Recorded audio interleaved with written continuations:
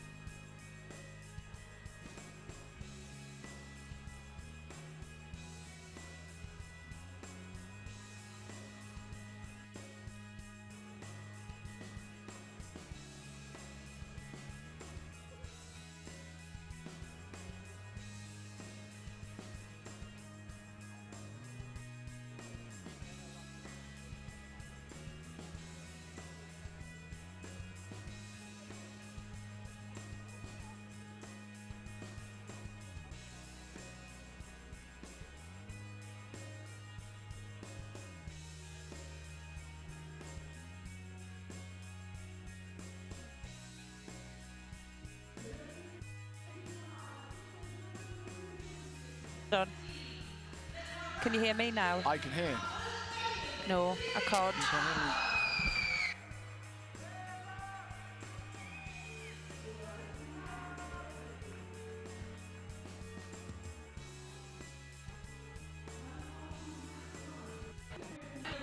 can hear me. Can you hear me? You've got an issue with sound quality. There's an issue.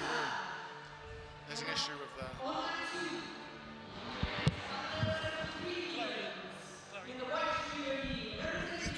That is live. You can mix it up. Yes, and I'll go get Rob.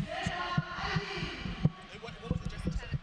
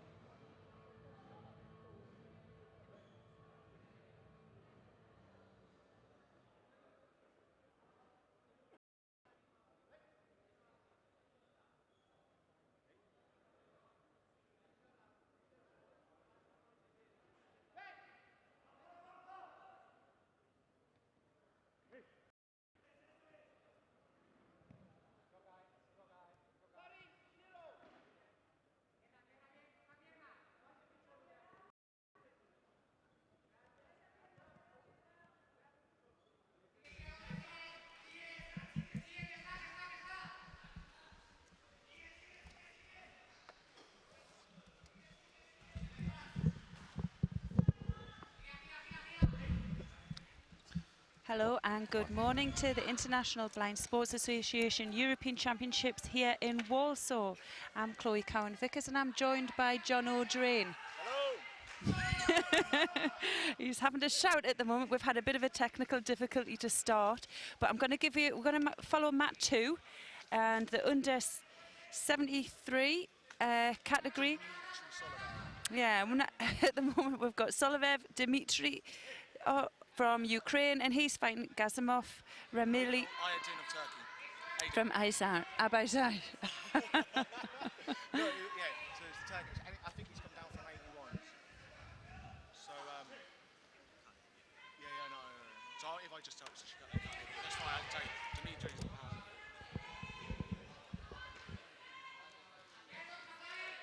So a lovely Wazari there scored by the Ukraine, and just interesting stats. Hello. Number 1 seed, and he's current Olympic silver medalist from Rio, but he was Olympic champion in London. So he's expected to come through his side of the store, but he's doing really well here. He's just trying to continue down into ground and manoeuvre his partner, maybe into a Jujikatami. Hello. So, which mat are we looking at? Well, sorry. We have had. I think it's the first time we've.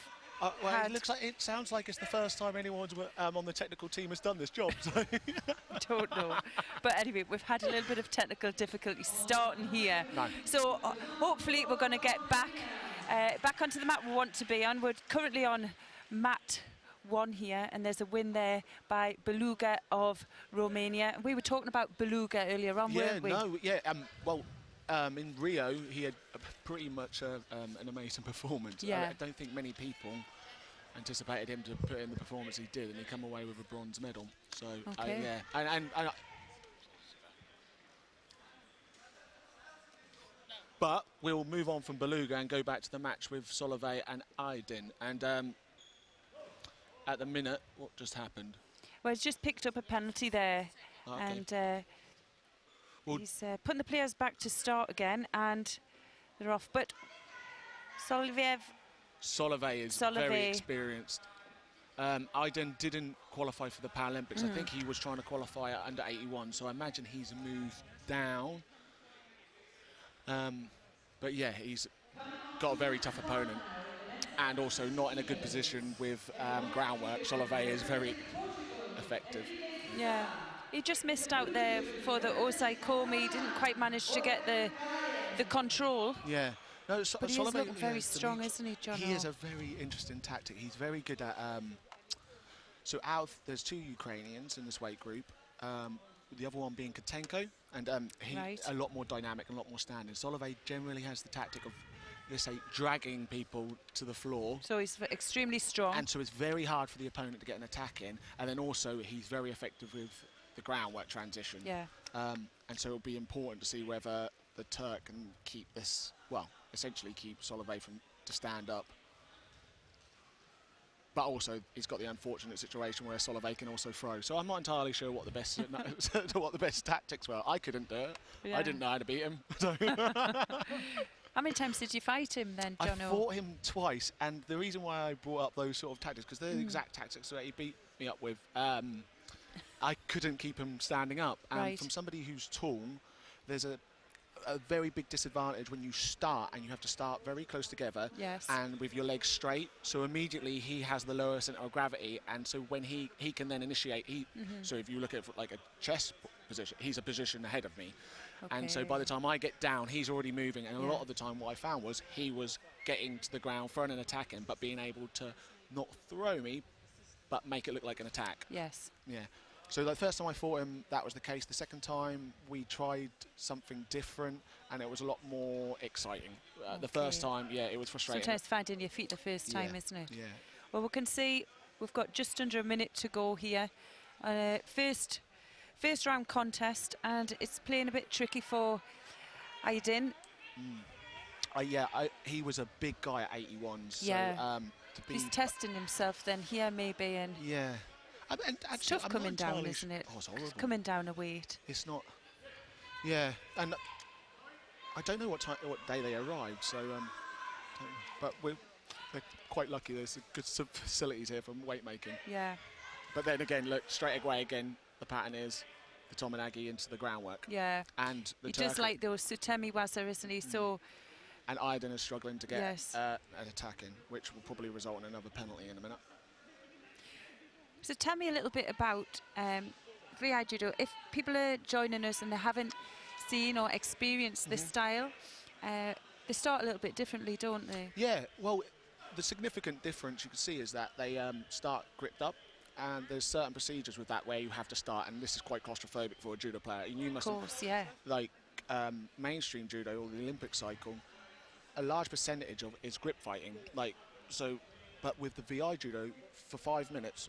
Well, no, sorry, 4 minutes now, you are in constant contact with your opponent. So the grip strength of these guys is incredible. But, and again, it's becoming almost predictable, the drop into the Sutemi, yeah. But, yeah, so that's one of the main difference. But also, if you notice a bit more, with Olympic Judo, a lot of the time, the forces meet and push on to each other. Yes. Whereas in VI Judo, you'll see a lot more sitting back. So there's a lot of difference in terms of the initial setups and so on. And trying to get that movement must be quite tricky then if you're both in a pulling position. Yeah. Well, maybe that's why. You'll see the difference with the experienced players. Is like on the hajime, they'll immediately get their backside out to get their weight low, and then they'll build from there. Yeah. Well, he's certainly pipping into the post every time, isn't he? Yeah, yeah. And that's very frustrating for the other player. One of Solove's trademarks. He's very good with that. But again, he is generally, I've seen him so many times. I think it was in London when he was fighting the Mexican who won at Rio at 81s. What was that? Well, there we go. He comes up with the score and catches him. Well, this less than 10 seconds to go. So it's going to be interesting because it's now going to go into golden score, isn't it? Yeah. That's...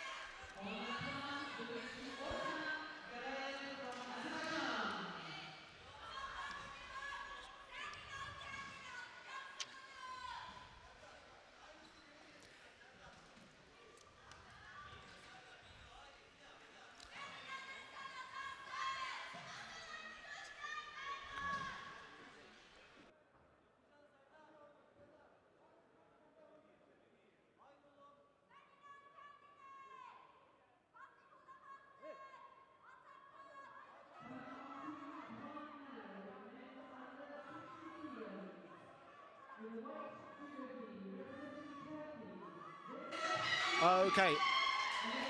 So we're just hitting through here now into golden score. I mean, from your point of view, who seems to be the most tired out of the two? It's hard to say. So, yeah. I think for me, well, Aidan now he's had to push, hasn't he, in the last 2 minutes to try and get this score back. And he's doing well. He's shown it in his face as well. But I think equally they're both tiring now. Well, the scoreboard with the Shidos is going to not help the situation, because I would imagine the referee is already looking at Aidan as passive. And it seems, even though the attack rate from Solove is quite high, it's, I think, quite minimal, like minimal in terms of energy. Yeah. The trouble is the referees will read that. They have to read it as attack if he's taken him down, and he's scored already with it. So it's unfortunate for Aidan, because he's in that situation where, it's going to be a Shido to him. And both very tired. And it's going to be very fatiguing trying to hold someone up, particularly in this late part of the fight. Yeah. He has to dig in deep now. So I think this could be one of the last exchanges of this fight. Yeah. Again, Solove beating it. Yeah. Could be in this one, or it could be within his next exchange. They're going to look to penalise Aidan.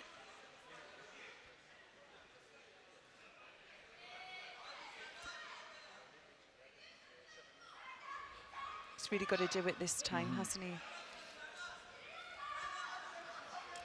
So it's important, and the attack goes to Solove again.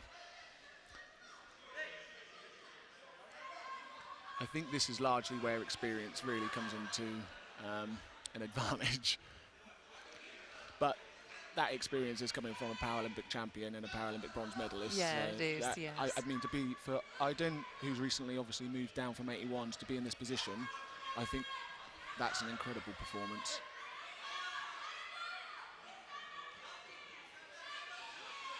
Yeah, he gets the next attack, and although the next attack, it's not fantastic, but he's doing the work now, and it's going to look like he's going to pick up the Shido now.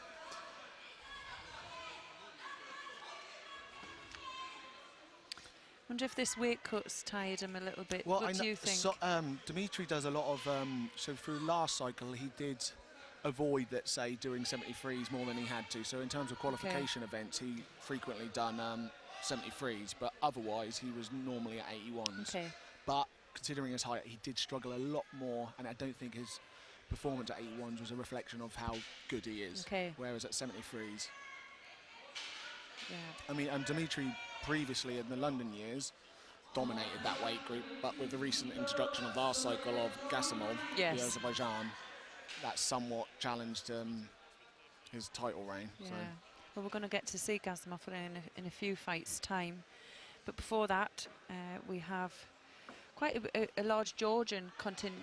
Yeah, haven't we? So this is interesting, because this has just emerged out of the back of Gogachuri and his success at the Paralympic Games.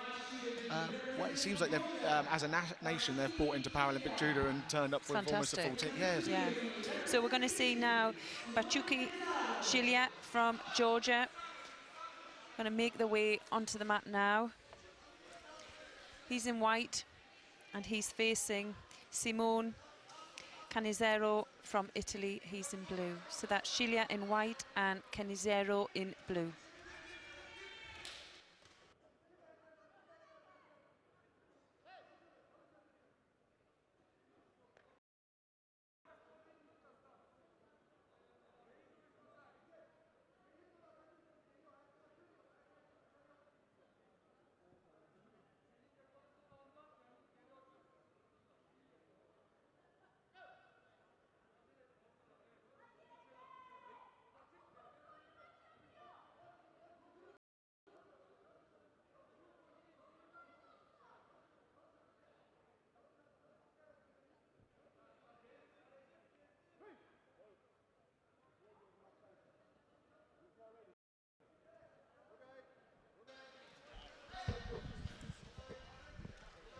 And we're back again.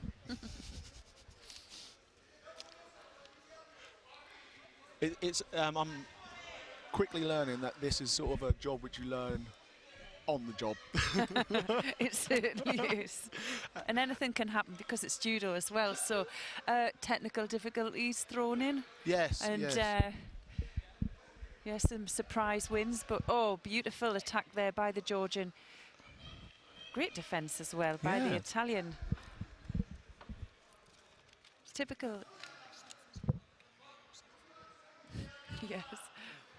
We're going to have a little bit of a play around here. It's this orange button. I can turn that down for you. Is that better? I'll go. I'm coming back online again after a short breakaway again. So, how are we at with pronouncing these two people's names? Are you feeling confident? You've just got to go with the Yeah, flow, you just go. you, We spoke about this yesterday. It's just confidence. Yes. Looks to be quite an unusual name for a Georgian, Shilia. Shilia, yeah. A good effort there by the enthusiasm. Italian, yeah. Well, typical Italian, eh? Yeah. Canizero. That's a lovely name.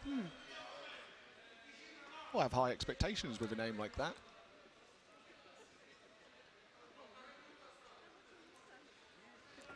So yeah, and my previous knowledge of Italy having somebody in this weight group, again, similar to the Georgian, I think is a new addition. So this year, normally in previous cycles, has been quite exciting because you get an injection of new athletes, as particularly with the amazing job of coverage for Paralympic sport.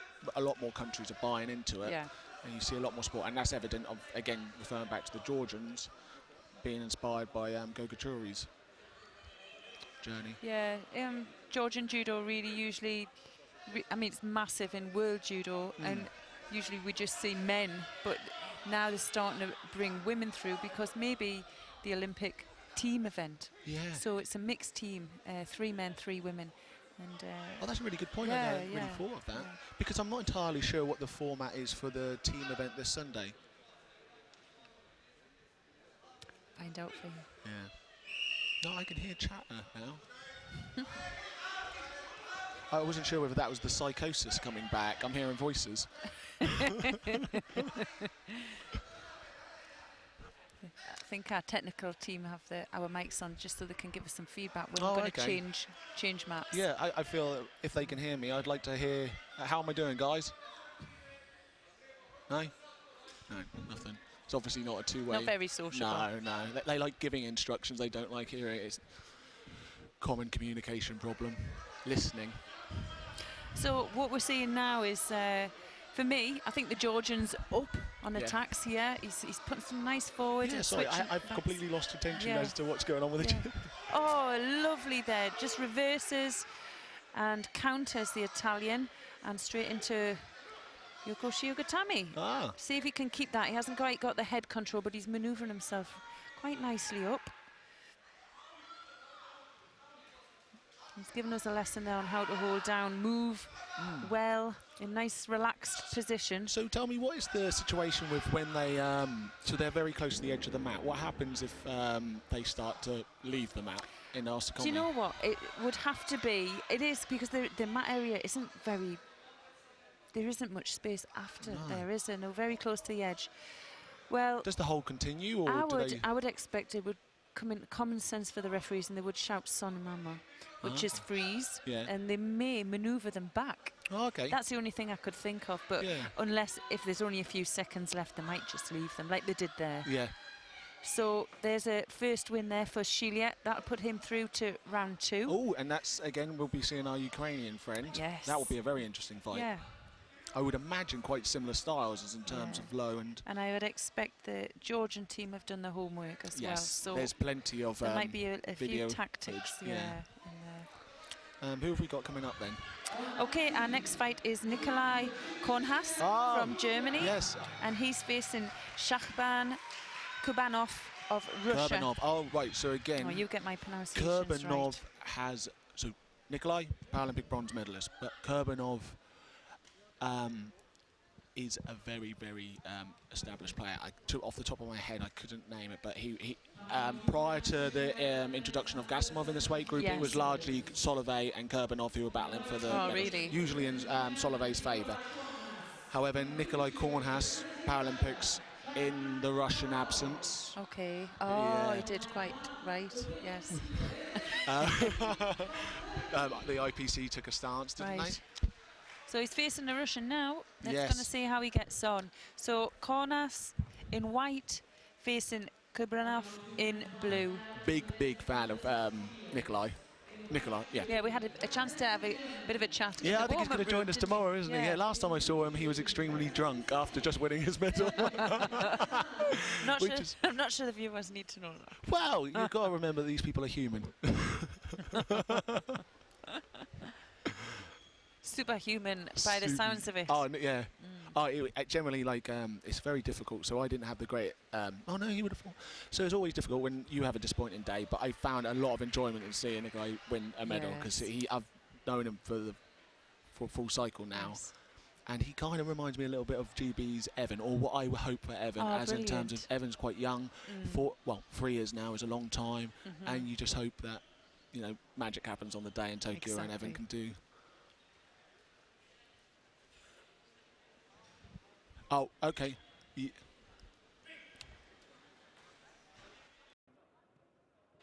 Okay. We'll keep on, we'll just keep on this mat, because it might not be on too long, this fight, and then we'll move over. Brilliant. Okay, thank you. Yeah, this one will be quite a wild fight anyway. Nikolai has the ability to turn in from anywhere. Brilliant. He's got good control there, hasn't he? Yeah. He has the main grip. And although nearly getting caught, they did well to keep on his front, didn't he? And this is what I mean about the Russian Kurbanov.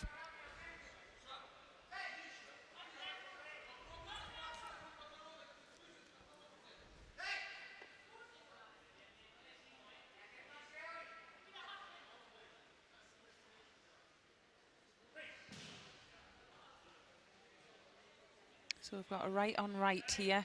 Nice coach. He manages to rotate on his front, but has he got quick nuances skills? I can't tell you. Like, when I've been training with him, he's. I think he's particularly more dangerous standing.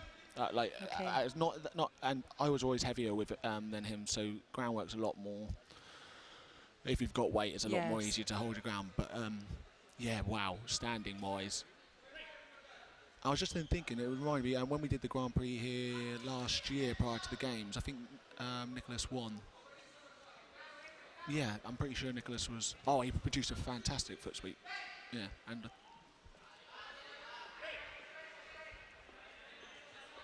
And when we looked at the draw sheet here, it tells you the classification beside your partner's name. And I was going to ask you as well a little bit more about that. Both these players are B2. We have B1 players, and we also have B3 players in this weight category. Well, can you tell us a little bit about that? As in terms of to distinguish between B2 and B3, there's very little. But B1s will usually have, well, they will have the red dots on their arms. Yeah. Along with that, some players also have hearing impairment, so some of the medical conditions have the secondary issue of hearing impairment. So there's the French guy who you'll see who has Cyril Jonard in under 81s, who will have a red dot for his B1, but he also has the yellow one. And that's the same for Britain's Jack Hodgson. He doesn't have the red one because he's not B1, he's B2. Right. But he does have a hearing impairment. And the same for Skelly as well. Yeah, well... And what was that? Well, it was beautiful. He got caught. A little bit of a counter. I don't know if we'd be able to get a replay of that. It would be nice.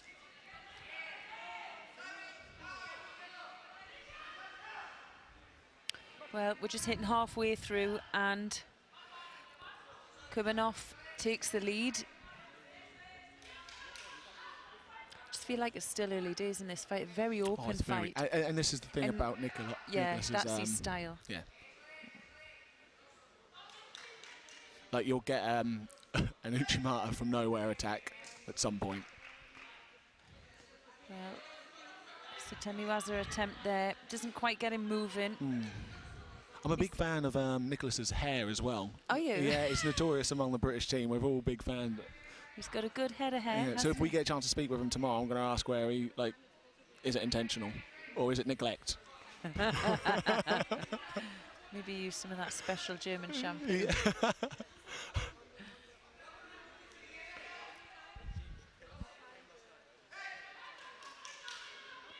So how are we doing in terms of time on this? Well, we've got a minute and a half to go. Oh, another lovely bit of Ashiwaza there by Kubanov. Doesn't quite get the score.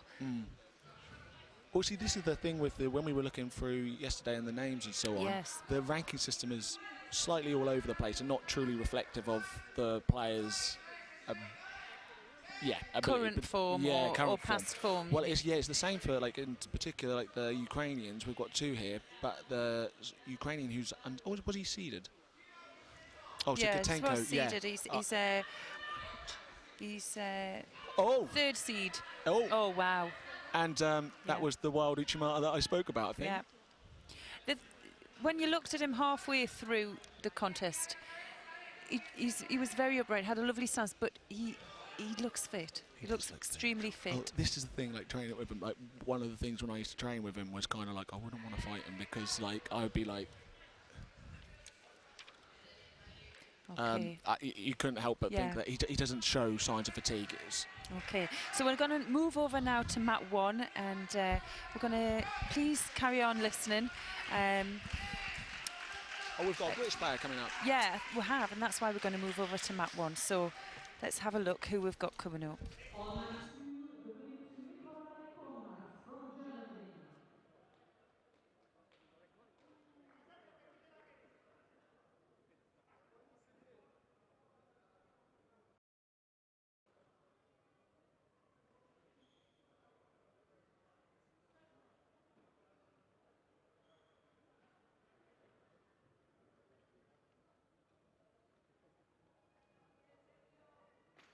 Coming on to match 2 now in the men's under 73 kilos.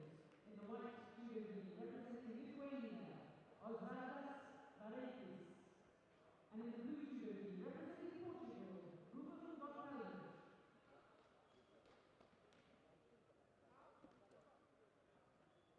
On that one, the win to Sergio Ibanezan from Spain.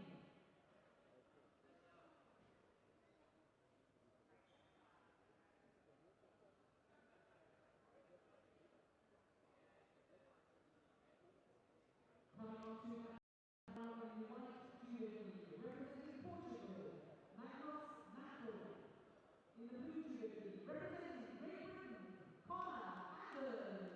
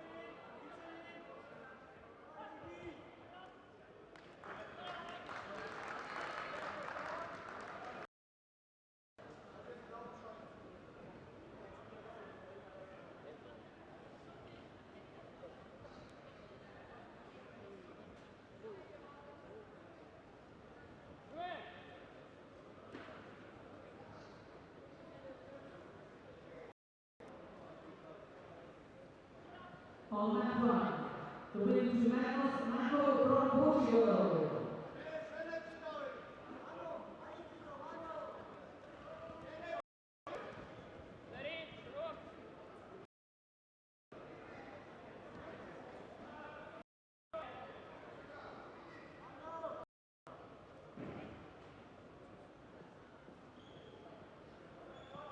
Coming on to mat 1 now in the men's under 66 kilos. In the white shoe, Spain, Lorenzo. In the blue shoe, Georgia, Georgi Kandashvili.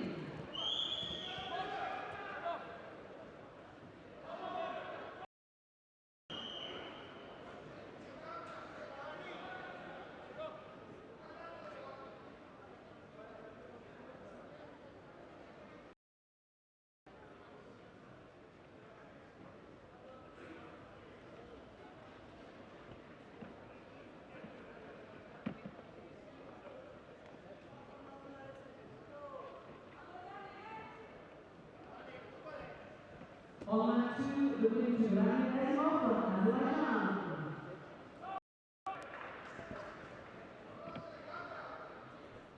Coming on to mat 2 now in the men's under 73 kilos. In the white judo, representing Sweden, Oscar Widerberg.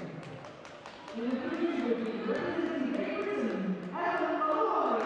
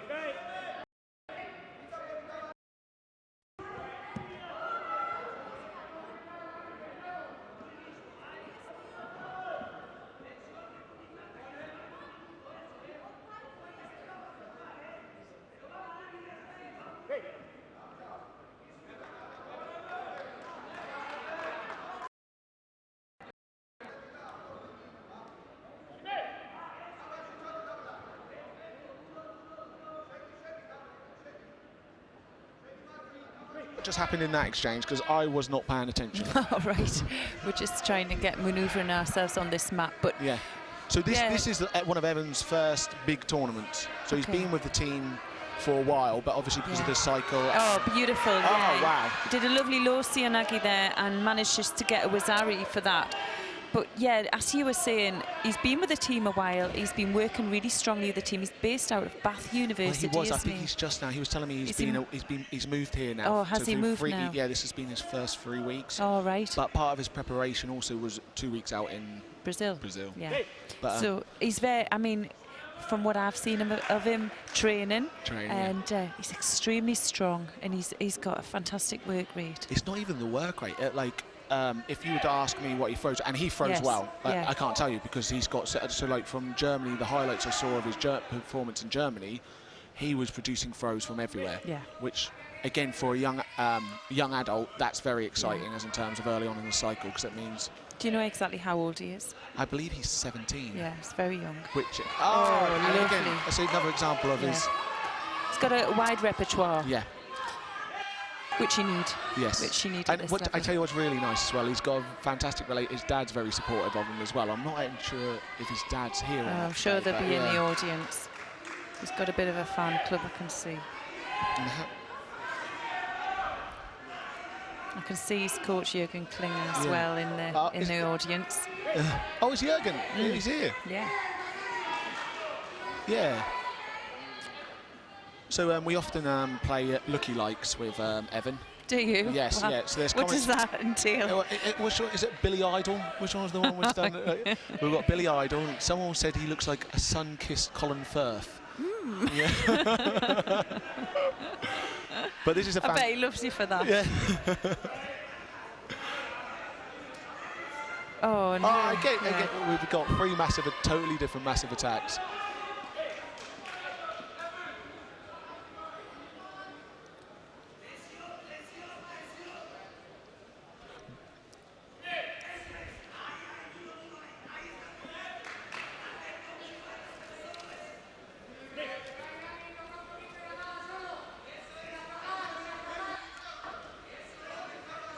Oh, again, Evan and his...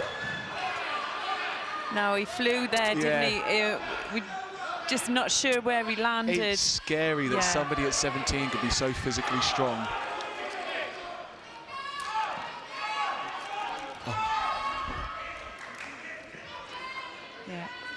Was that a score, or was that? No, they didn't score it. He did such a massive over-rotation, he landed on his front, But he has a hold on now. Needs just to keep him there.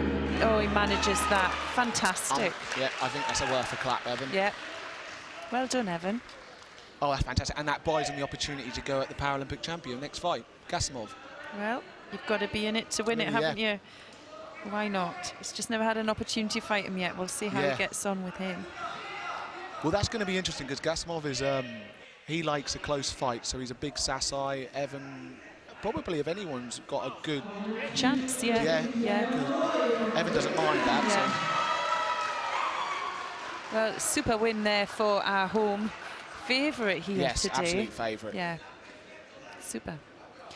All right, a dehydrated Chris Skelly, that's another one. Oh dear. Is that? Yeah, that's Coach Denny Roberts.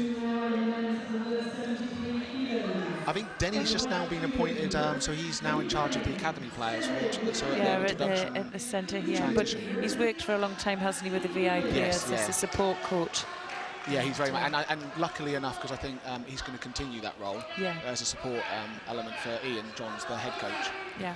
And now this, another Ukrainian, and we seem to be having lots of people who I've lost to over the years. Yeah, let's introduce him. So we've got Serhil Katenko from Ukraine. We'll have a little bit of a chat about him in a minute. And he's facing, let's have a look. Vasily Kutyev from Russia. So that's Kutenko in white and Kutyev in blue. For me, Kutenko has some incredible judo and generally quite open. I don't know whether that's the case now in the new cycle, but it's very much be throw nor throw. Yeah, he's been placed at the World Championships, world number 3, hasn't he, before? Because of Dmitry Solovey. So I think he was ranked number 3 in the world, but due to Solovey's performance at the World Games of Seoul, he's never had an opportunity to fight at the biggest. But in fact, I believe European-wise, he was once at 60s and fought, when it was Europeans back at Crawley, he fought Ben Quilter. Oh, did he really? Yeah, he has been... Ben Quilter being one of our most successful VI judo players.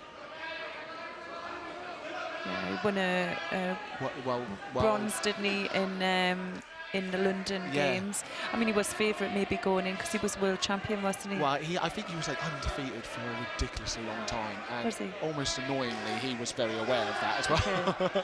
But here we go. Yeah, no, Ben, fantastic. If people don't know about his journey, it's probably well worth a read or attending one of his many lectures of which he talks about. Yeah.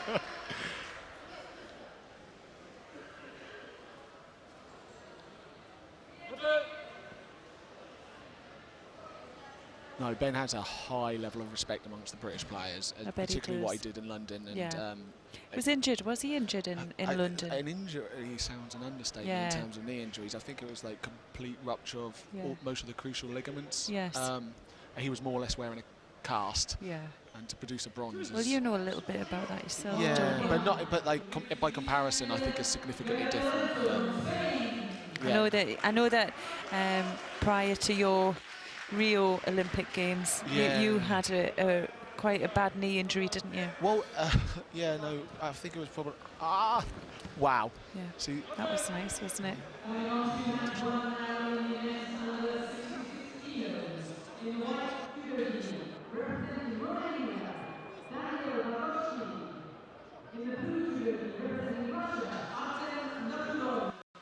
So yeah, I'm not entirely sure if the audience can see this at the minute, so we'll give you a verbal description of what's going on.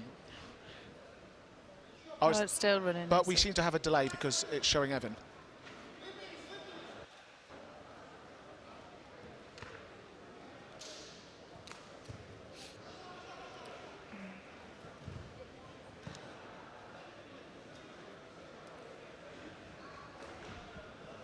Okay.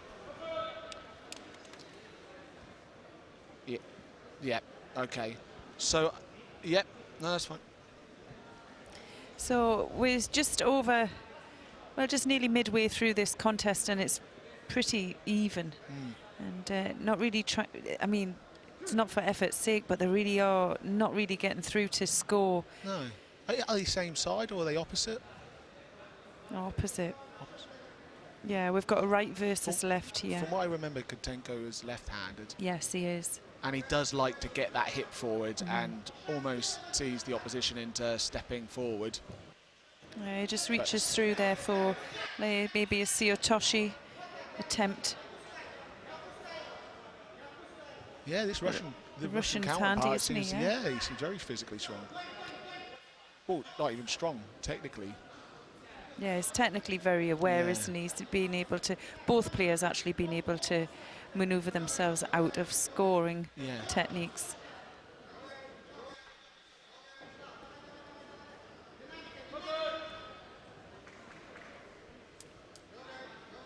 So you'll have to explain to me, because I'm not entirely sure what the repechage system is here and how that will work. You don't know. So I'm getting a shake of the head. No, that's an indicator that you don't know. No. Well, normally they have to get the players have to get to the quarter-final, and then if you lose to that player who arrives at the quarter-final, you get brought back into the repechage. Okay. So that's a normal way we do it. Yes. So I'd expect it to be the same here, with it being a European Championships. I didn't attend the draw last night. Oh, no. Normally they run through everything at the draw, make sure everything's in. But they do an amazing job of dragging it on. And I don't think anyone's Don't tell the organisers that. It's too late, it's out there now, isn't it? Tough contest this, really tough. And starting to tire now. So just over a minute to go. And they'll be working hard the next 30 seconds to get the score. So at the minute, I think the Russian's got his hands over his head, which is a clear sign of lactic acid build-up in the forearms, which is very much the case with most VI fights. Yeah. I think it would be interesting just for judo players, even back home in the clubs, to have a go at trying to fight like this for 4 minutes, start, gripped up, and you know, see what it feels like, because it's going to feel completely different, isn't it? There's a significant amount, like the anxiety of when you grip up, and like I said, like the distance of which you start is so much out of your comfort zone. Yeah. Because normally that's dictated by the gripping exchange. So what's your fingers like? The state of your fingers? They're not that bad, actually. No, they're not. No. Look at them compared to mine. What about yours? Awful. Yeah, but you had a longer career than me. I had a lot of grip fighting as well, and a different style of grip fighting when I used to come. It's a bit of a while ago now. Double breaks off with hands, and not nice, not very nice. What's your opinion of the rule changes? Because I imagine, like, now that they're discouraging grip breaking, really. Personally, I personally prefer it because you're getting more engagement in the fight. Yeah. I can remember myself doing some training with one of our older guys in my area, and I was competing at the time, and I can remember doing some randori and went straight into like a grip fight with him, and he didn't have a clue what I was doing. He said, just get old, we need to do some judo.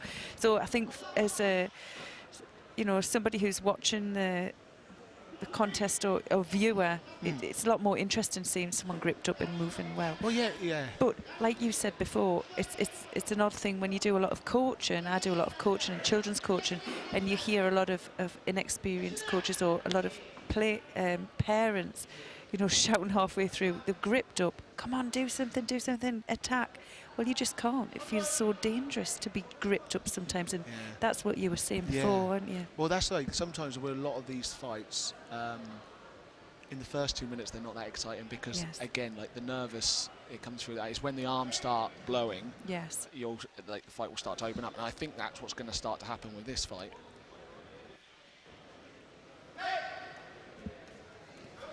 You need a personal forearm rubber, don't you, when you come up? That's where you get John Prescott, the British Yeah. physio. It's going to be busy today. He is going to be. So now, I mean, there's only 2 seconds go. I can't see much happening in this next 2 seconds where this fight is going to go through to golden score.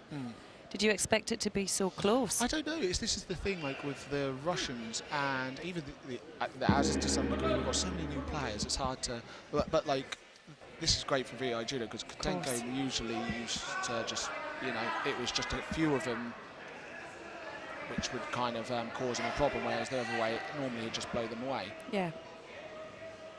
But this is for me is such a good, exciting indicator for the next. It's an odd thing, you know, for me as well, where they've gripped up there. Oh, beautiful! Wow. Was that was 2 seconds? amazing. Yeah. That was No, it was 4 gone. seconds into golden score. He turned in. It was an odd thing. I was just going to say, because who decides to get the inside lapel grip, or you know, when you're fighting left on right? Yeah. And what he did was, the Ukrainian there snapped off his arm straight away, and when he did, the Russian Kudiev just rotated in for the most beautiful Losianagi. Well, from this.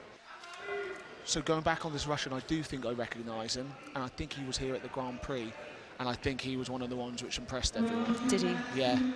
So he may be one to watch. Yeah. Maybe going through. It's exciting times, isn't it? Oh, it's brilliant. I think we Yeah. were both discussing that 73s is very exciting. Okay, our next contest, and it's our last contest in the first round in the under 73 kilograms. Oh, is between. Oh, this is a name. Yeah, this is it's a tricky great name. Debrilio, if from Portugal. From Portugal. Yeah. New person. And Tim Mies from Germany. Oh, so again, that's- this is 2 nights. Yeah. Yeah. I So- do not know this German boy, Right. but we have quite a good relationship with the Germans. We Okay. often go across Looks to their quite, tournaments. he looks quite young. Yeah, so we're going to see Ifa in white from Portugal and Mies from Germany in blue. And I think I remember Evans fought the Portuguese lad Oh, before, so right. he's not new, but that was probably 2015 that Evan and I think Evan lost to him, but he was very tight. But this would have been when Evan was 16, and I believe that the Portuguese guy's a bit older and A little bit more experienced. Well, referee Lisa Harrison, Great British referee there. Natalie Greenhoff's Yes, coach. Yeah. one of our lady VI Yes, competitors. We'll see represent. her later on today. Yeah, she's just recently, because I'm not entirely sure about the refereeing grades. I think she recently had a promotion, didn't she? Which is, Yeah, she started doing it Europeans, which is a huge refereeing. achievement. Yes, yeah, she's on the senior European circuit now, doing the European Cups. So, but there's a lot of work goes in if you're running a club. Yes, and a lot of work goes into refereeing, and they don't get much spare I think weekends. it's made a lot more easier because Martin, her husband, is also a referee, so yeah, that's handy. they're cheap. It's just cheap holidays, isn't it? They're using judo, isn't it?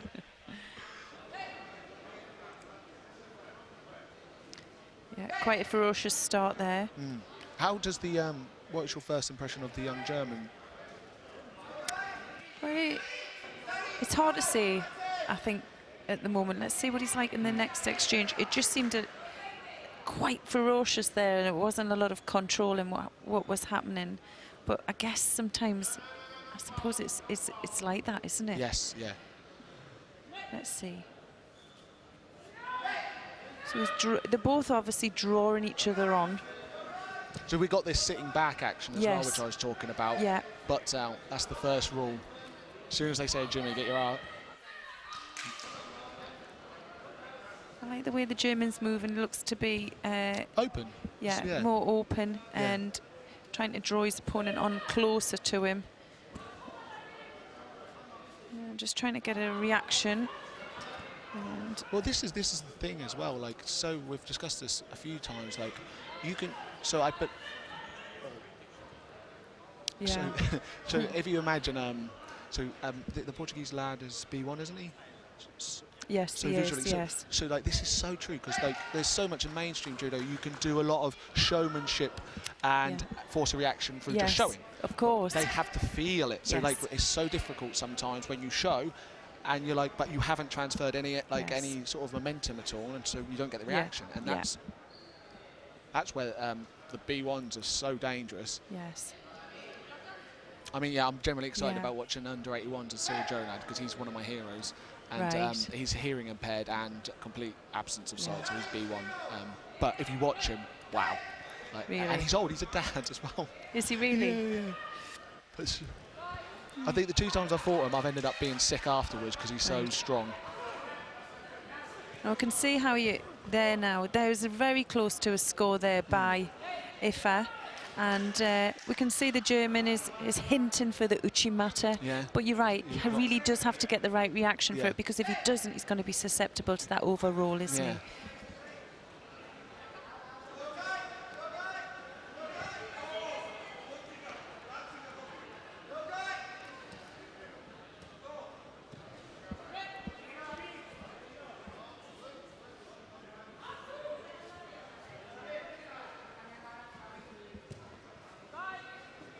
Of course, for his throw, he needs to draw him up, doesn't he? And he's not got the best posture.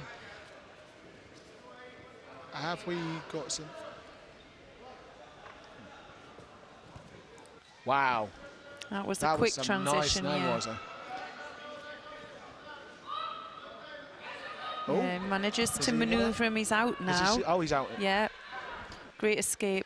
But it just shows you he has an amazing feel for movement and reaction.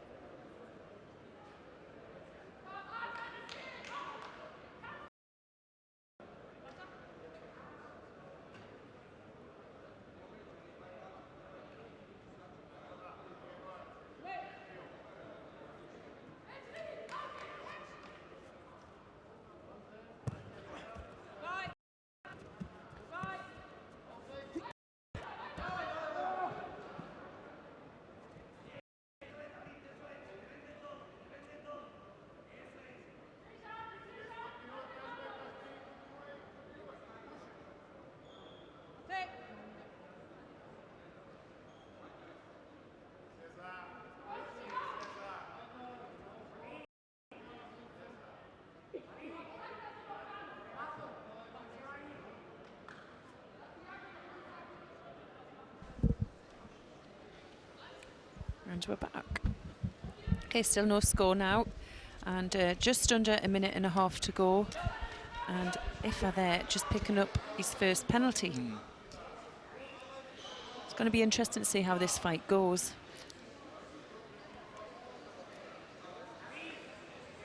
You'll have to tell me who's in. Who? Sorry, what's that?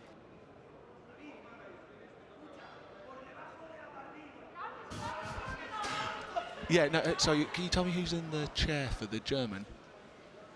German it's a guy. Is it a guy or? Yeah, it's a guy. Oh, it's a guy. Yeah. Okay. No, because the other one's the female coach, Carmen. Okay.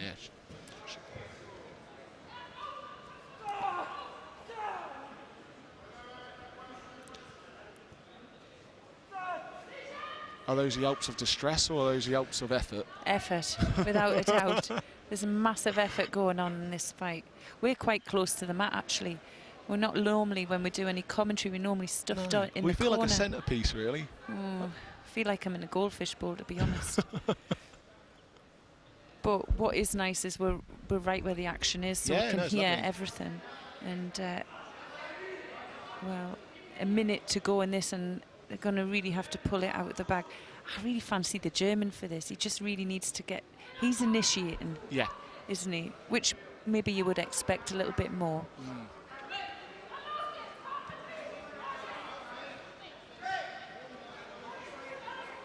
Just fancy if the German could switch back. Oh, and he nearly does there. So it looks a bit more now that the German's creating that reaction that we were talking about, rather than just showing. Yeah. He's selling it a lot more. Yeah.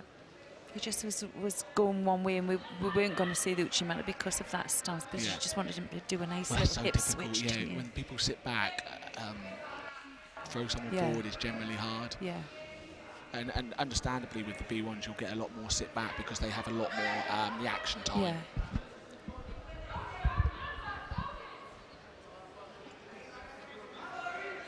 I'll have to dig in deep now.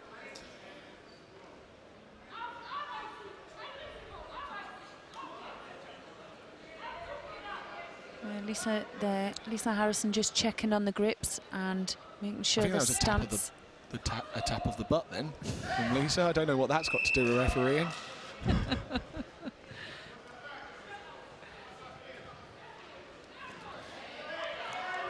There seems to. No doubt that wouldn't have put you off. No, no, that would probably have awakened my senses. So, you'll have to correct me. There's no penalties on the board, no? There's not. Oh, no. I thought the Portuguese lad was given one. Yeah, he was, and must have taken it off the control, the overseers. Yeah. Yeah. So, if you're just following judo, we're here at the International Blind Sports Association Judo European Championships here in Warsaw, and we're following the last fight in the first round of the under 73 kilogram category, and we're going into the dying seconds now, and it's what's been a very tight fight. So I imagine that the Portuguese lad, how did we settle on pronouncing this name? His first name. Yeah. I thought I'd got away with that. It's very hard. Gibrillo. IFA sounds a lot more easier to get. We'll go with IFA. Against Tim Meis from Germany. So we're going into golden score now. Oh, yeah, I think the Portuguese guy, it would be fair to say that he's kind of avoiding the penalties, because I think the German is attacking more, but the Portuguese guy is very active on the groundwork, which is obviously making him look a lot more involved in the... Yeah, I mean, he's reacting to everything as well. It's not like he's not doing any work. He is reacting and trying to counter. He's obviously really difficult to... Oh, and he does a lovely counter there. And for Wazari, so he takes the win. Well, what's your opinion on that? Well, for me, the German went into attack, and he had kind of sussed him out in the end, hadn't he? And well, he manages to be very frustrating for the German. Yeah, I think.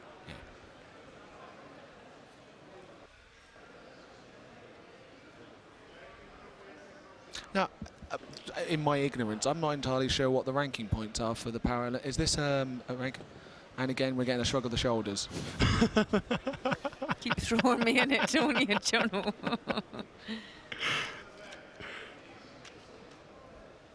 Well, have they started the process for the Paralympics? Yeah. Yeah. So if they have, I'm sure this will be one of the events. We'll check it. We'll check it.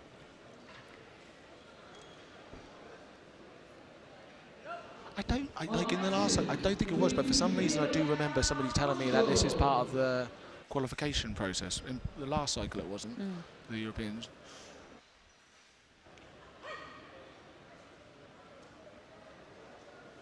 Yeah, continentals, in mainstream judo, you get quite a lot of points, don't you? Now they changed the point scoring system for the Tokyo qualification period. Had a bit of a change around. What was it like back in? Because how many did you do? I only did one Olympics. No. I meant as in Europeans. Well, you at least did 5. We know that because we medalled at 5. Yeah. I think I did 6. Yeah. That's incredible. I did a Paris European Championships, which was amazing because it was in the Corberton Centre where they used to run the Paris tournament. Oh, okay. So before they moved it to the big Bercy Stadium, and it was an amazing stadium because the seats were very steep, so you felt like you were on top of the fights. Yeah. but it just got too small as Paris tournament grew and grew. Judo in Paris is huge, isn't it? Yeah, so they moved it to the IBSA. I remember you telling me this story. You used to have a rivalry with the Belgian lady. I can't think of her name to my head. Was it the Belgian woman? I did have it. To be honest, I lost to a Belgian player at that European it was that one, was it? Was it this the wasn't one with that the famous photograph? Because you were telling me that you were on the front of the photograph. Yeah, that's right. Well, that's a different one. Well, I brought up the medals, and then I thought I'd bring up the loss. So. Yeah, thanks for that. No, there was a... Because what was her name? She was... Ulla Werbrook. She was Olympic champion, wasn't she? 72 kilograms. And I fought her in a final in Belgium in front of a home crowd. And the noise was absolutely ridiculous walking on. And I didn't just walk on the mat, I walked on one of the most beautiful uchi mats you've ever seen as well. But it used to get replayed on their morning TV. Yeah. Sports channel. That's right, yeah, it's like so the equivalent of grandstand. Yeah, something like that. So I can remember doing an international camp in Belgium and getting introduced as the person on the other end of that fabulous throw. So she was a bit special, she was. Yes, yeah. Like as in terms of like the medals, is there a point where it becomes less of achievement after you get so many, if that makes sense, or were they always equally special? I don't know, because it's quite hard, isn't it, to stay consistent? And for me, I had a disappointment. Disappointment in not winning it. I got into 3 finals. I don't know. 3 silvers, 2 bronzes. You can't even remember. Yeah. Remember it with distaste, that's why I think. But yeah, I lost a couple of split decisions in finals, and you just think sometimes you need a bit of luck. Split decision in the final. Because then we didn't have golden score. No, Don't know how I would have lasted a golden score. So of course it would have been that hand tie. Yeah. Yeah, that's down to old school. The referee. Down to the referee. Yeah. Yeah. So who have we got here on? Well, now we've moved through, and we're in 81 kilograms, and we have, and I'll pull it up,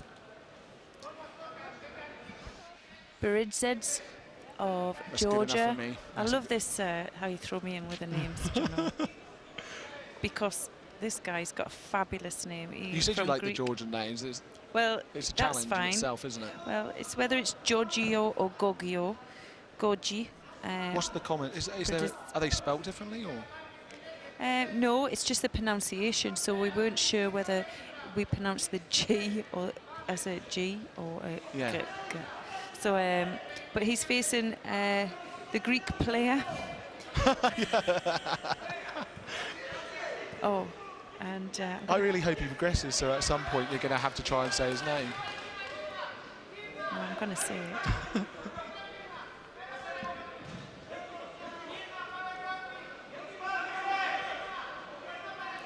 Triant Afelu. That's how I'm going to say it. Triant Afelu. But unfortunately for him, he's getting held down now. Oh, is he? Yeah. And so again, this is one of the new influx of Georgian players. Yeah, he looked pretty strong, didn't he? So he's going to go through into the second round. Yeah, and I don't think I'm familiar with the guy from Greece. I think there's one. Papa Christos. Father Christmas, it's easier to say. Oh, okay. What weight does he fight? I think he's probably under 100 or over 100, so that would be tomorrow. But I think they had 3 from the Greek, but normally it's just the one. Okay. I'm not sure, are we saying that's irrelevant information? Well, he'll have to see if he gets brought through, but it's going to be a really tough next contest for the Georgian player. He'll be facing What was the Georgian's name again? Beridze. Yeah. It's not too bad. No, it's not too bad. It was his Greek opponent that was trouble. But a nice win for him there. And, well, like I said, he's going to fight the #1 seed, the Ukrainian. Oh, yes, Kosanov. Yes, Kosanov next. So that'll be an interesting one to follow. Our next contest, though, our players are now making their way on. From Poland, we have Leon Chionsky. He's facing the Turk. That's Yazin Chimchilia. And they're now raring to go. So Chionsky in white and Chmilia in blue.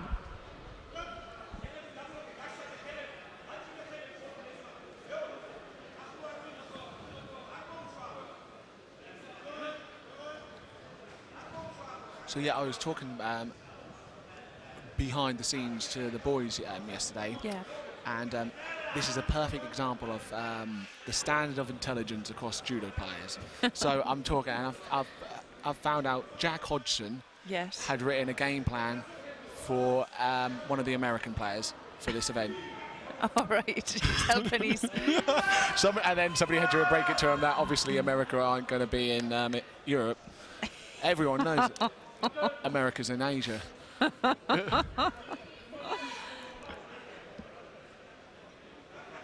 You may have to explain to the audience who Jack Hodgson is. Oh, Jack Hodgson is. I just assumed it. He's a big guy. Everyone. I'm just. Yeah, he's normally bumping into things. Yeah, no. Jack was part of the team for the Rio cycle. So yeah, I know. I just assumed everyone knows. Yeah. How did he get on in Rio? He got 7th, but he had a flipping awesome Did day. he? Yeah, I think there was a lot of disappointment among the team. Yes. But for me, Jack was, He really was great. incredible for a young lad at that performance, and to go. I'm trying to trace it back. So I think he fought the Japanese, and I think he fought. So he beat the Turk. I'm just trying to think who he had first fight, but he wow, was good. oh yeah. And again, like I spoke to him just at breakfast a minute ago, and I was just like, so you see, because I think British Judo do an incredible job of promoting Paralympic Judo. They do. Yeah. And I'm fortunate enough that being outside of the sport now, I don't get to see the guys as often, but through the social media content, like Jack's maturity and everything like that, and for me, is so exciting for like the potential new cycle coming out.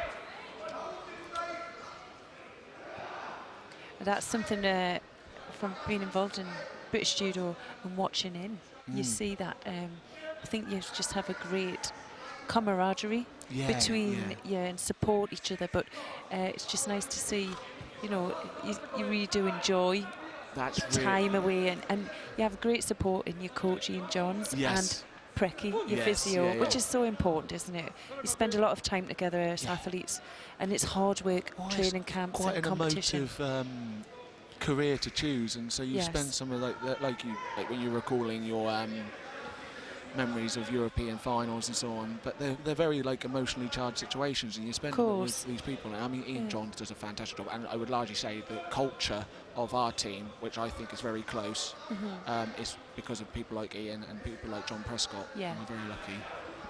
So there we go. There's a win for Chimchilla from Turkey. Chimchilla, I've got the keys to my bim bimmer.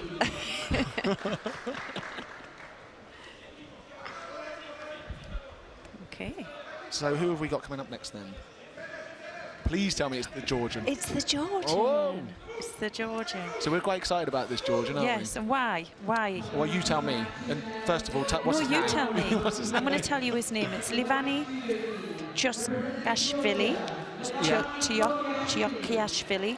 And he's in white, and he's facing Hussein Ramili from Azerbaijan. I'm going to tell you about...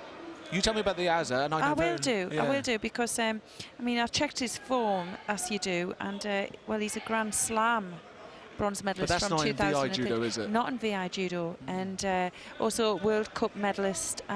Even going back to European Youth Olympic Festival, which was on just last weekend, he was a medalist there back quite a few years back.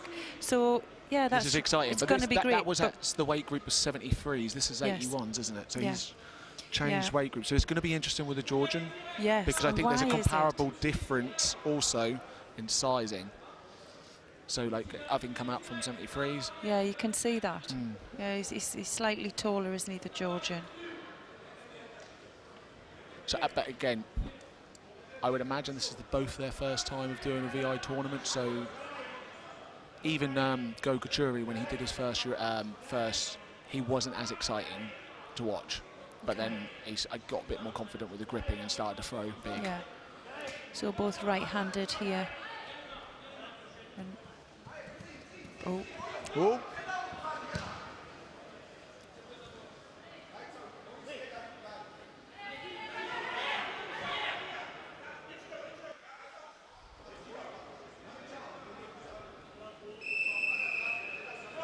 So what is significant about Georgia and the mainstream? Because they seem to be quite dominant in mainstream judo, don't they, as well? So you have high expectations when you see the name, see the national. Of course you do. Yeah.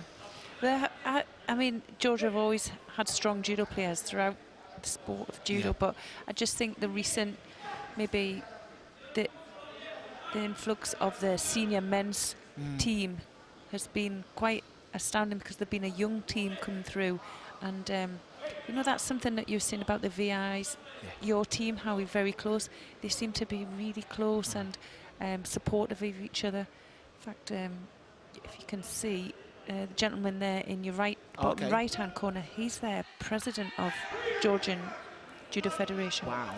So I mean, so that's an amazing sign for me, for how, because sometimes like how supportive is that? Yeah. Paralympic judo and Olympic judo haven't always been on the same platform, but that signs for me how things are going to develop in the future. He's actually, because there's Georgians on both mats as well, so he's having a glance over to the other mat. But yeah, Georgian judo, I mean, if you think of the best players in the world, like Lipitinyani or Becca Givanashvili, I mean, they're amazing to watch. But what was interesting for me, last weekend I was at the European Youth Olympic Festival. Started bringing the boys there were very strong, the Georgian boys, but also had 2 gold medals from the ladies team. So that's really interesting, especially now when we're going to be looking at a mixed team event at the Olympic Games. These nations where haven't had strong females doing judo and maybe starting now to really push the females in sport, so it's going to get really tough for women in judo soon. So not that it's not tough now, but it's interesting fact that, you know, these nations are, if they're wanting to compete at the Olympic Games in the team event, they're going to have to put some work into the female judo. This is really interesting. So we're a minute and a half into this contest and still no score, but it's not a lack of it's a really small margin here, isn't it? It might be because they're very similar and but also because they're new to the sport, they're probably very uncomfortable with where they want to be in terms of to set their attack up. And one of them's just made a mistake and put himself in. Ramili there just managed to secure that counter. And what a fantastic effort there.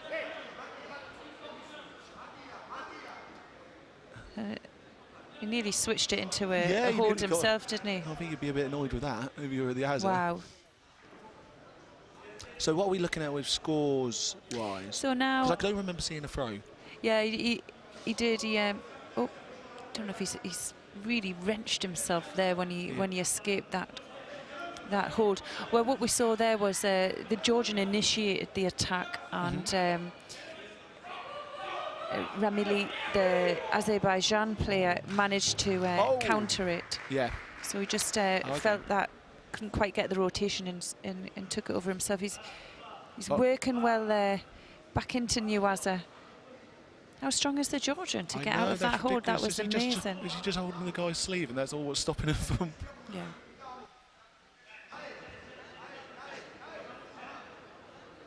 So again, it's early. It's going to be interesting to see how these guys develop over the years with their tactics and how they approach the... I do think that there sometimes is the wrong opinion that sighted judo automatically transfers into VI judo. Judo is judo, but when you were talking about, I mean, all judo is about feel and movement. But again, the setups are different. But you've got 2 players I would assume have been on the sighted circuit. I just, for me, being so close to the mat and seeing this, the effort, fantastic. What a fantastic throw. So there he gets the score back. But for me as well, you have a little bit of a break. Like you were saying, you know, you got that lactic build-up in your arms. But for me, the intensity in this fight, it's just constant. He looks like he's hurt himself, the Georgian, maybe. He is showing that. But like one of the funny things is like when their arms really do start to so there's that build up of that. You'll start to see players taking a wide berth to try and buy time before they have to grip up again. Taking a bit of a stroll. Lovely, beautiful. What a response. Yeah.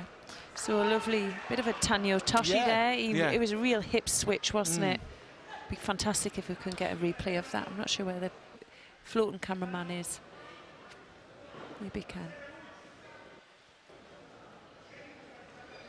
So what this makes, so where are we in terms of where the Azerbaijani is based and Kosanov, the Ukrainian? Well, what we're going to see now is Ramili, he'll go through and he'll fight Cyril Jonad. Yeah. So because one of my things which I'm quite looking forward to is, so we were discussing, so then that kind of, they both opened up big time. Yeah, they did. But at some point, hopefully, we'll get to see the Azer go against the Ukrainian Kosanov, and we'll see how an experienced player might, I don't know, because the strength and the experience. But I mean, we were looking to see, I mean, I have high hopes for this, for Ramili, because of his past form, but interesting to see how he will transition through into VI Judo. And such a shame for the Georgian player there, because, I mean, the effort and the technical, the level he was fantastic, and in another match or on another side of the draw he would have maybe made the final. And that's the issue with the new introduction of these players, is that they don't, like, they're not seeded, and so that they're at the minute, but over the next course of the year, obviously that you'll see these fights later on in the day, because they will have been seeded appropriate to their ability, if that makes sense. Yes. Okay then, so we're going to move on. We're going to see the last fight in the first round in the under 81 kilograms. We're going to see from Russia, Shamil Magomedov, and he's in white. He's facing Federico Dura from Italy. So that's Magomedov in white and Dura in blue.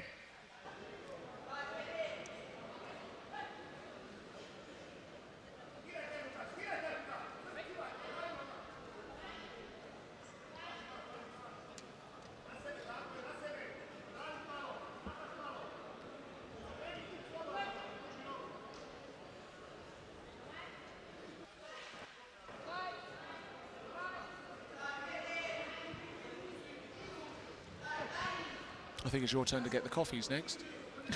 I'm going to be honest, that coffee was rubbish you got. I had to go on a flipping mission to get it. I didn't think you were going to make it back. Well, in what sense was it rubbish? It's just not strong enough. Oh, okay. I'm going to buy some coffee and make it fast. From my understanding, I was lured here on the impression that these would be facilitated, and I thought we were going to have a 5-star hotel. I didn't realise we were in athletes' accommodation. I mean, I left to get away from those accommodations. That's why I retired. I hated those rooms. And there I am back in it. Unbelievable. Oh, although I have to say, Ian Johns, the British coach, sorted himself out. He's in the Park Inn. Oh. Luxury. Luxury, yeah. Luxury. OK, now let's get back onto this. Let's talk contest. About judo. Yeah, because inequality. I mean, these players both B3. B3. So maybe. So like with the B3 in comparison to B2, or B1.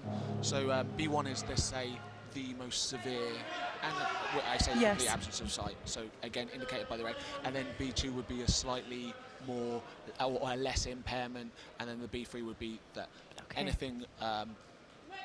With anything other than B3, which is not classifiable. Can you tell me, they do a classification, don't they? Do they do that before the weigh-in? Yeah, and it's quite a stressful thing sometimes. Yeah, so how does that happen? What do they do? So I know the British players, they did all their classification yesterday. Right. Again, British judo bias, make sure they sort our players. Everyone wants to play and have an home advantage. So it does happen. And it generally, what happens is the new players, so I was talking to Chris, his classification stands for 4 years, so he won't need to be reclassified, which is lovely before Tokyo. It's quite an invasive waiting around and looking in your hand, like, so for somebody. So they actually have a doctor here, and actually the doctor does an exam. Right, okay. So they don't just take it from a clinical record? No. You have to present the clinical records to go along with their assessment. Oh, yes. Nice counter there by the Russian. Just popping him in the lead, just over halfway. Oh, that's really interesting then. Yeah. And Yeah, but yeah, so it does.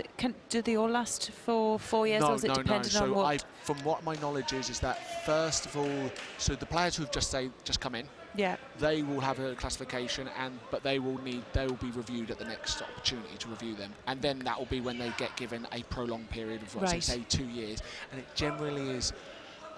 This is what I'm new to. So previously, most people were 2 years, and I think they increase it according with the severity of the issue, but also the whole history. So somebody like Skelly, who's been through loads of classifications, that's probably why he was given he gets given because it's not going to. But yeah. So the I think Magomedov there just manages to secure the hold. Yeah. Well, it's actually interesting, but we'll get onto it later at some point. But they're doing some research. They're conducting some research here this weekend in regards to eyesight as well, and about better ways to improve classifications. Because I don't think the standard of the measurement has changed since Victorian period. So really, but I think eyesight is a lot more complex than. Yes. Yeah. So I think a lot of people who do have problems miss out because of the primitive ways of it's done, it's judged, So an athlete could come into a pre-tournament to get the classification and miss it. So it means that all that training, all the work they do is missed maybe because of a... Yeah, and because the thing is what people got to remember is eyes are just like muscles, so they do fatigue. You have better days and you have good days, and if you're on the fringe, then one day could be... And it's... Very close,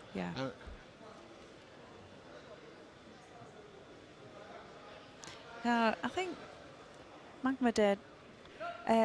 Magomedov is going to be someone to watch. Oh, what happened there? Yeah, sorry. Yeah, well, he threw beautifully with a Soto Makakomi and managed to keep the hold on.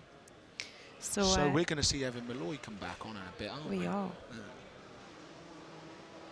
Yeah, we're going to go back now to the under 73 kilogram category. I'm going to go straight into the quarterfinals, and this is giving us an opportunity to see Soliev. How do you pronounce his name? Solovey. From the Dimitro from the Ukraine, and he's facing Bakuchi Shilia from Georgia. So we're going to see this. Did the Georgian have a bye first fight? Or no, he didn't. He beat the Italian first fight. Yeah. So again, I don't think Solovey looked as sharp in the start of the day. So it'll be interesting to see whether it... Well, it'll be interesting to see how the Georgian, if he has a tactic for the drop in Nay, was it? Yeah, that's what we were talking about and discussing earlier.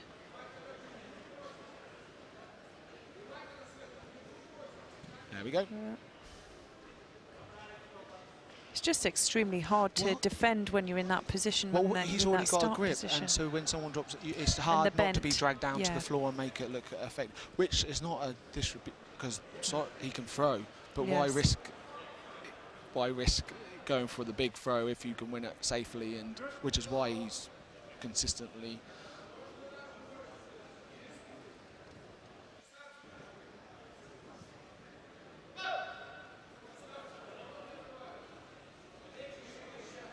I wonder if the referees take that into consideration, you know, because of the way the stance. It's very hard to defend that technique. That you know, with the penalties, you know, they're not giving the penalties out very quick, were they, on his first fight? Well, it's interesting because really, with the change of rules of only being 3 penalties now, his tactic of getting the shielders up is even more effective because it's removed one more shield. Yeah. But you're right, there hasn't been that many penalties. Oh, nice little bit of touch there.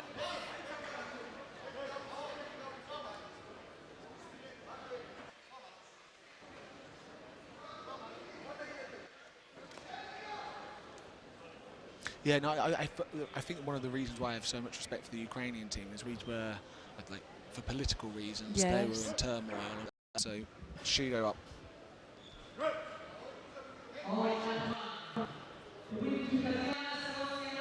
Oh, beautiful. Yeah, Sasai to I remember Kobayashi there. he did this at London in the Paralympic Games in the final. I think it lasted 10 seconds. Wow. He did it straight off the cuff. Yeah, he Sasai'd the... I think it was he Uzbekistani? Yeah. Well, that style of judo certainly is. But you'll see, like that Sasai, so it's interesting to say, because Sasai, you almost need your opponent to lean on, which is counter to what we were saying about VI players sitting back. But we'll see Gasimov later, and be interested to see what his setup is for it, and how he gets the reaction for that technique, because it was really quite rotating, wasn't it? Well, it's obviously totally different feel from the Georgian than when the boy. He's got the shimmy was on there, John. Can you see that? This is what I mean. This is him. He's so good with the groundwork. Yeah, he's not going to get off that. I don't think it's. Do you think it's going on? Well, it was under the chin, and the referees. Oh, he's out. No. Well, referees leave Juji Gatami or any arm lock on now. I wouldn't suggest. I wouldn't. I don't think it was on by the looks of the Georgian. I think it was on. I think he managed to. Would he pull the thing? Maybe. Might have been across his face. Yeah. Did look like it was under for a little bit. Just under 2 minutes now. So that for me a little bit. I remember. Oh no, the Ukrainians used to do this all the time. They used to pretend to be tired all the time, so you get them leaning on you just to buy time. But you could. This is a good indicator with the Georgian. His body language is beginning to suggest that he's not coping with the physiological aspects of this match. He's very frustrated there as well, isn't he? He needs to just keep that calm, keep it contained, and use his energy. What's your opinion of appeals to the referees? Don't like it at all. You don't like it? No. Do you think it's effective? No. No. I think it's negative. I think it can go against you or your teammates. Again, if you look at the Georgian, he's trying to look the leaning, which is not. He has to start upright. He's not allowed to start, so he's trying to get the advantage. And so the Shudo's going to come now. Oh, really? Yep. Because he wouldn't stand. So okay. Again, for me, that just shows the early night. Yes. Just not the experience. Again. But this is the thing. Whilst the Georgian might get frustrated with the drops, the penalty, it's not changing the situation. He's still going to get the penalties, and Solovey's going to end up winning the match. So it works better for the Ukrainian the more frustrated the Georgian gets. Yes.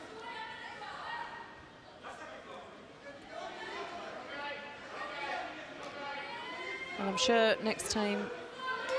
Did you ever have any strong words with the referee after a decision, because you mentioned that? Never.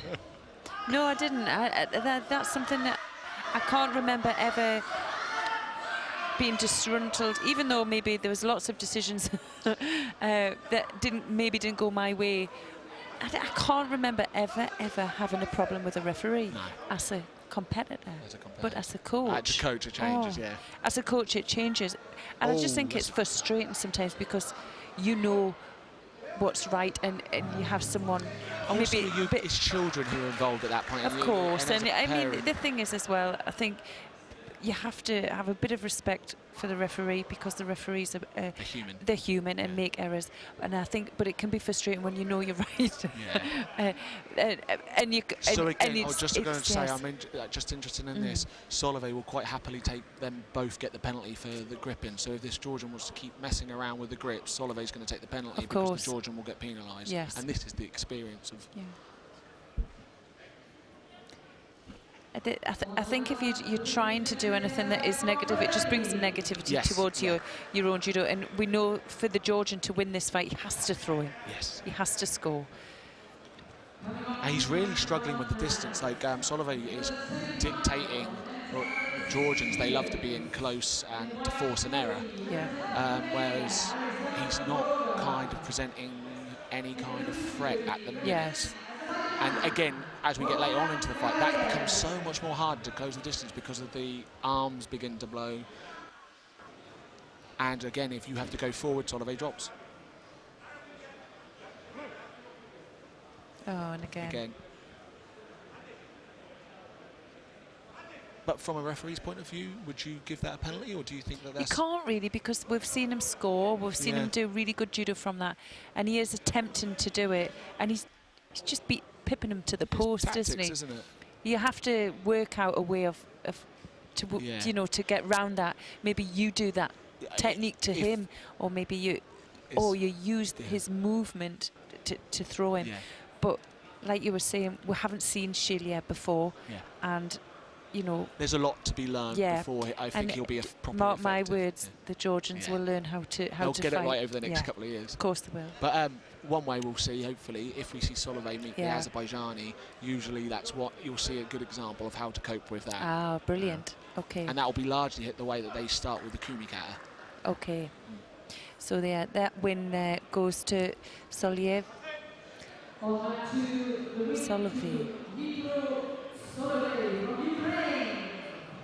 That puts him into the semi-final. But I think it's worthwhile keeping an eye out in the future for the Georgian. Yeah, definitely.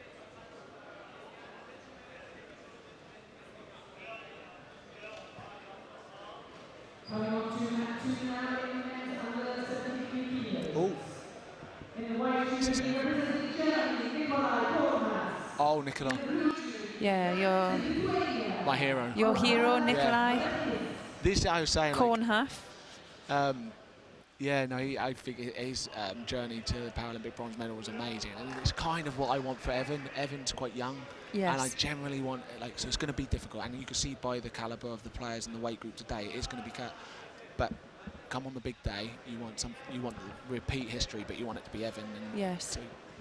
Yeah, so the players just now making the way onto the mat. We have Nikolai Kornhalf from Germany in white. He's facing Barakias from Lithuania, and he's in blue. So they're just gripping up. Do the referees just give them a little bit of a tap first before the hijimi? Yes, generally, yeah. You're also with the hearing impaired, so Cyril Jonad, the French guy who's predominantly deaf, you'll see that in order to communicate the scores and the time, they not sign language, but they hand sign, so they'll touch his hand to communicate. But we'll come to that when that comes up. Yeah, I think in one of the early days, I think when I fought Cyril, the referee didn't know, and so Cyril had no idea, so I had to tell him. But I didn't really know what I was doing, but I told Cyril that he got hip-on. Oh, did you? Yeah, he only got thrown for a Yuko. That's good tactics, isn't it?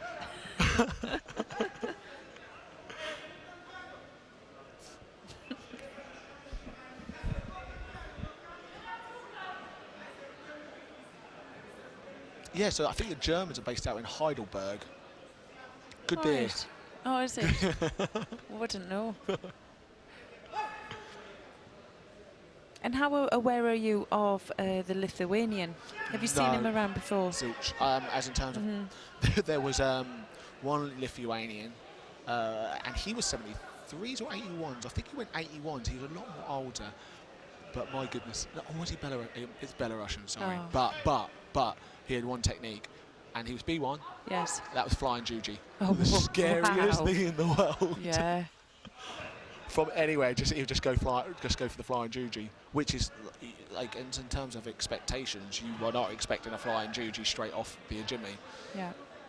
But what we saw from Kornhalf in his first fight was that he's physically very fit, isn't he? And seemed to get better throughout the fight.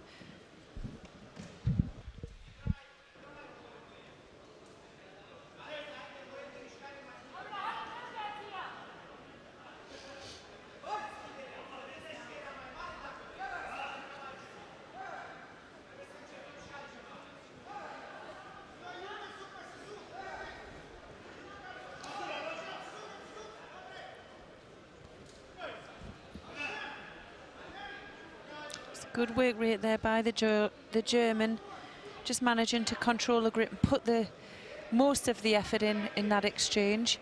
Yeah, what's your impression of the Lithuanian so far? I think he's is he being beaten to the punch a little bit at the minute? Yeah, he's putting a lot of. I think it's a lot of effort. I just think I like that. can understand how the German puts an attack in there, but it's quite far away. Yeah. I think the German has a better structure to his. Well, he gets into his gripping position, doesn't he? And his stance position. A bit more clued up on yeah. where he wants to grip. Yeah. Wants to use his hips to throw. Yeah. Showing a nice Kouchi Gary as well. Just trying to get a reaction from him. He's using the edge, isn't he? Not the best attack there by the Lithuanian. Probably feeling the pressure that he had to do something.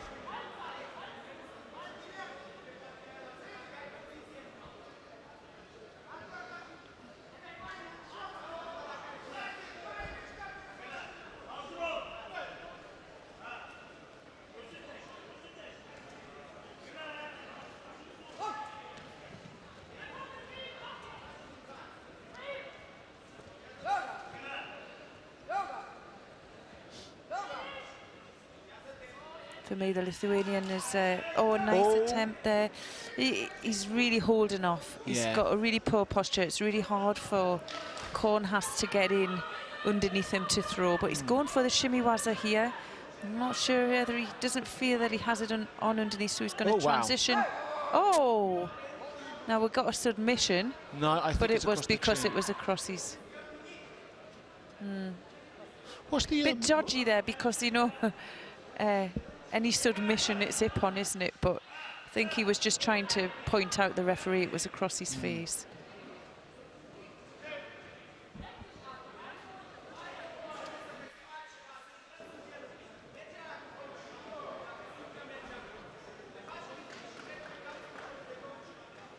I was going to see what they do, because they've obviously had a discussion with the referee. Yeah.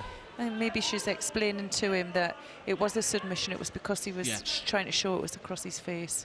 A good decision there, I think, by the referee. It's fair.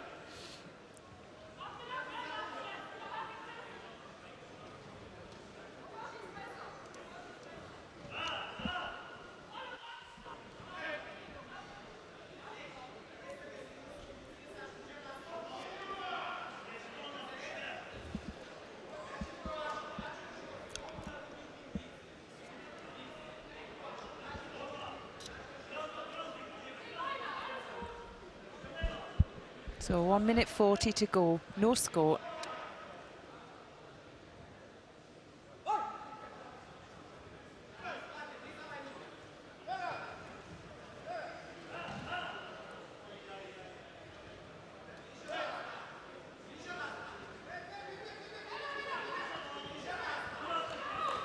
Nicholas looking like he's definitely the one which is the bigger threat at the minute. Yeah, without a doubt. He's controlling his opponent's head. He's got into a better, you know, attacking position. He does that nicely. He's not being stupid either. He's not throwing in a big attack, because even though Lithuania, he's reading it well, looking busy, and he's just... How are you with the score in terms of penalties? Well, there's no penalties now. For me, Germany is ahead. Yes. For me, Oh! I was just about to say. Wow. For Barakis, I feel like he's waiting for the counter, and there we see he manages to. Oh, but you know, he's. Was he instigating? He's instigating the German bridged when he threw him.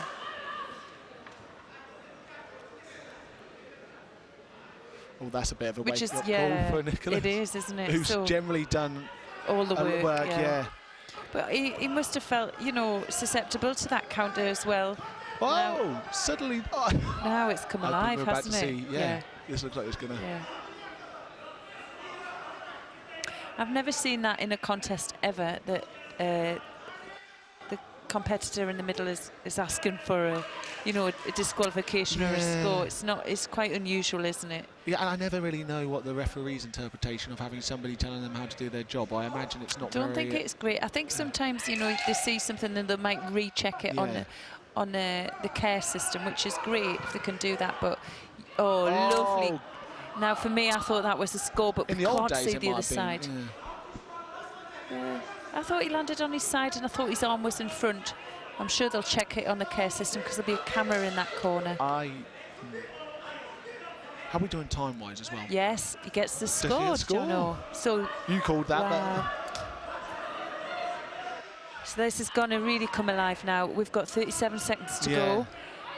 How did the score come about then? Because you would be thinking the Lithuanian with no penalties on the board, and limited time left, would have been just playing safe. Yeah, but well, he was kind of walking back, and I think he caught him with a Kuchigari. He kind of spun out of it, but not as much. But oh, now that's a shame. They call Mate, but they were out of the area, and the Nuasa wasn't progressing as the referee would like it to. So they call Mate, but he just was about to get his leg out, so it was a bit frustrating there for Kornhaus. So just under 30 seconds to go. Still the court, isn't it? It's gonna get exciting, this one. Yeah, I wanted to go to goal. For me, it's about being positive. Now that was very close. Yeah, and I feel that the Germans been doing that all the way through. Yeah. But I always find that the closing seconds, if it goes through into golden score, it's the one who's stayed positive throughout the fight. And if you know what's happened with the Lithuanian when he threw, he wanted the ippon, didn't he? He wanted that. Yeah. And since then, he's looked a little bit negative. Yeah. Mind you, you can sometimes never call this, but for me, he's trying to throw in this a bit of wild Sutemi Waza. It works because it. Yeah, I think it worked earlier on in the fight, but I think if you've done it, if you showed that, he's kind of what the only clever, thing he's isn't he, the shown, German? Yeah.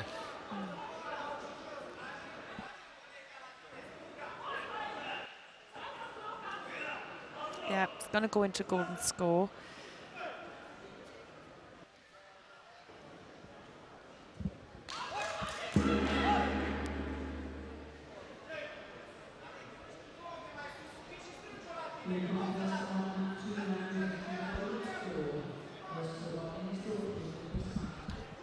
How are you getting on? Yeah. Are they giving you a drink or anything? I'm sorry. You all right?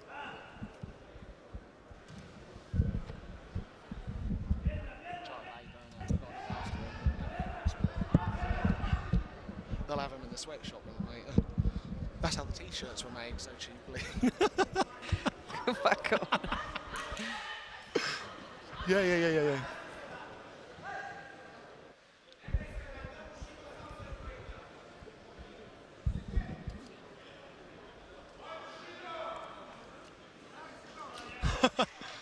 I think someone's giving some refereeing advice from the side. Yeah.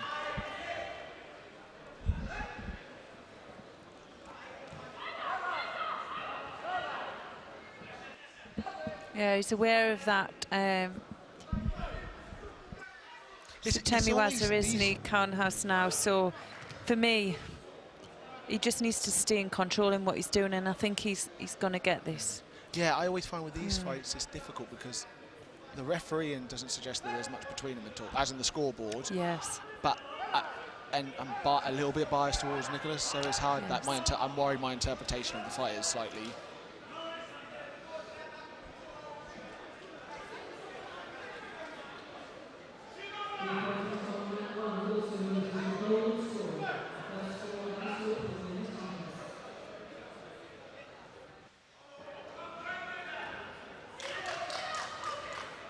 Yeah, that sounds like Carmen, the German coach. Particular pitch, it's quite significant. Okay.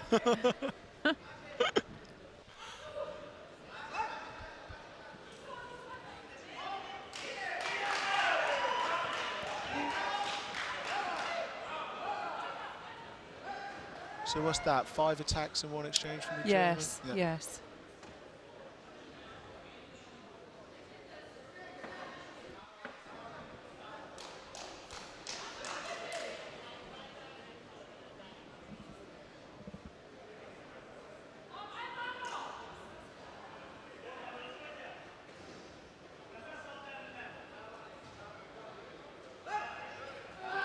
Ooh. Oh. It was a nice exchange, Yeah. That buys another.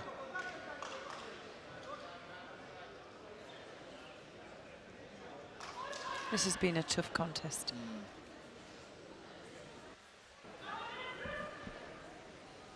So how important do you, in your career, do you think the presentation of yourself how that impacted the match? So like, particularly when players get tired, one player might get back to the centre before the other. Do you think that? It's extremely important because at the end of the day, it's the referees who were, you know, especially when you need small margins to win. So if you're competing at a high level, the 1%, isn't it? Yeah. So if you're the one who's up first, you're respectful towards the referee. And which you're in control of your breathing. Where the Georgian was kind of offering advice. Yeah, and you stay positive. You know. Well, that's probably a life lesson. I think that. In life, stay positive. You want to see as well, you know, refereeing, especially at the international level. They wanted to guide the contest to the best to the best judo player. They want to see the best judo skill. So if you're up first and you're looking to throw, you're looking to do your best skill, you're gonna it's not going to be lenient on you, but they're not going to sway towards someone who's doing negative judo or who's rude on the mat. They're going to want to see the better judo player win. So it is important, isn't it? I think that's important in training as well. If you can do it within your training as well, and well, I imagine people are a lot more happy to extend help if you're respectful and someone like that, which is an advantage. Yeah. Great opportunity there for the German.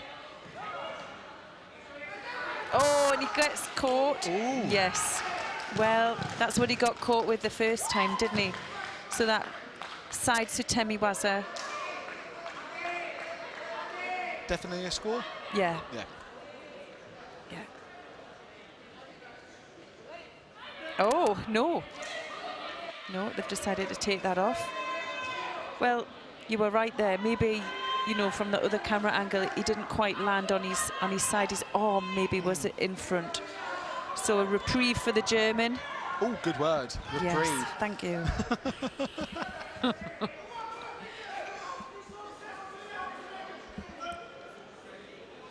Can really go either way, this contest. Yeah. I'm feeling for these two guys. Well, that's just a perfect example of that. I mean, is that a sign of wisdom? Do you think that he's been able to do enough to say? Well, I mean, I was a bit shocked he'd come back, and I was a bit shocked that Kornhaus had got caught with the same technique, with his experience. I suppose it's because he's chasing. But they're tired. Yeah, they're tired now. And it is small margins. And do you play safe? Because we thought he'd done most of the work.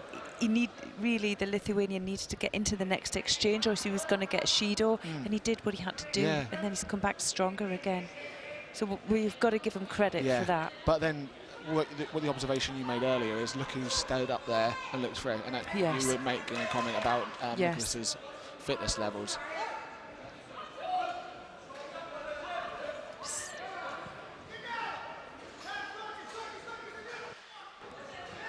Yeah, Nicholas's situation. Oh, now there we go. Now for me, I thought that was a score for Nicholas. Yeah. And I think an error for the Lithuanian. He did about 3 attacks, but he wasn't in a great position to throw, and he kind of put an attack in. Now, whether they deem that he was in the fight, was he in Nuaza, I don't know, but... Well, surely it's a counter. I would have thought it was a counter, but... Yeah. They will be looking at it, I'm sure, on the care system. Tell you what, you know. I think it's going.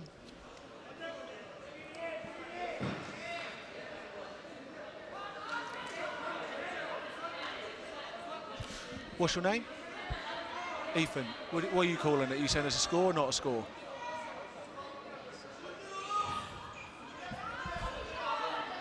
Ethan says it's a score. Right. Ethan's calling it a score. We'll have to get Ethan up here and do I some think he's doing a better job. We've got Ethan who's helping out on the care system, so he's right in front of us with the camera. So I'm going to get a bit of feedback from Ethan. For me, I'm going to call it. I think it was a score.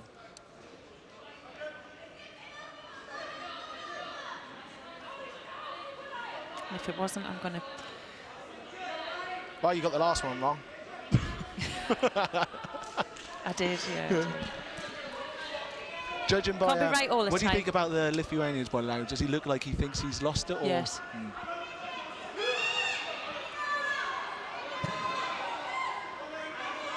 This is...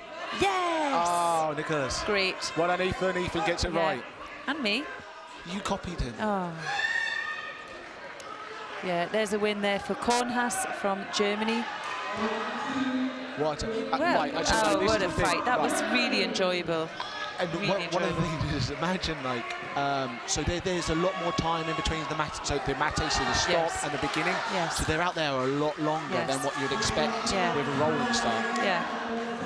Well, I'll tell you what, it'll be interesting to see actually how long an average contest is, you know, from start to finish, how long it does last. I remember Skelly at the US Open, Oliver Altman, who was one of the Germans in the under-100s today, they had a fight, and it was, I think, something like 23 minutes. Really? But that's not including the Matos and Jimmys, that was actually match time. So who have we got here? Well, this is going to be a great fight. We've got Ramil Gazimov from Azerbaijan. Oh, he's got the red back patch. Yes, he has. He's got the red back patch on, which is a world championship yeah. back But he's also patch. Paralympic. Yeah, so it should be gold, shouldn't it, really? Yeah. And he's facing our own Evan Malloy from Great Britain Great opportunity in blue. for some experience here. Yeah. And this is what I was saying about the Solovey thing. This is the interesting Kumikata, so the gripping. Yeah. If you'll look, he wants to get in under the armpit and draw you in close because he's a Sasai player and he's got some exceptional nails there. Yeah, so he's using his lapel really to manoeuvre and pull in, and Evan's going inside, not giving him the space to come through. He's very relaxed. He's a nice mover, isn't he? But the Azerbaijan, he's a Grand Prix player in the SAS. Yeah, he's got a career in sighted judo. Oh yes, and there he manages there to catch Evan with an Uchimata, kind of sidestepped him, didn't Evan had kind of initiated the movement and he sidestepped in. I think that's the naivety. I don't think Evan had to attack at that point. It's early on in the fight. Kind of force. Take the Shido, I think. So that's a win for Gazimov. Yep. That takes him through into the semi-final. And who's he going to meet in the semi-final? Well, yet to decide. It's to decide, isn't it? So he's going to fight the winner of the next contest. And repechage-wise, that means Evan will now go into the repechage for bronze. Yeah, he will. Which is a good opportunity, I think, for Evan. Yeah, perfect opportunity. Well, great experience for him as well. And if you learn from everything that you do on the mat, it's no problem with it. Well, that's the issue, like you were saying about this weight group for Evan. This is very much an indicator of what the world will look like for him. So other people, like, say, at the under 100s, that's not, like, Evan's worlds is the equivalent of Europeans. So whereas, say, under 100s, most of the big names, which might cause Skelly problems, Christopher Skelly, one of the GB players, are more outside of Europe. Right, okay, our next contest here on mat 2 in the under 73 kilograms is the quarter-final contest between Vasily Kuchiev of Russia. He's facing Dibibrilo Ifa of Portugal. Oh, and is this the Russian which beat yes, that's right. Yeah, so Kuchiev here in white and Ifa in blue. Shall we get Ethan's insight again? Ethan, who's winning this one? Who's winning this one? Russian. Ethan's going with the Russian. Yeah. Oh, and a big attack from the Portuguese. He was really strong, wasn't he, the Kuchiev? Oh, wow. This is something you were commenting earlier. He is so switched on the ground. So some amazing spatial awareness.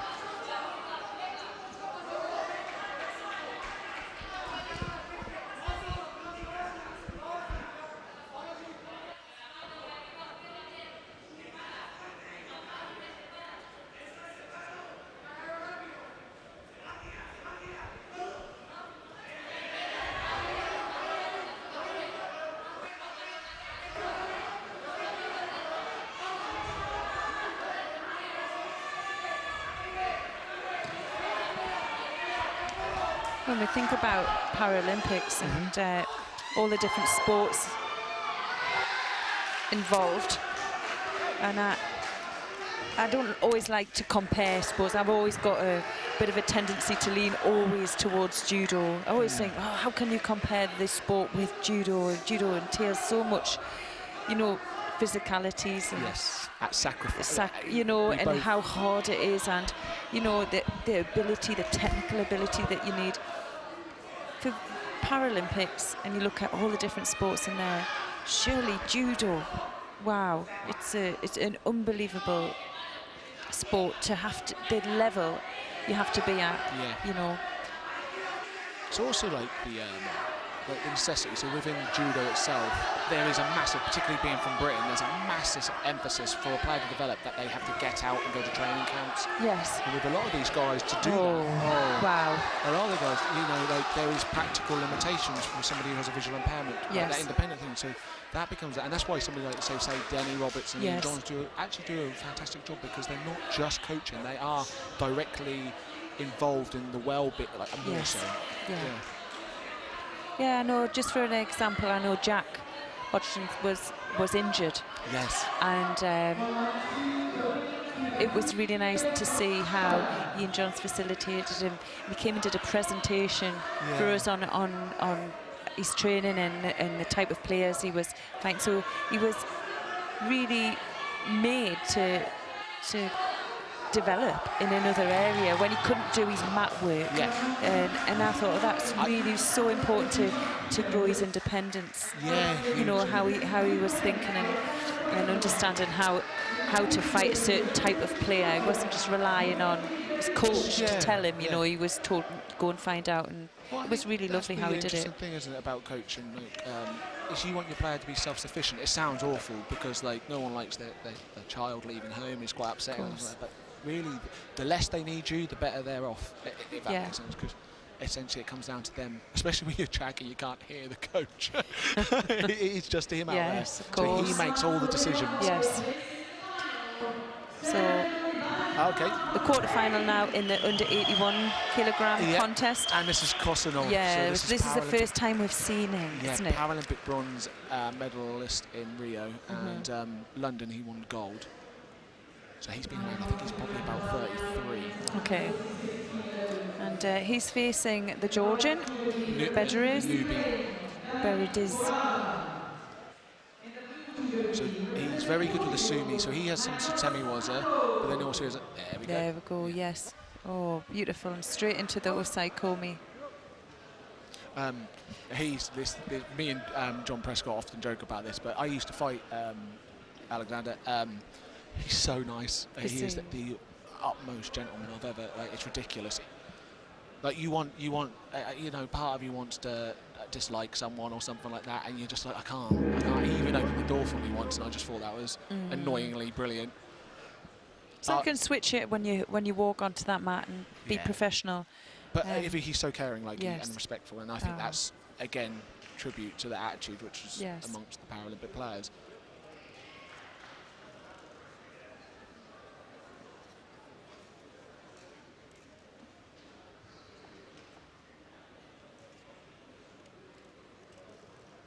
So that puts Kosanov, Alexandra from the Ukraine into the first semi-final, quarter-final spot.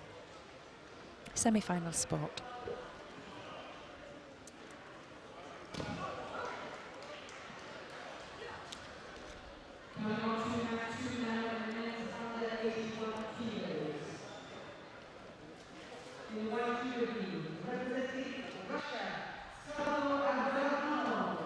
Oh, yeah, so this is the name to pronounce. I'm going to get this right.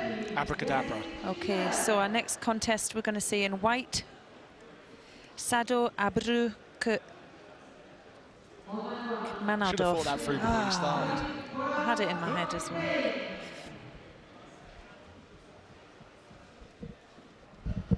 thanks, Kai. Yeah, it's fine. You okay?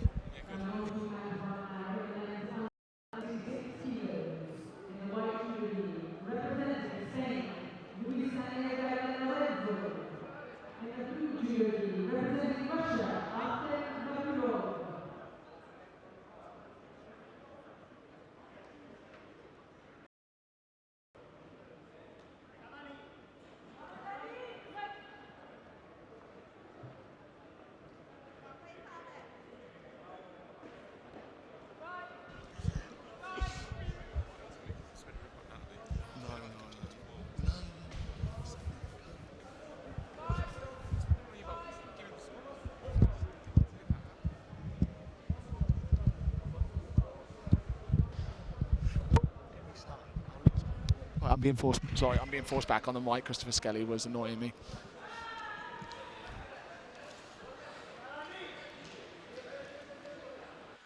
So we're just 30 seconds into this first. So we've yet to have seen Yes. Abby. That's the best. I think the easiest way. We'll just shorten the name to Abby. Abdurrahmanov. Yeah, no, Abby. I've got it now. Abdurrahmanov. Yeah, well, we did see Chimchilla earlier. Yeah. And he did show quite some nice judo as well. So he's just picked up a Shido there. I think I remember him. Yeah. He's quite a lot taller, isn't he, than the Russian? Oh, I remember the Russian. He was very strong. I'm just trying to think who was the Russian. No, there wasn't a Russian.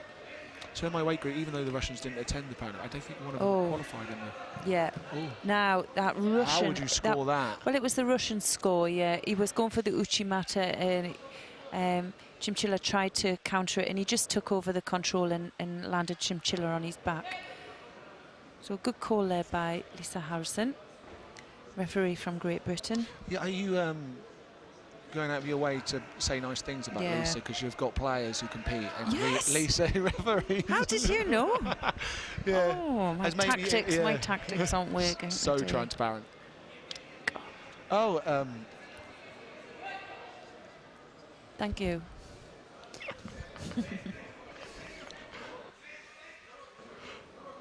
It's a shame that the audience can't hear, but I am getting heckled on the intercom from what can only be described as a pale blancmange, Christopher Skelly.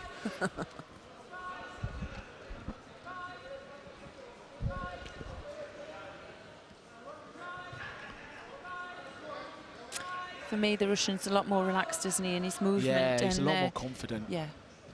Oh, another nice attack there. Takes him into Nuaza.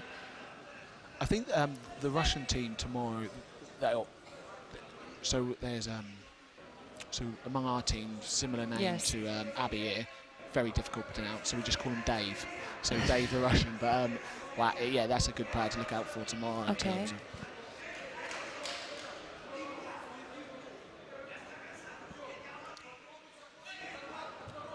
Abdurrahmanov. Is that right? Abdurrahmanov, I would say it. No, there's a Abdurrahmanov. I'm sorry. No, I'm going to disagree with you. I think you're wrong. I think I've got it better. Well.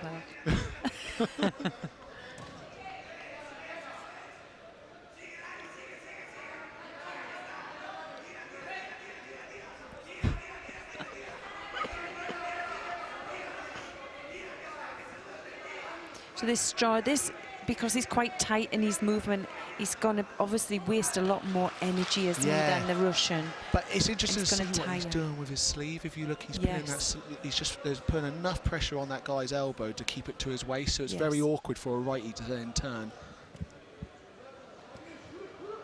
Oh, he manages to take control of his movement again.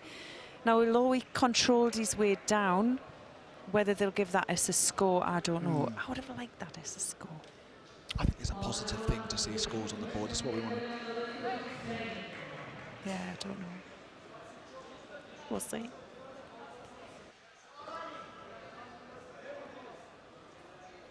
Just over a minute to go. So the Turk is under some pressure because he's one more penalty and that's the game over. He is. And but he's also scored down, so he's got no other option but to start going for it anyway. Yeah, Abdurrahmanov is... You know, I was doing well until he laughed halfway through that. Don't blame me.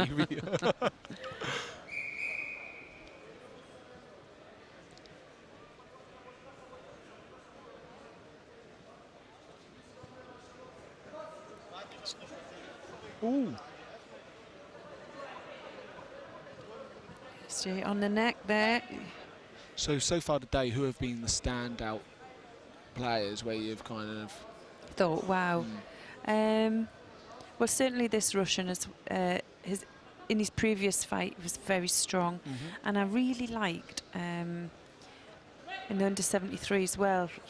there's so many in there. Yeah. Gazimov for me, I thought looked to be the stronger one. Yeah. Only got to see him. We've only seen a little bit of him because he's. And obviously in this weight as well, Azerbaijan. And the was it the Azerbaijani? Yeah, sorry, the yeah.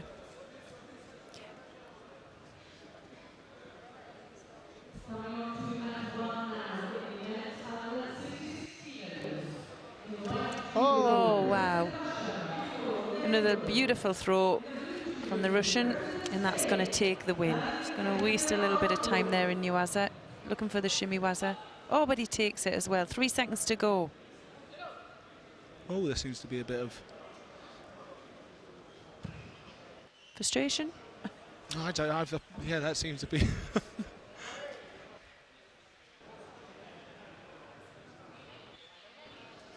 I don't think those mats have been cleaned in a while, so he doesn't want to rub his face on it.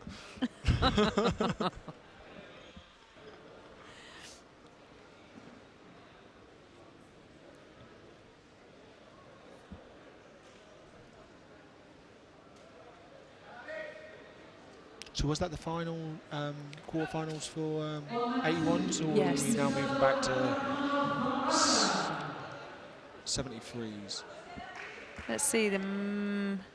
Well, we're into the quarterfinals, so we're going to see how they're progressing, because sometimes they'll come and do the first repechage fights. Yep. And then there'll be a break, and then we'll look to do the semi-finals, and then bronze medal fights. Yep. Oh, CC. Ah, now here's your guy. But he's got the Azerbaijani, I believe. Seen him because the French team have been training over in Walsall at one of our British squad training. So I've had an opportunity to watch him train, and he was very impressive. So when I initially started joining the team, because of the level of eyesight, let's just say. Yeah. Cyril is such a good example of how somebody has adapted to stay. But again, we've got this Azerbaijan who. Yes.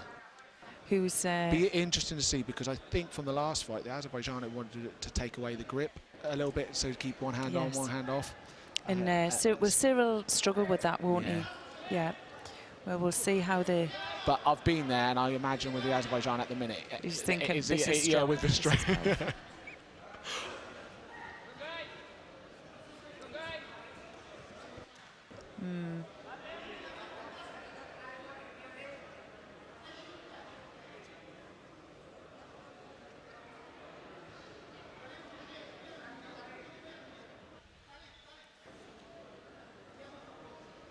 Yeah, Rahimli, for me, just has fantastic movement. I know. You know, and there's completely different styles, aren't there, here? So it's going to be really interesting how this pans out. Oh, nice strong grip over the top. Oh, wow. He pulled it out the bag. He didn't expect that, did he? Could see it in his face. And that's the problem, with let's just say, the slight inexperience of the VI judo. You need to spend the first 2 minutes so somebody like if you get that amount of energy in those arms, particularly with Cyril's age, you've got to think, I know this isn't, so keep distance away. Yes. And he's in his element if you do a flat attack like that. Yeah. Boom. Yeah, he's certainly a powerhouse, isn't he? Well, he's had a warning now, so let's see how he... Not bad for a 40-year-old. Oh, no. He's going for the high grip again. Yeah.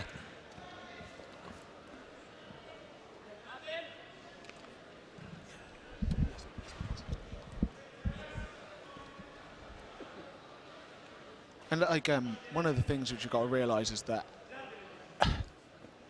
how important the refereeing is in this match. Yes. For Cyril, because that's largely the person he's relying on to directly communicate what's going on. So like you were saying earlier on, he has a yellow badge and a red badge, which both indicates that he's a B1 and that he's deaf hearing as impaired, well, or hearing impaired. Yes.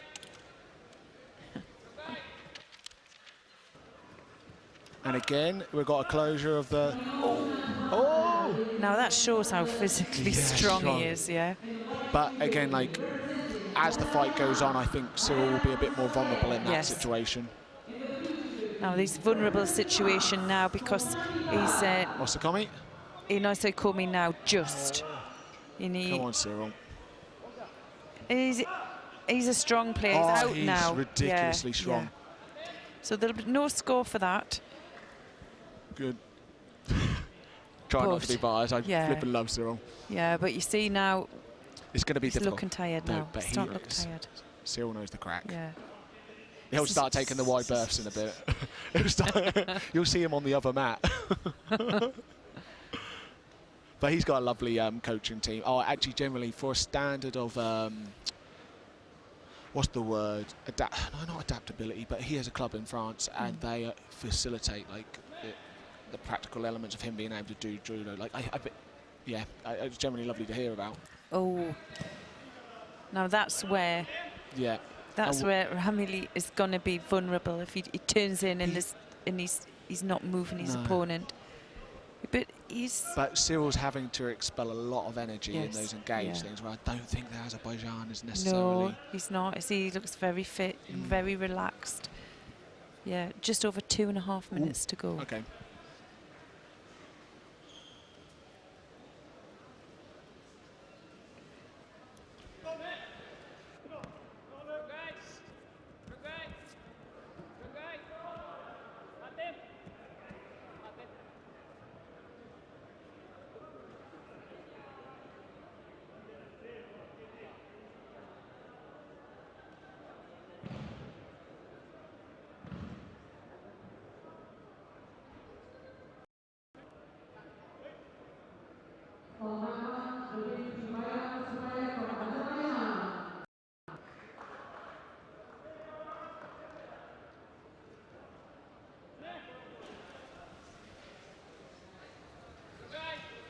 So again, like, one of the important things here is to look at where Cyril is controlling the centre grip on the lapel.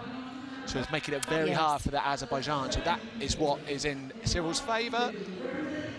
Oh, did very well there, didn't he? And that's the thing that puts the Azerbaijan in danger, because he has to overstretch to get the attack, which gives Cyril the opportunity to latch.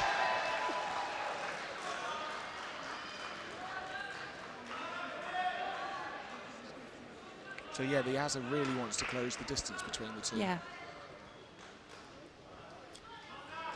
Thank you.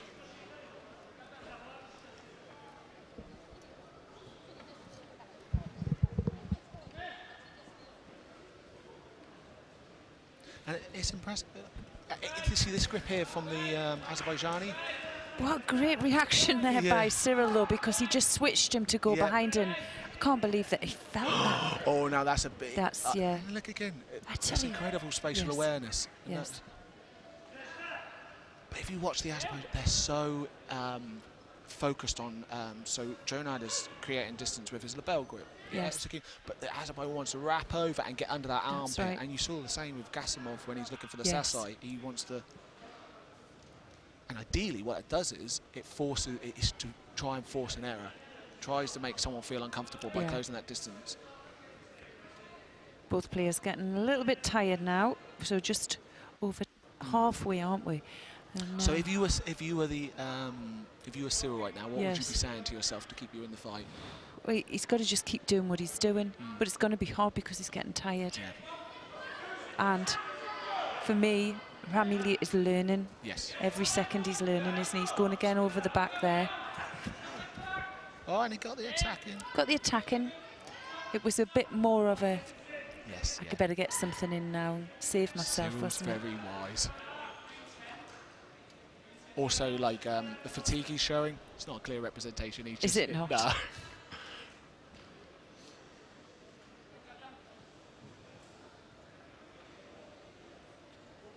Well, having said that, you get to an age of 40, I think what a year is a big...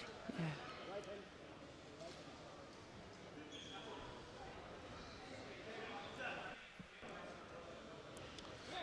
But it was him.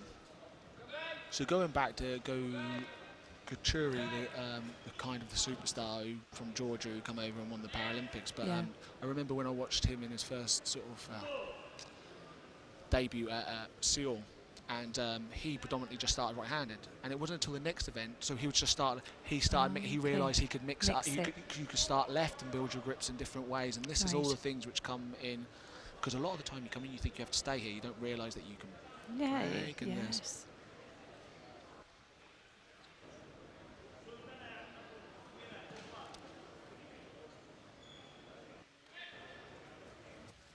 Yes, that was a nice attempt there.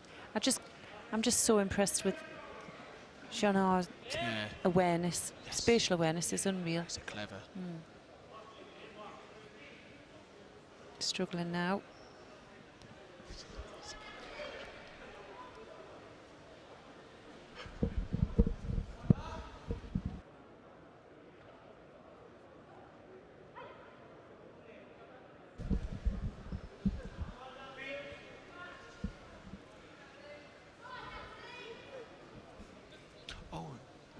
Yeah, we've got Natalie Greenhow from Great Britain on the other mat, so we're going to have a little bit of a... Is this the Croatian or the Russian? It's the Russian. Oh, what was that from mat 2? Jeez. How? Honestly, if I'm that active when I'm 40...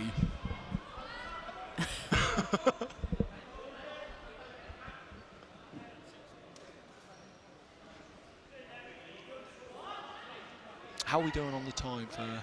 Natalie's 2.5 minutes to go. She's no score, and she's looking quite confident out there. And is that going to be the first penalty of the match? Well...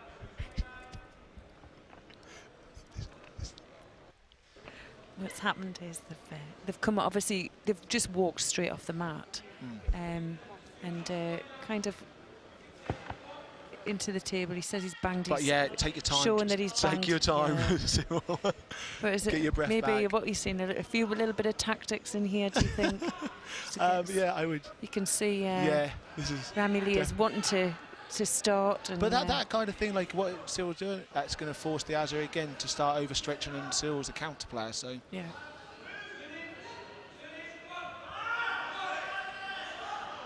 How are we doing on that? Oh, not good for Natalie. She's been thrown and she's getting held down by the Russian.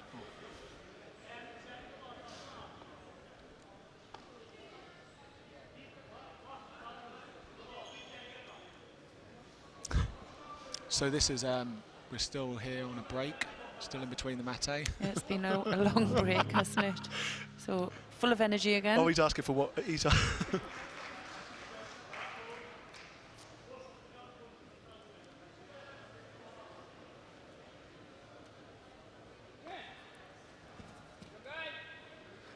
And I'm right in thinking we haven't got any penalties on the board for either of them, are we? No penalties. So it wasn't like the I think we're going to see one now. I think we might see one now. Well, you've got, and this is the interesting thing, they normally give B1 benefit of the doubt with the area, but then you've also got the added factor of, to let people, to communicate, I think you're right though with the penalty. Yeah. But, Scott. So the referee shouts the word Joe Guy when you get close to the end, so to communicate that you're near the end of the mat. But for somebody who's hearing impaired, but don't think for a second. We both have had a good feel of where the mat area was. When, no, he's fully aware. Oh, God. Nice attempt again. Oh.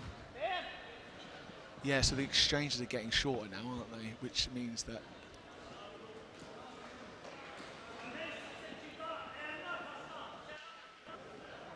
So again, from the Azerbaijani's point of view, what kind of thing would you be telling yourself to try and keep? Because I just find it's very frustrating for him, because I think he's doing everything he can. He got caught, didn't he? Yeah. He got caught early on in the round, and now they're taking Cyril off now because he has a very small cut above his eye, so they're going to go and get that dressed. Yeah, it's interesting the way that you phrase small cut. Well, but I'm saying that because I didn't want it to sound too disastrous for any of the viewers, but also, you know, get a little bit of blood on the forehead. You can sometimes see a lot. It can be handy to get a bit of a breather. Oh wow, for the Azerbaijani this is going to be... Yeah, like you were saying, what could he do? I mean, all he can do is push on and try and get the score. He's not going to get the penalties in this time. There's nothing else he can do. No, and this is probably going to provide him with the... Well, let's say the Azerbaijan does something amazing, which he's fully capable of, is the case, but this is obviously aiding Jonah in the last part of the fight to see it out and maintain the tactic of keeping the distance.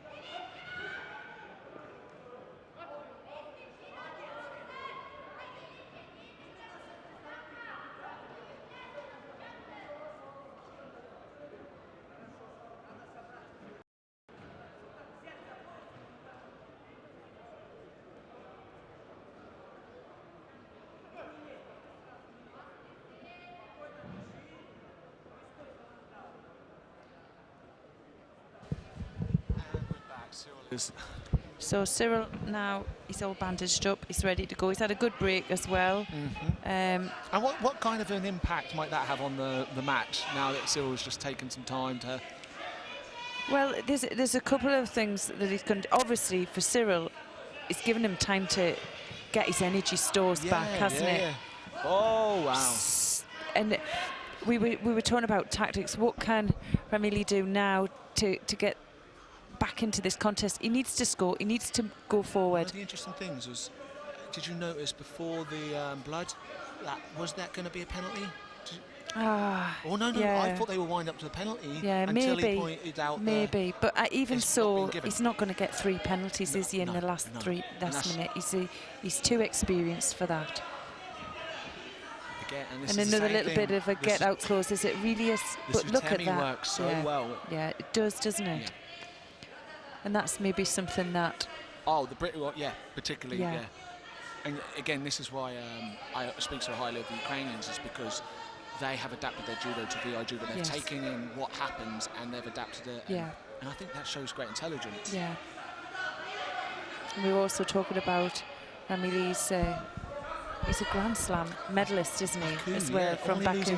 Maybe Orozhov, who's world number one. Yeah. So...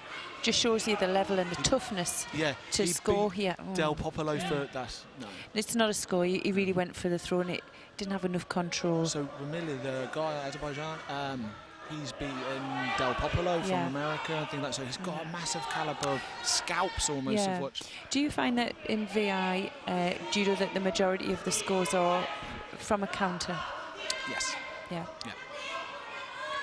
And that's something you can see, maybe people who are... strategy, and Oh, wow.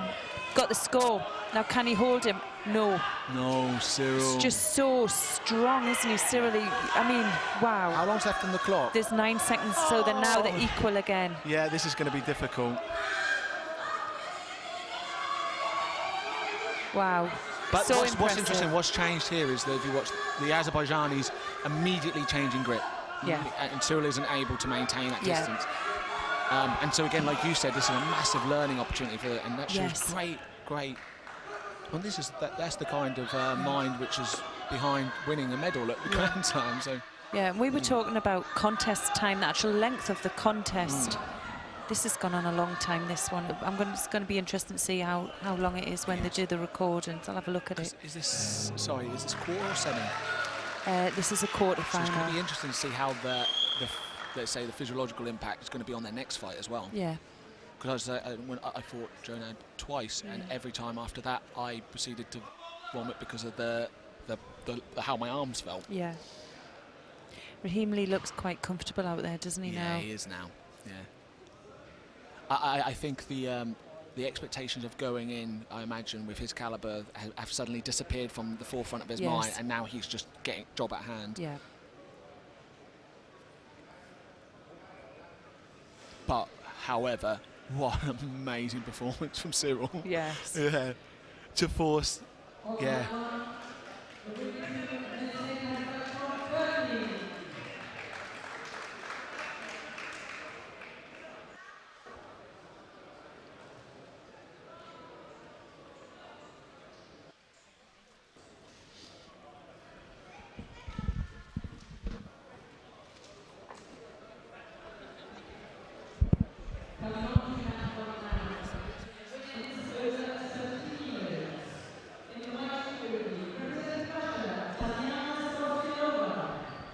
Are there rules about how many breaks you can have? Medical, is it 3? It was 3.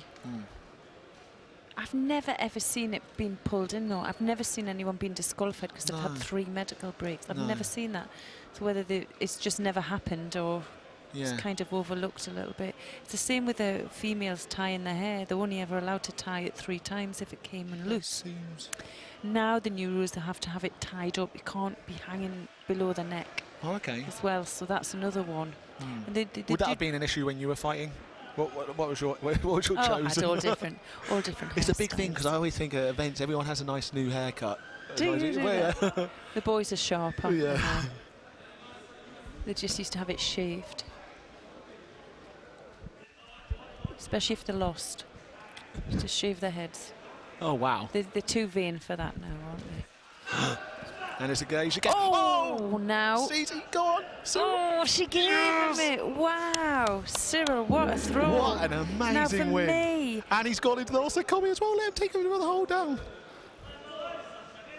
Well. So Cyril has just probably provided the biggest upset of the day. Yeah, he has. For me as well. I say it's an upset because the guys, although the calibre of he's performed in the Olympic cycle and so on, but he's coming to the Paralympics. Yes. Matt. Yeah, the continuation of that throw, I don't know if they're getting replays back home, but we're not, so we can't really see the replay. But when he threw him, kind of went onto both elbows. And with the new rules now, even if it stayed on those both elbows, it would have been a Wazari. Can go on one elbow. Oh, so okay, I didn't know that. And try and get off it. But if your butt hits the mat and you put both elbows down, it's a Wazari. So that's why he got it, even though it was a little bit of a break before he went onto his back. Yeah. So, oh wow, what a great win for Cyril Janard from France. That puts him through into the second semi-final in the under 81 kilograms. It's going to be the first time we see the German here. So Sebastian Junk from Germany, he's in white, and he's facing Shamil Magomedov from Russia in blue. So that's Junk in white and Magomedov in blue. Sebastian fought Sam Ingram in Beijing, I think. Right. Yeah. I'm not entirely sure whether it was for the bronze final. So when Sam won bronze in Beijing, I think it was against. Okay. So Sebastian. Very experienced, the German. Very. And do you know much about Magomedov? No, I can't say I do because. Looks quite young. Oh, if he looks quite young, I would imagine he's very good. Again, at the Grand Prix last year in Britain, they brought a load of young lads who were very exciting to watch. Okay.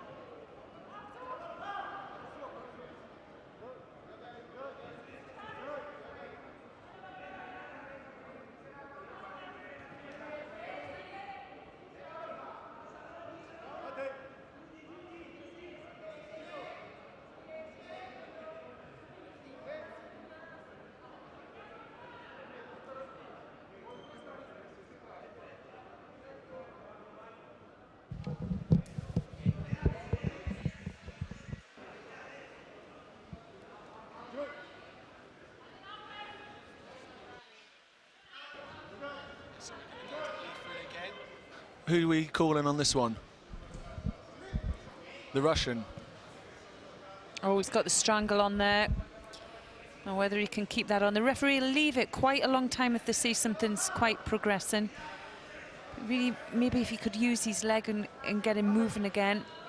What was missing there then from that going on? Because it seemed Well, that he was in a very stuck position and kind of rotated the wrong way. If he carried on rotating the other way and maybe used his leg to kind of get a bit of purchase on the neck, might have been a little bit more. Sebastian is probably about 80% bicep, so that's why he managed to keep it up. Yeah.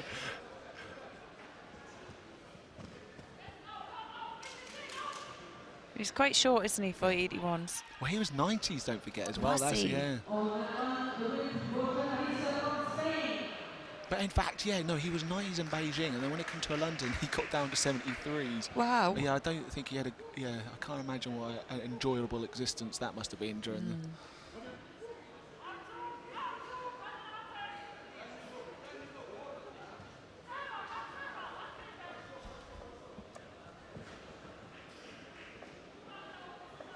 Coming on to the mat in the men's under 60 kilos.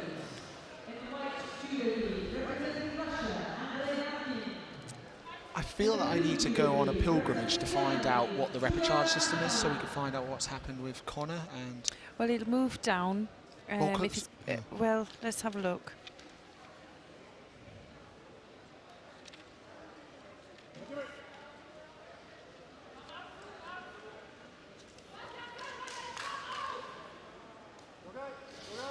Kind of haven't got a, maybe if we get a running order of the fights, we'll be able to tell everybody back home what's happening. I know the girls, they're having a round robin. Yes, is that Natalie's? Yeah, Natalie's. So that'll be quite interesting to see, because it kind of gives her a second chance. So you lose to the player maybe in the first round, you learn how you can learn from it and maybe also get back. From an emotion point of view, that must be quite difficult to sort of manage after a loss, getting yourself back up. Yeah, without a doubt. But also, you know how it feels when you lose a fight in a competition. Sometimes you just want to step right back on and do it again, don't you? So that'll be really interesting. To see how Natalie responds. does. Yeah.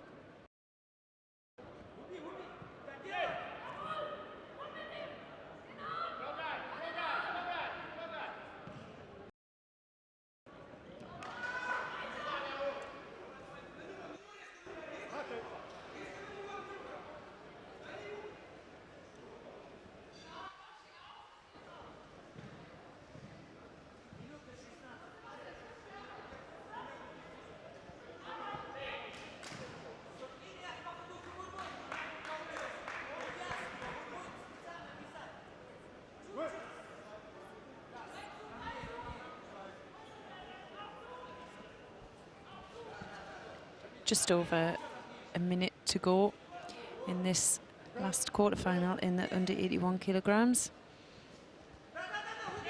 Lovely Soto Makakomi there from Magomedov.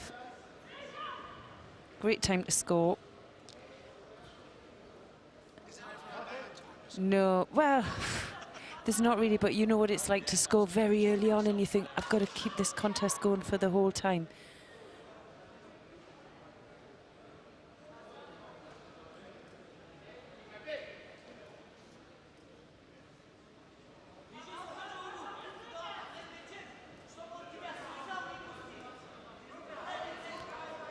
going to be a tactical game now for the Russian.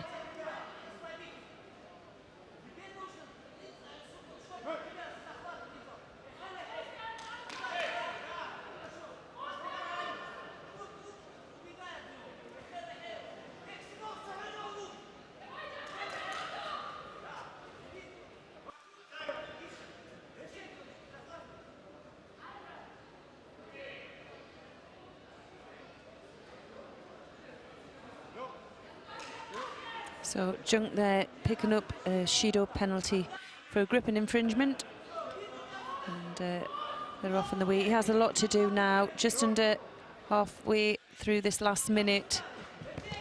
Bit of a wild attack there, doesn't get his partner moving, but does give him an opportunity to work on the ground and waste some valuable seconds.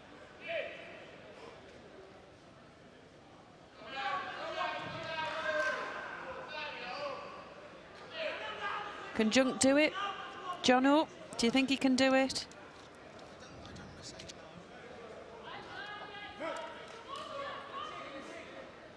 He's definitely got to change his game at the minute because he doesn't seem to have been able to present I'll switch you on. I'll switch me on. I did. Sorry. No, that's okay. No, but like you said, and I think, how long we got left? Second. Oh, right. Well, then I'm going to go with the answer no.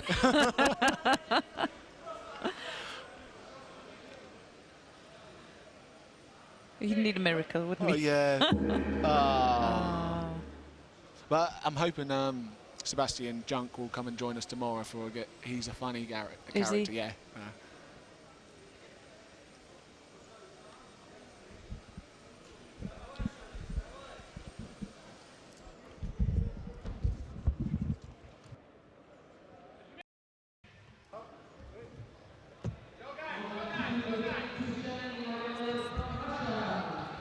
So that's a win there for Magomedov of Russia. He'll go into the, let's have a look where he'll go. He'll go into the bottom semi, and he'll face Jeannard of France.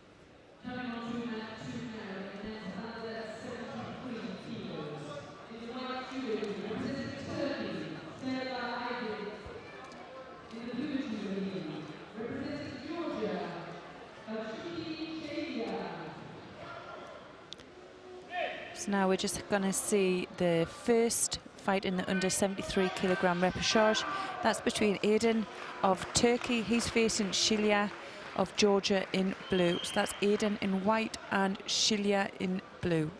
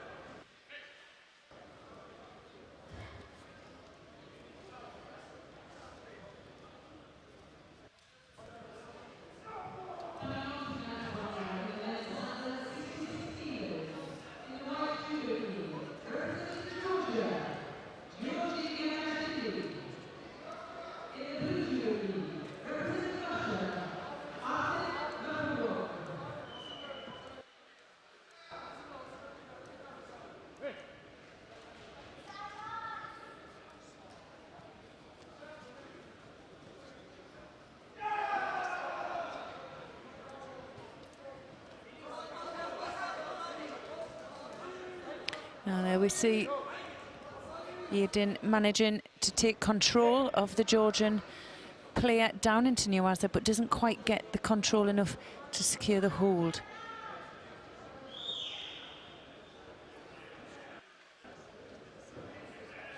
It's important to point out both of these players lost out to London Olympic champion and Rio silver medalist Soliver from Ukraine.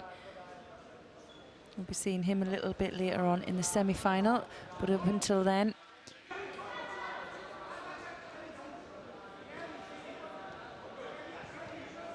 oh, lovely lift by the Georgian.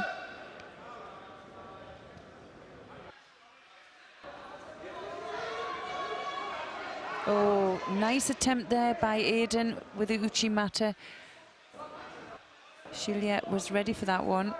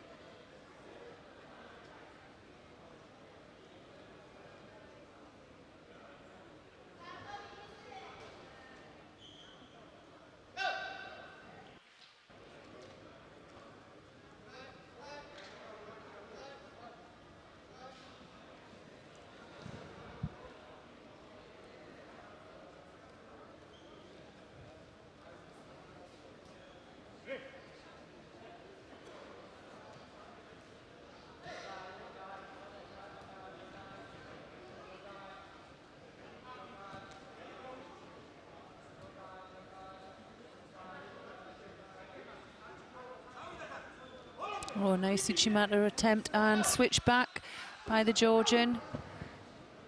He's really getting into this fight now. Really needs to get Aiden on the move. It's taking a lot of energy from him.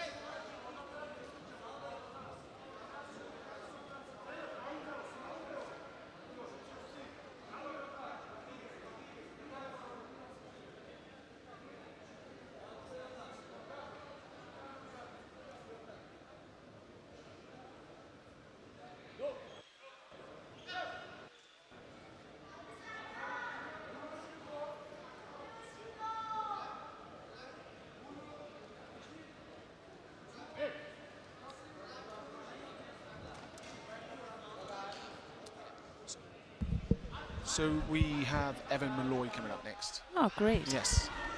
Okay. So he's obviously gone back into the repertoire list. Yes. After. Well, it's getting some great movement, the Georgian, but Aiden, the Turk, is very strong. Aiden, yeah. It's very hard to move. Yeah, he was very impressive against the Ukrainian Yes, in he the first was. round, wasn't he? Yeah. Might have taken him out of it. He's not really into this fight. He's not really. No, he seems to be holding on to his. Yep, that's definitely a knock to the groin. Oh, right.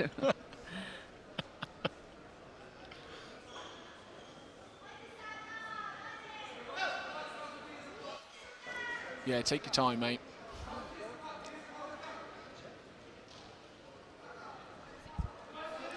So he picks a sheet up there for a gripping infringement. What? He just gripped. Oh, right. I thought he got a Judo for the knock to the groin. Oh, no. No, the Turk picked up a penalty, second penalty. So oh, okay. it's dangerous ground now, Yeah. just over halfway into the contest. So, again, remind me, what's the situation if the Turkish guy gets another penalty? Well, if he picks up another penalty, that's it. He's lost the fight. Oh. So he has to be very careful in everything that he does now. He's going to struggle now. The Georgian's done really well to get him into a hold. And he's managed to catch him as well. Keeps him in the contest. Yeah.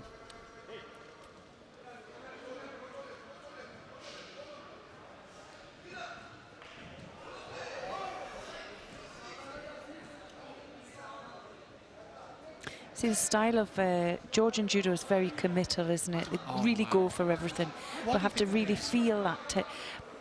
Maybe from the style of Georgian wrestling, and know that with their style of wrestling that they do in Georgia, that they're so physically fit and strong that you know, that's generics, isn't it? Yeah. Oh, he's got caught for Wazari there by the Turk. Beautiful Uchimata. Just stepped off the boil a little bit, maybe. He's still under pressure from their penalties he's picked Yes, up. he is, and that's something that the Georgian can take as a positive when he in this next mate, and his coach will feed back to him as well. Come on, get the pressure on. If he can force this a little bit more. It's going to be hard, maybe. Still hard. Yeah. But maybe the area, if he can get him on the area infringement. Yeah, he's lost his pants there. Oh.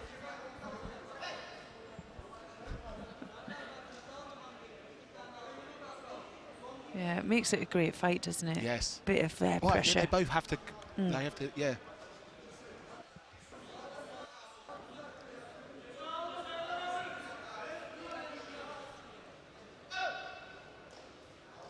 Yeah, we were saying about the Georgian style, but I know where how they fight in their wrestling style. Their fights are endless. Yeah. There's no time restriction on it. Oh, they're So in the, I'm not sure if the men's judo team still do that style of wrestling. I've seen videos and pictures and what have you of it.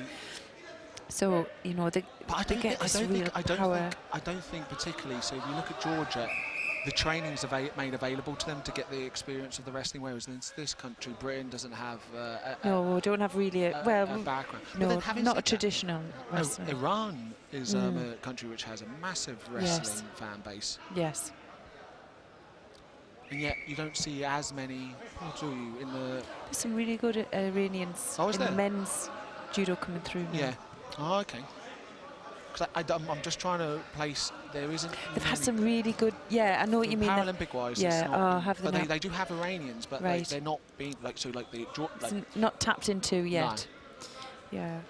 It just depends on the federation, really, doesn't it, and how it works out there.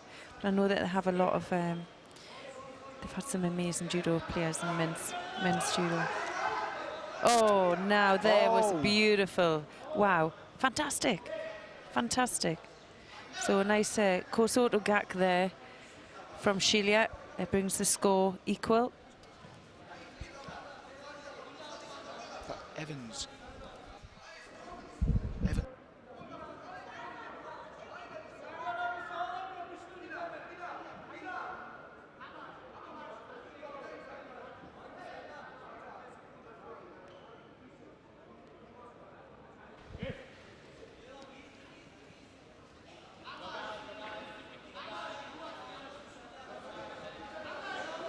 Another attempt for the Uchimata, controlled by the Georgian now, whether he can turn it and counter from it. Yeah, so the Georgian can actually take his time a bit more involved. And like the Turkish guy, how are we saying his name again?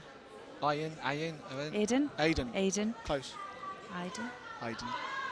He has to obviously keep the attack rate up to stay in the fight. Yeah, of course.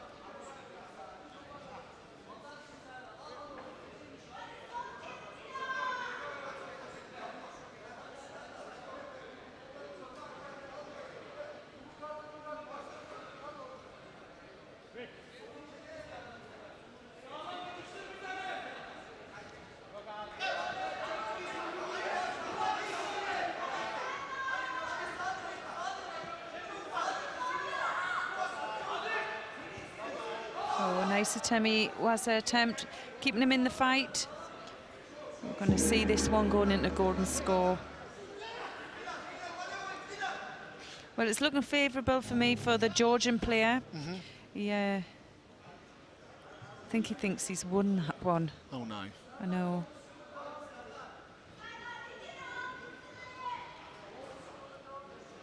Old rules, you see. So they'll explain to him when they walk in that it's going to go to golden score. Yeah. For this start. That's going to be a bit of an inconvenience for him, isn't it? Yeah. Oh, he thinks it's all over. Oh, yeah. Just remembered. Right, let's go again. A little bit of a smile there from him, so not too bad. Come on. Let's keep it together now.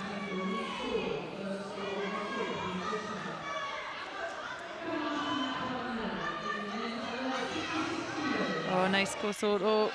Just trying to open up.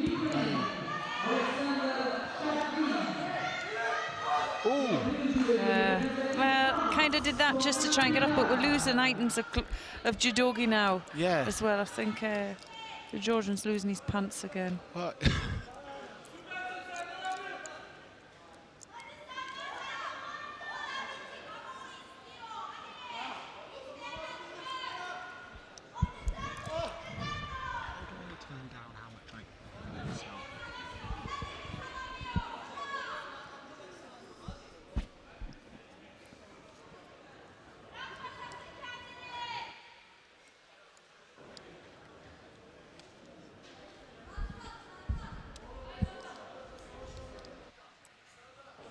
So how many, what's the time into golden score?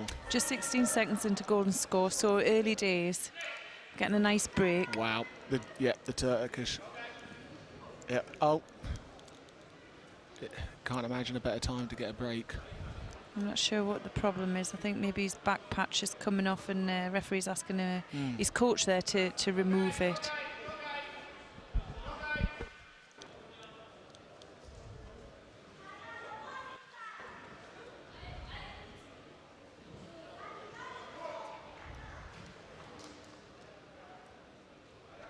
So yeah, you'll have to tell. Well, just to try and find something interesting whilst there's something going. Oh, something interesting there. I'm not sure what happened with the Georgians kit, because they're normally sponsored by Fighting Films Georgia, and I don't know if the kit had arrived in time or it didn't come through on the flight, but they've had to use some Adidas kit here from here.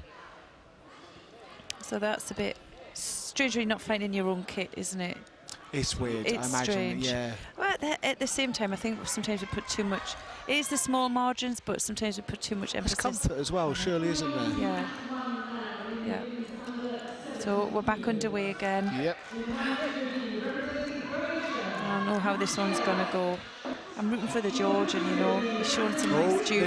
This is in yes! Georgian's favour. That was great. Elbow was just in front, wasn't it? So no score. No score. So if you're landing on your side and your elbow is in front and out, it's deemed no score. But if it's tucked in and you land on the outside of your elbow, well, that's Wazari.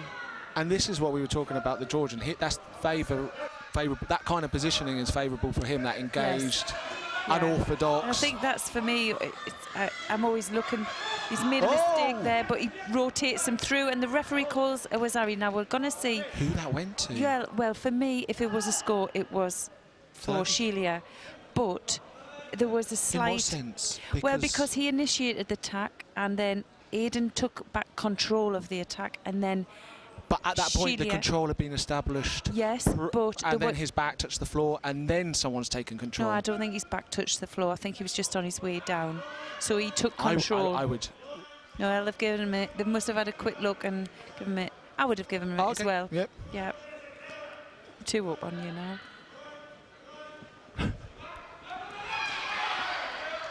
To Natalie's. And so Natalie's fought the Russian. So this will be the Croatian? Yes. So the Croatian... I don't know if she's already fought them both, but this might be the second round. Okay. I'm not sure. I thought this was the second round, but either way, the Croatian finished 5th in Rio. Yeah, so we're just looking over to the other mat. Natalie Greenhow from Great Britain. She's facing Breskovic from Croatia. And they're doing a round robin, so they'll fight. There's 3 in the weight category, so they'll fight each other 3 times, and best, I suppose, of the wins. Oh, there's a small pool. No, there's a small pool, and then I don't know how they really run that.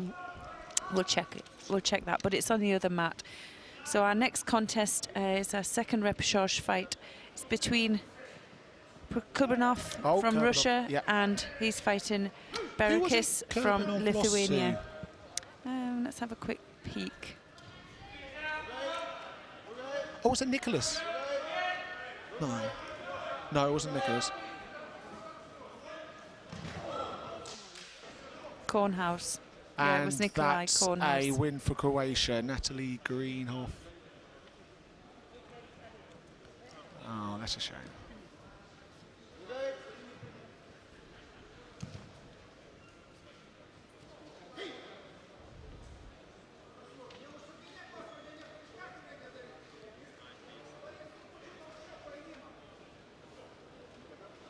So that's a win for Croatia. Yeah, that's on mat 1, isn't it?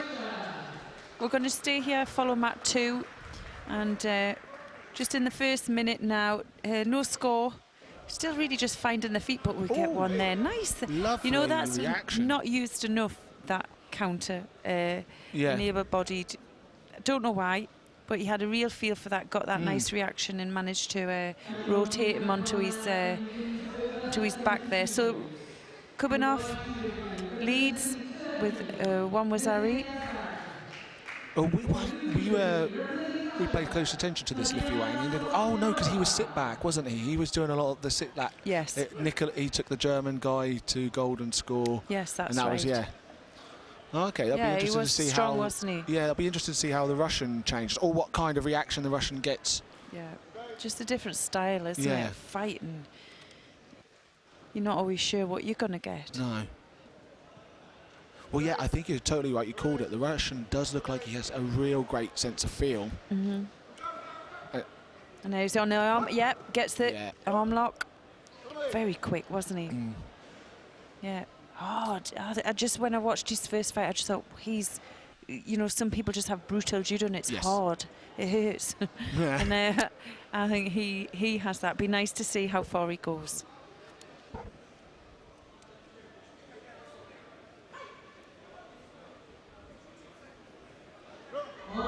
So a win there for Kobranov from Russia. Yep, and Evan Malloy coming up next. Yes. Great experience for Evan, though, having 2 fights already. Yeah. So with the repechage now. Yeah, I think he's going to have a tough contest next. Who have we got? I think he's got Bibalashvili from Georgia. Oh, okay. So players now just make their way onto the mat. So Ivana Bibalashvili from Georgia, he's in white. He's facing Evan Malloy from Great Britain in blue. And I think he's got a few fans in the audience.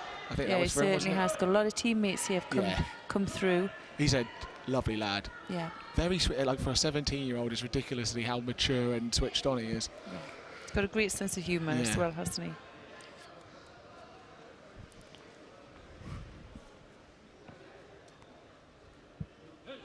So I don't remember seeing this Georgian in the first round. But No, did you say he lost had to the Gazimov, yeah, so it might have been a bit of a quick. No, I think this is can't really within remember. Evans.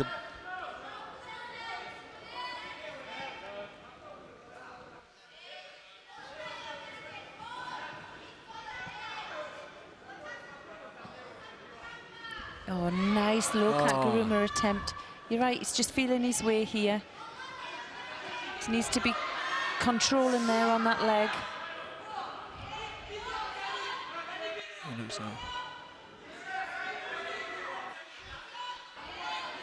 So it's important that Evan keeps hold of the leg. Did well there, didn't he? Look at this rotation. Well. He's turned it back into it. He has. He could get the hold here. Just lost control of the shoulder, but brilliant. Yes. But yeah, I mean, like, so from having somebody who's 17 and got his whole career ahead of him, and to be performing at the Europeans, it's... Yes.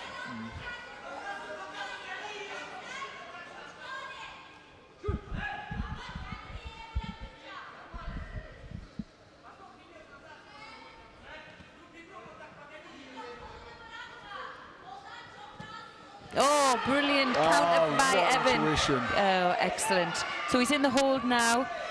He should have a score for that as well. Maybe too quick for the referee. Oh, they've put it on the board there. Oh. Looks pretty strong there. Yeah. Nice and controlled. And there we have the ippon. Brilliant win by Evan. Yeah. Mistake by Bibalashvili. He entered for the low Sianagi, didn't get the movement, couldn't get the rotation in. Well, Evans really pulled it out the back there, didn't he? Fantastic. The next... No. Oh, I'm going to have a look through. Let's have a look. To do a research. I haven't wrote the research down. Let's have a look. So. That's brilliant. Yeah, fantastic. I think our next contest, we could see. We've got the Ukrainian. So will that be Kotenenko. Kotenenko from Who Ukraine. hasn't looked sharp. I thought that I bigged him up rightfully, but in the first fight, it seemed like he failed to get started. Yeah, he has Ifya from Portugal as well in blue. So.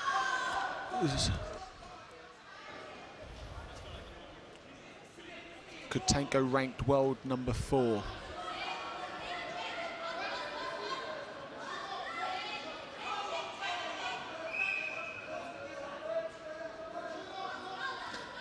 Ethan, who's got this one? Ethan's going with the Ukraine. He's got. You've got 100% record now, haven't you? Yeah. What was the octopus's name? He used to be able to pick the World Cup. Oh, yeah. He used to be able to predict all the. I'm not sure what relevance there is drawing a comparison between the two, but. Let's think. Oh. Wasn't Sebastian, was it? I don't know where that came from. Oh no, I think it was.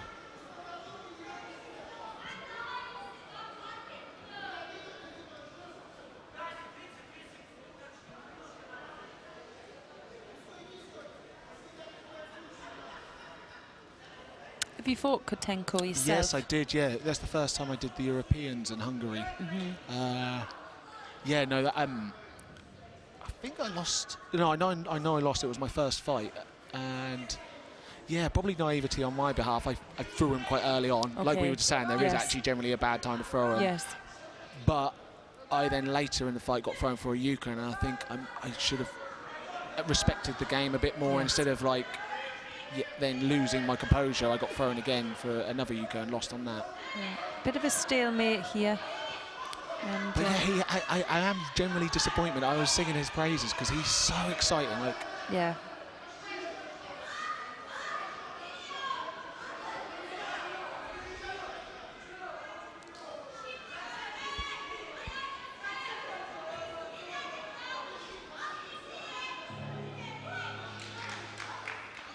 Do you know what his main throws are? Who's this, Kotenko? Yeah. I would say, wow. So he has got massive agility, but mostly, no, he doesn't. Unlike, does he not? No, he generally it's big hip throws. Right. But yeah, unlike the rest of the Ukrainians, he doesn't use Satemi as much. It might prove me wrong.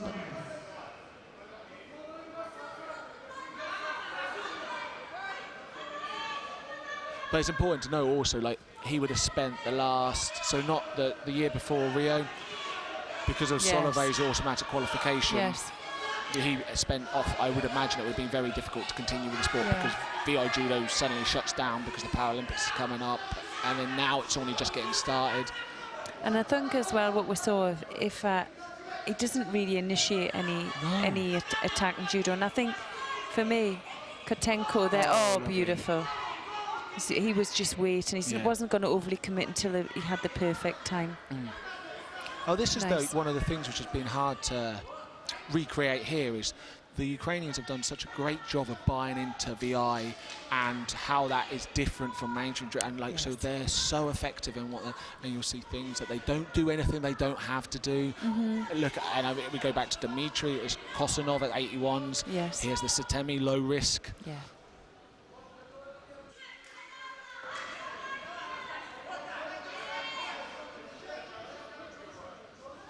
And also you've got the girls. The girls are very good. Yeah, they've got some really good girls in there. But I don't think we'll see them until tomorrow. Yeah.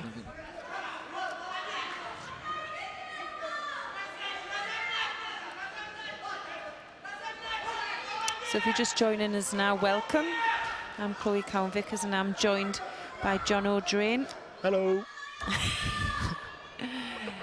Paralympian and world bronze medalist. Oh. So there we go. Were you going to mention your multiple medals? No. You're so modest. No, we're at the International Blind Sports Association Judo European Championships here in Warsaw.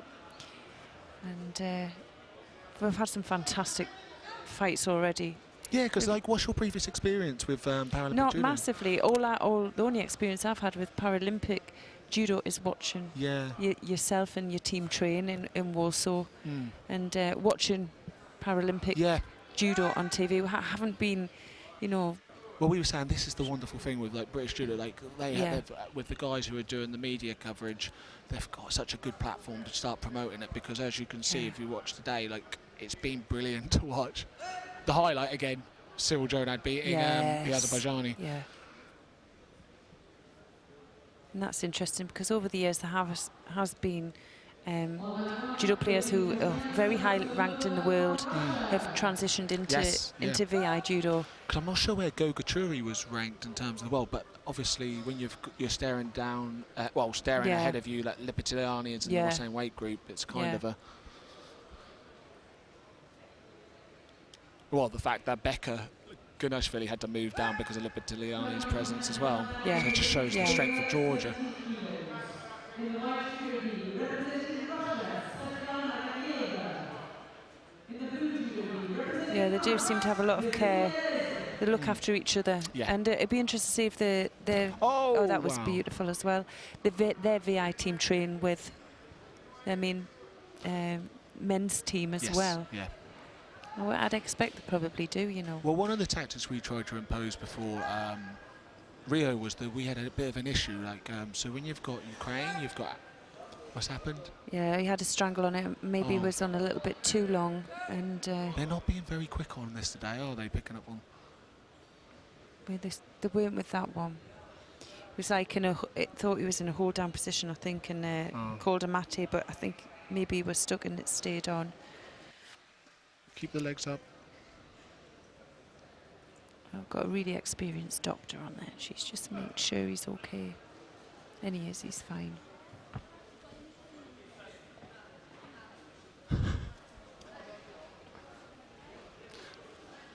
Judo's a safe sport.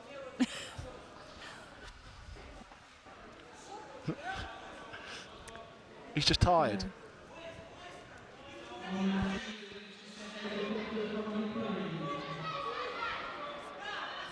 Yeah.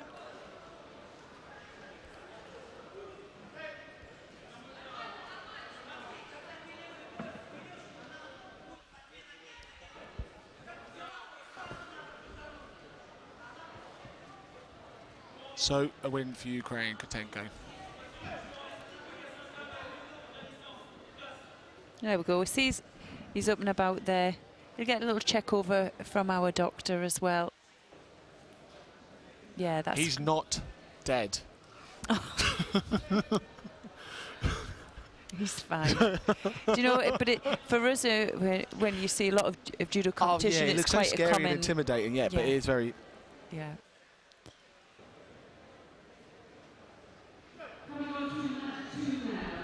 There we go.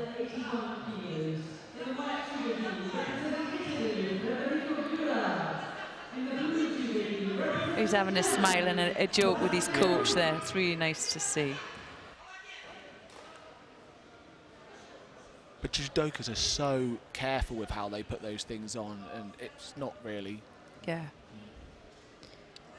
So our next contest, we're going to see Sebastian Junk from Germany. We know very little about He's in blue. No, Federico Dura from Italy. He's in white. So that's Junk in blue and Dura in white.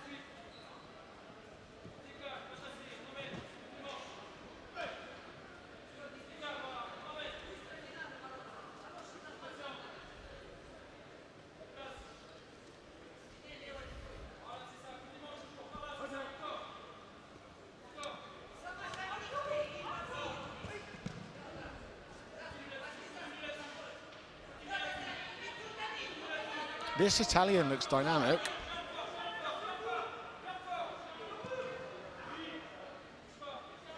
Is that a strangle on?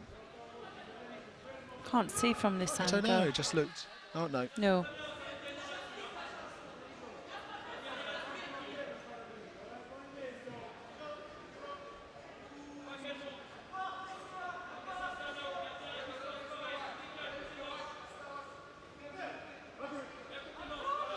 Sebastian is literally a brick, isn't he?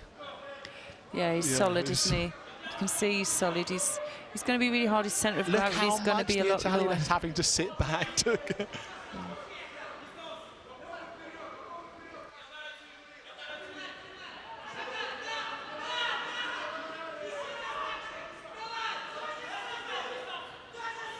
So yeah, for anyone who's not familiar with the groundwork nature, it's important that Sebastian tries to secure the head and get the leg free.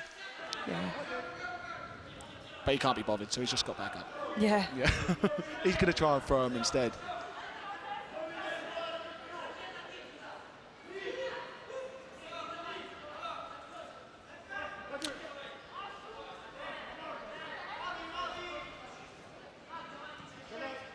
Bastien has great control there of both grips and the sleeve, which is so important with his style of judo. He likes that uchimata. Yeah. From what I remember, he used to like setting it up with the tomo as well, so he'd often go for the uchimata into the tomo. Yeah. So I haven't seen him do it today, but I think It'd be nice to see that. Yeah. I think when he starts to get the reaction from the uchimata that he wants, that will also when we'll start to see it. Oh, nice entry there for the low Sianagi. And sometimes he could have control of that shoulder. He's going for something down there.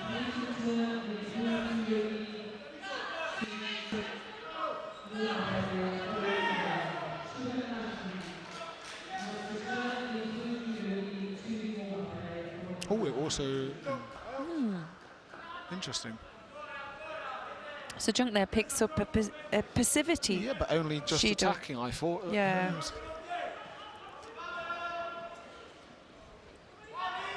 Oh, there we go. Beaut. Beautiful.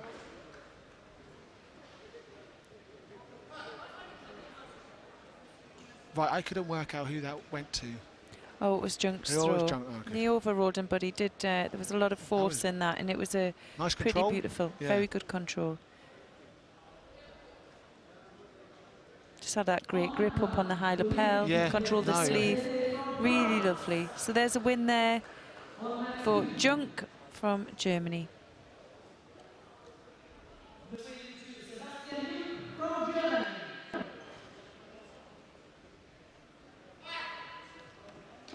Oh, what happened to the other 81 replicharge fight?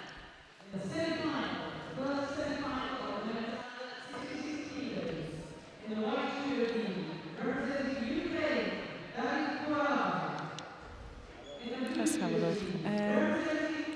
Maybe, do you think, well, they would have come on to bow, wouldn't they? Because I was thinking maybe Chimchilla was injured, because it would have been between Chimchilla and... No, there wouldn't have been one, because Chimchilla would have had... sorry, the Russian had a bye who beat Chimchilla, the Turkish player, so he hasn't got a repechage fight, okay. so he'll go straight into the bronze medal fight. Oh, this is a big one. Yeah, it is semi-final of the under 73 kilograms, and Dmitry Solovey and Nicholas Kornhaus. yeah, Germany and Ukraine. yeah, who's he money on? Solovey. Oh, every time. He has such a good an effective system. Yeah, he does. Like Nicholas is very much, he's got a good attack, but he needs the fight to stay up. And Yeah. that I don't know whether hopefully he's worked on some form of tactic of encouraging this fight to stay.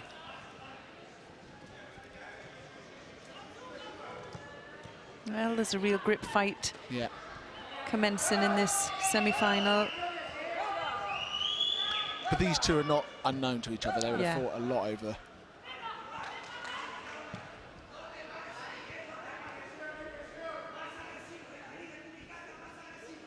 Both on the sleeve. You have to be careful with this new rules, Demon. You know, you have to have a real positive movement. If you've got a double, and you can pick a Shido up quickly if you're just holding and not doing anything with it. I'm not entirely sure what the briefing. I wish I would have been in on the briefing for the referees, because I'm not sure how they're introducing the new rules. Yeah.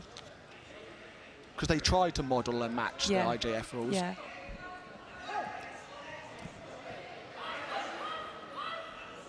I think.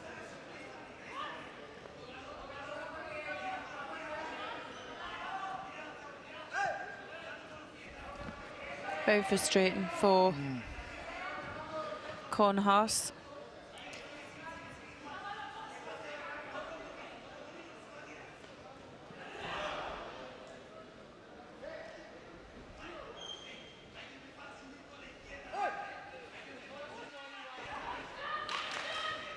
Oh!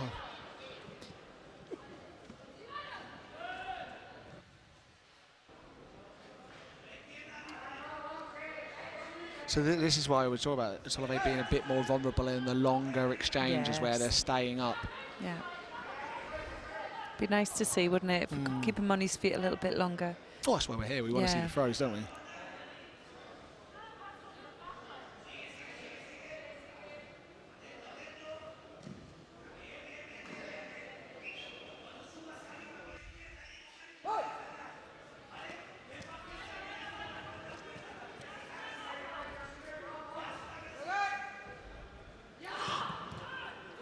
nice. Tamiwaza there.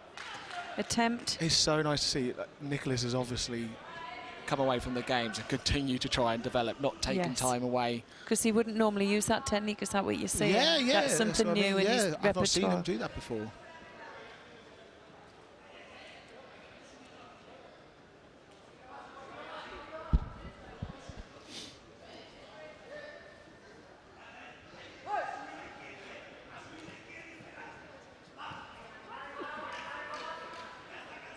Nice Yoko Tomanagi attempt. Didn't really get him moving though, and beautiful entry, but he obviously knows his judo inside and out, and it's going to be, you can see it's a bit of a tougher fight for Solia.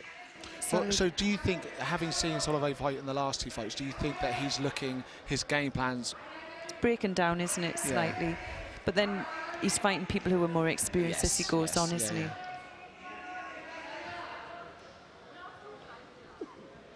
Do you know, I'm fancying Cornhouse for this one. I would like to see it. Yeah.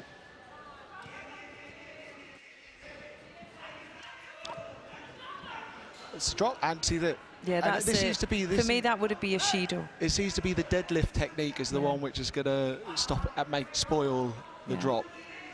He just needs to carry on turning in that position and pulling him towards him. Yeah, he will pick a Shido. First Shido of the day. Yeah. For Solove. Well, good work. It's obviously got a game plan and it's going to plan. So. But the Germans are so passionate, in their group, passionate about Paralympic judo. They buy into the facilities they've got at Heidelberg are pretty damn good. Oh, they're taking the Shido off. Oh.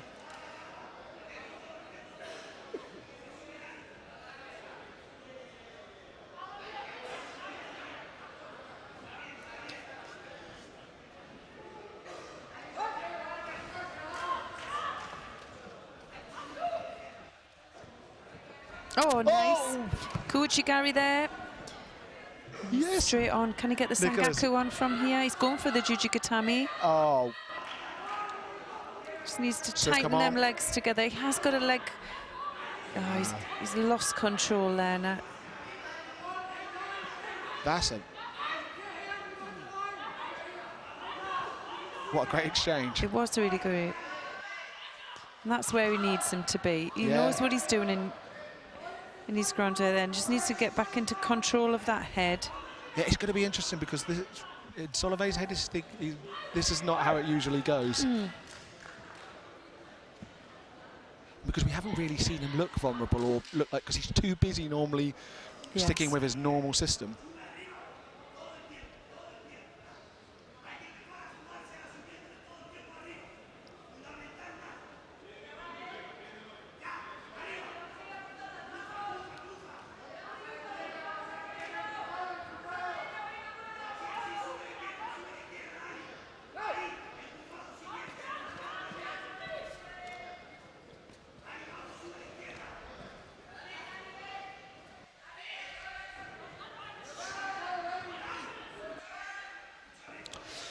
Well, it was the same attack as Solove from before, so they can't penalise him as him and not the other.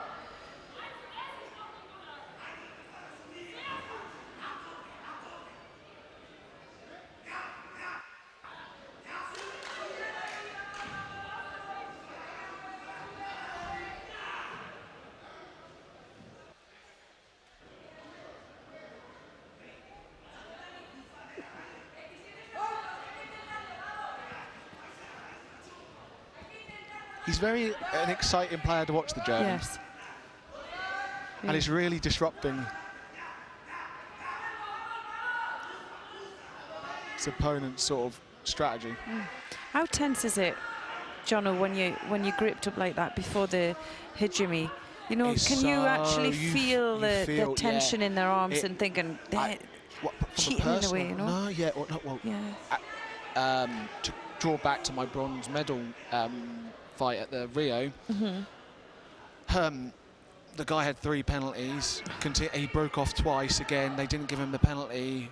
Admittedly, when he did get a grip, he threw me for 10, so I can't argue. But having said that, ideally, out of the interest of entertainment, they wanted the fight to keep going. But what was right was him to get penalised and me to win. But yeah, and that was the issue. Like he was so anxious about me having a grip. I remember him starting, and he was starting in the most ridiculous. So before the fight had even started, Safarov received a penalty. So the fight, there was no time on the clock, and he received it because he was so nervous about like that. And but that's what I was saying. Like like the Azerbaijan's looks so much important on under the armpit grip.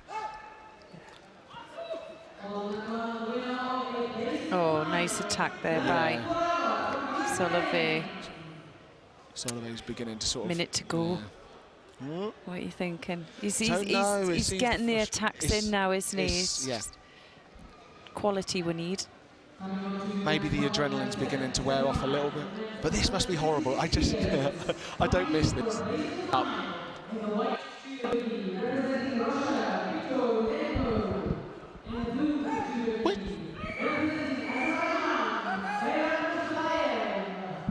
I've just realised I've been pressed.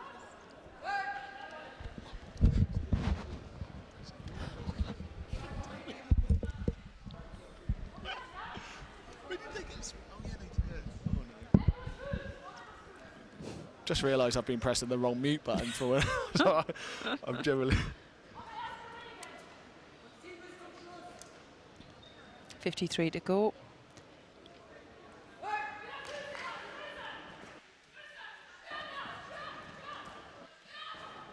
Oh! Wow. Sorry.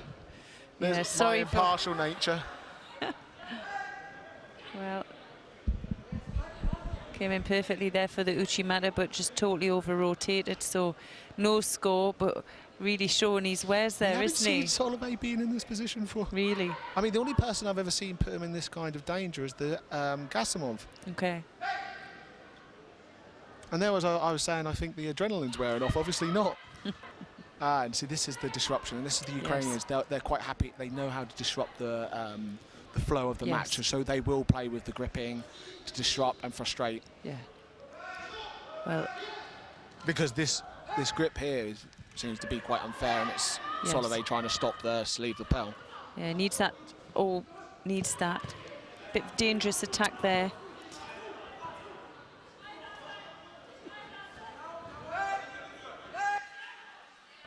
Dangerous to come up like that as well from being in Yuasa, but he was lucky not to get caught there. So into the last 30 seconds now. Thoughts? It's too close to call. It really is, yeah. You can't help but think it's going to be a small score, which just... Yeah, I really would. I mean, for the work rate is equal. I just like Kornhauser's style a little bit more, maybe. He wants to throw. Yeah. But both have been really close. And for somebody who's so close to constantly close to the ground, Solovey, even in his posture, he's sitting so deep. To be able to produce an Uchimata on someone like that.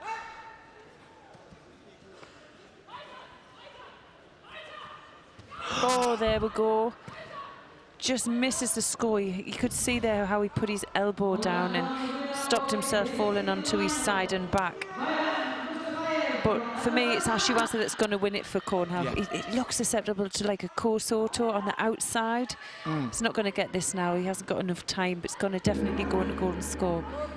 But for me, if he allows his opponent to come in front, he's got some Ashiwasa there. But because they're both right-handed, it's quite difficult for him to get into position for his Kouchigari. But if he attacked the same leg with his other foot, it might work. Well, that highlights for me even more how amazing that Uchimata threat was, because to throw someone same side with Uchimata is so difficult. To get back into the position. But he does it well, doesn't he? When he grips up, he really gets... The shuffles and snaps into his grip. He's very mobile in the way that he's... So he looks to put himself in the most mobile position so that he can... This is when it gets exciting. I do like golden score. I wasn't a fan to start, but I do like it. Yeah, now. I'm not sure how unprofessional my Yelp was. Oh, I saw really? You saw that coming? No, I didn't see it coming. I've seen him do that before against... Kosoto. Sorry.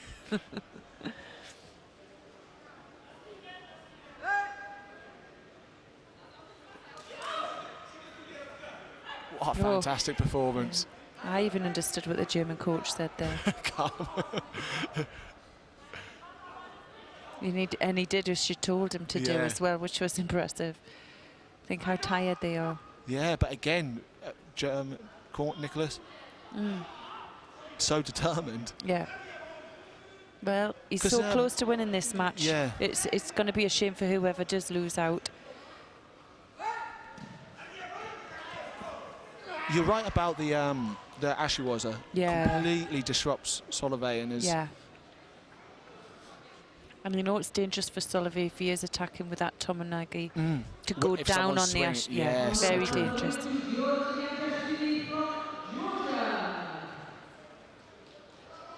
Because it doesn't even have to be the deciding thing which puts him on his back. As long as it looks, it'll go to the score.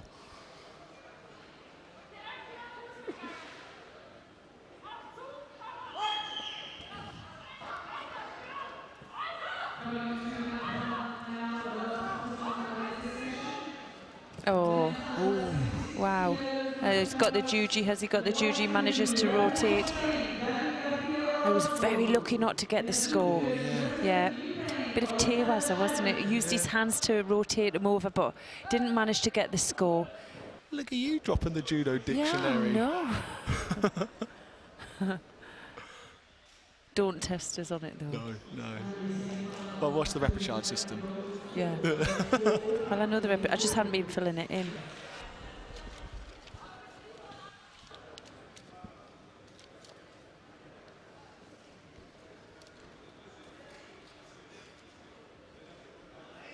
But whoever loses this, whoever loses this fight's going to go on and fight for bronze medal. So it's not all over for them. No. And do we know whether that will be on the side for Evan? Because we've got Evan who's progressed in the repechage, haven't we? Evan Malloy from Britain. Yeah, let's see. Who did Evan fight last?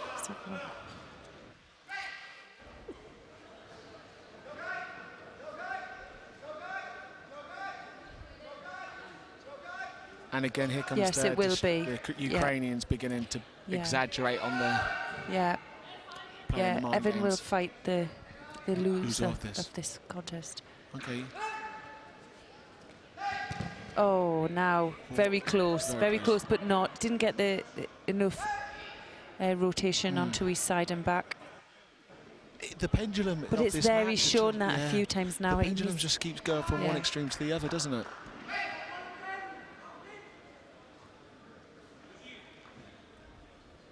Suppose in that position they get into the stance very quickly, but it's easier to rotate somebody than to pull them on and off when you're in a good stance position. So I can understand why they're going for these circular throws. Oh, big effort there.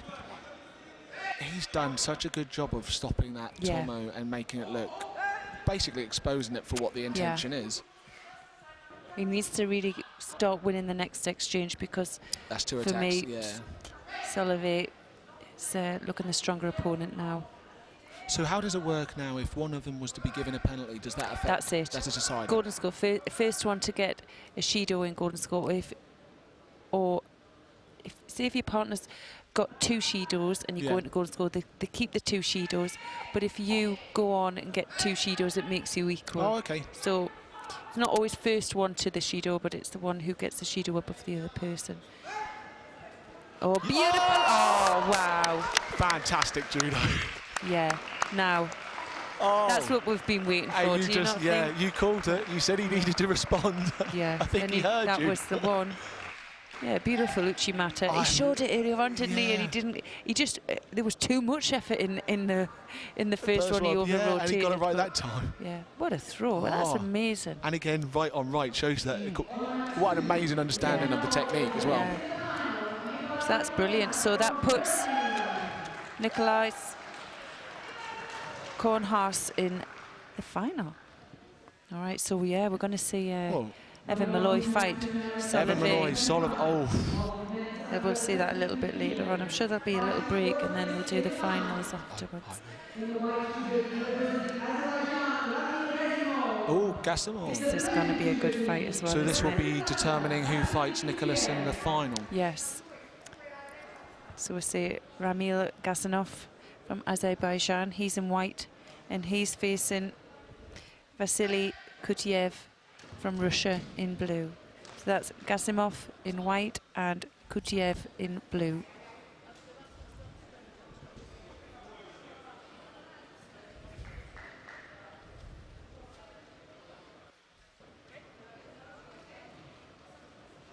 I'm really looking forward to this contest. Yeah. I can't. I'm excited to see whoever again. Just watch Nicholas fight again. Yes. Because that was.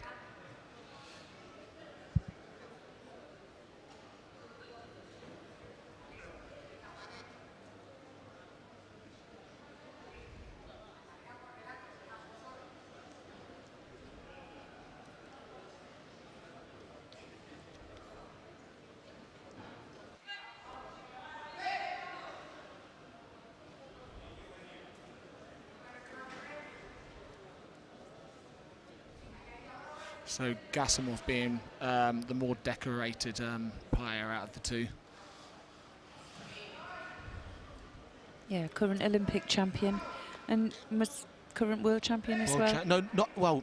We have the World Championships and then we have World Games. So World Games is more of an IBSA event, right. so it's multi-sport, and so but they Right. call it the World Games. Yeah. So the Azerbaijans didn't turn up for the World Games because at the same time as Baku. So you know when right, Baku did the yes. Europeans and.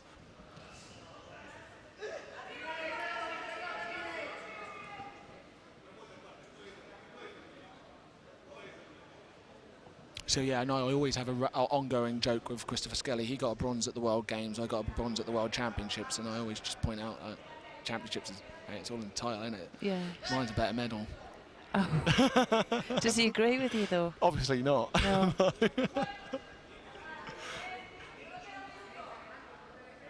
Do they hold them in consecutive years then?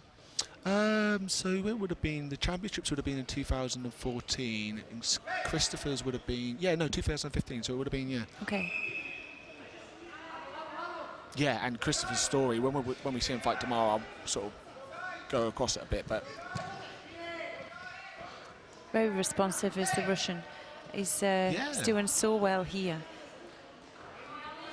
you see, I've always had this expectation with Gasimov never to see him look uncomfortable. Yeah.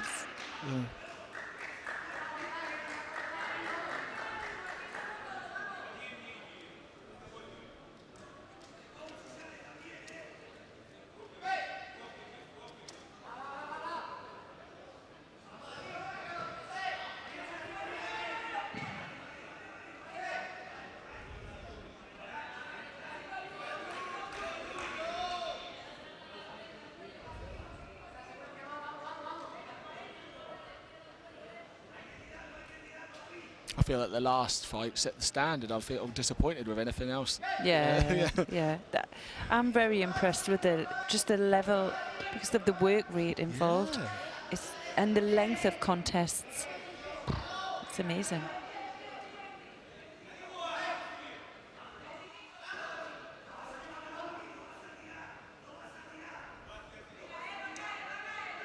Both players relaxed.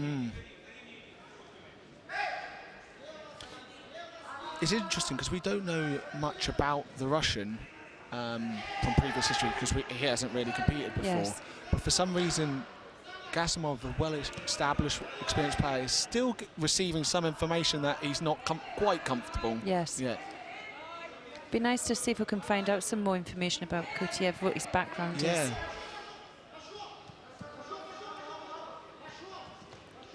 But he's coping extremely well here with Gasimov. Wow. He's very young, isn't he, the Russian? Because I think the Azerbaijan is about 36, between them. Yeah, just picking up his first Judo for passivity. Just Gasimov's weight rate's just so high, isn't it? And look, again, like with the gripping strategy for the Azet, he's desperate to get under that.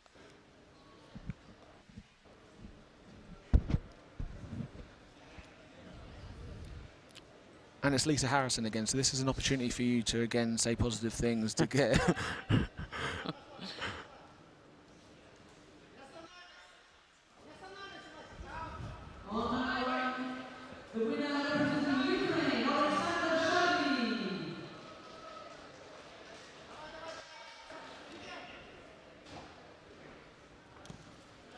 Ooh.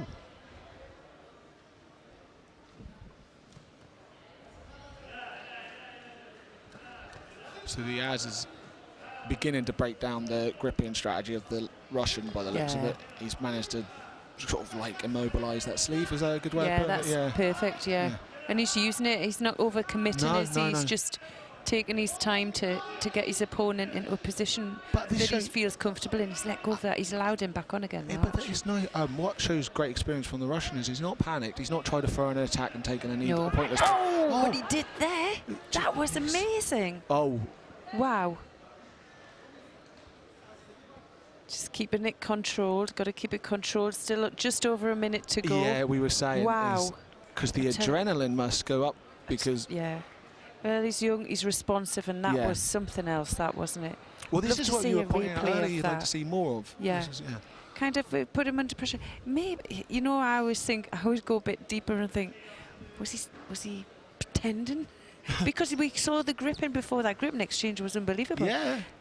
Gasimov was all over him. It lured him in, didn't it? Yeah, that's what I'm And this thinking. is what I was trying to point out at the beginning. To see Gasimov being so almost constrained, he's obviously picking up something through the way. What's the Russian's name? Kutiev. Is it? Yes. Yeah, the way, obviously there's some kind of threat almost, and evidently justifiable.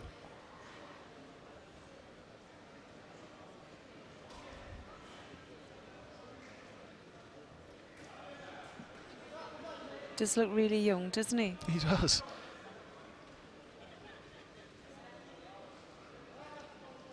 It must be so hard to be such a successful player, and then when, like, you know, you can only ever really lose, like, in a way where you've won everything. Yeah, there's a bit of argy-bargy about the grips here, isn't there?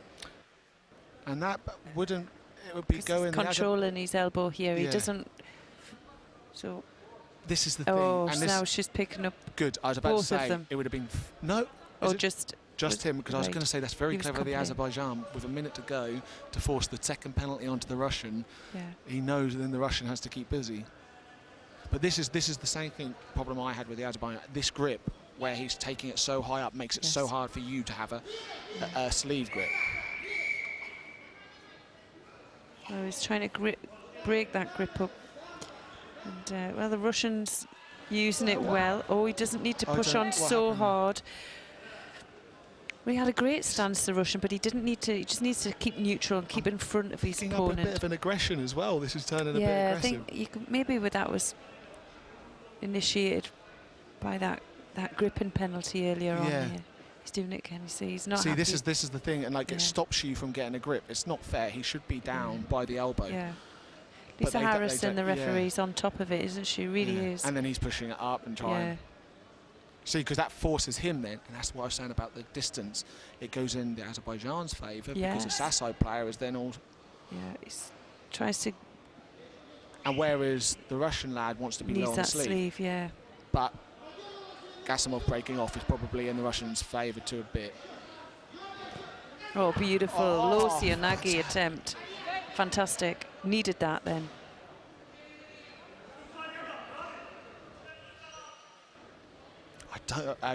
I would imagine yesterday, I don't think the Azerbaijan would thought he'd be in this position.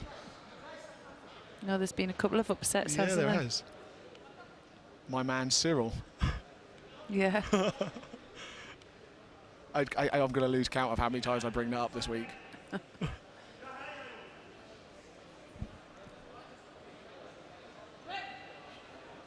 Now, can he hold on for the last 30 seconds?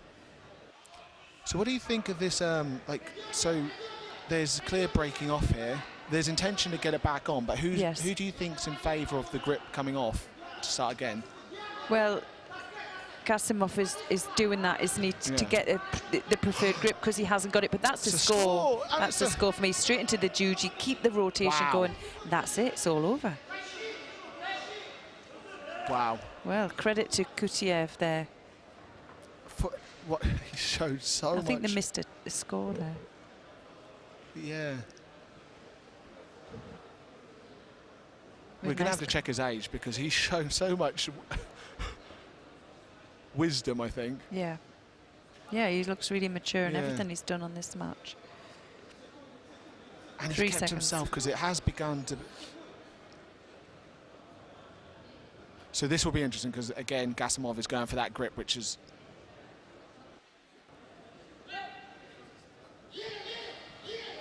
Yes. Very good. And I think, if I have a flashback to the Grand Prix, I think Nicholas from Germany has fought this Russian before, and I think he produced one of the most amazing Karuchis on him. Okay, we'll find so out we're in going the to have break. an amazing final. Yeah. So that's a win there for Vasily Kutiev from Russia.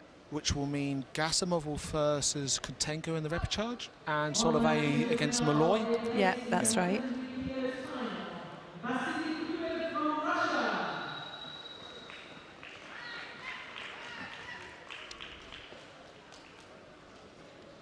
So we're going to see now the semi-final in under 81 kilograms. Alexander Kosinov of Ukraine, he's in white.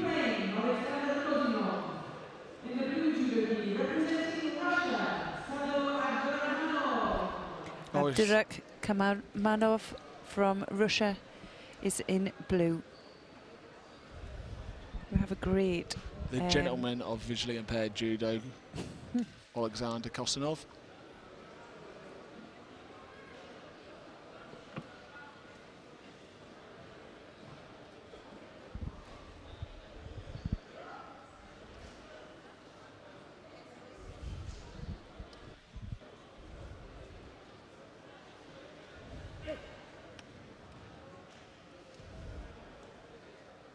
So again, Ukraine has just popped the sleeve off effortlessly.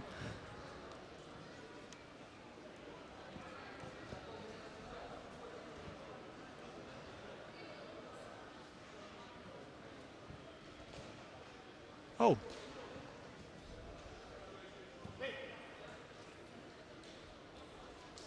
So who stood out for you in the 81s today, Chloe? I think for me, Magomedov. Oh, okay. The Russian. Yeah. He's coming through from the bottom, so he's going to be in the next semi-final. Cyril, obviously, Cyril Jeanard. He's produced the gold as far as I'm concerned in the first fight. I mean, that was a fantastic win he did have over Ramili from Azerbaijan. What about yourself? Who was your favourite to come through this weight? I think I'm always biased towards Cyril. I always love to see him do well, but I do have a hell of a lot of respect. And I've lost to Kosinov, Alexander here a few times, and I think he's very good, and he's so consistent. Yeah. So he has a nice style, doesn't he? Yeah, I've rarely ever seen him out. I don't think I have seen him out of the medals.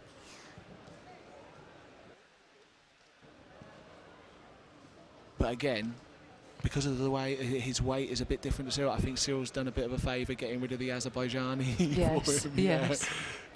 I think for his style, I think Cyril was just so unorthodox to say if you've come through that. Yeah.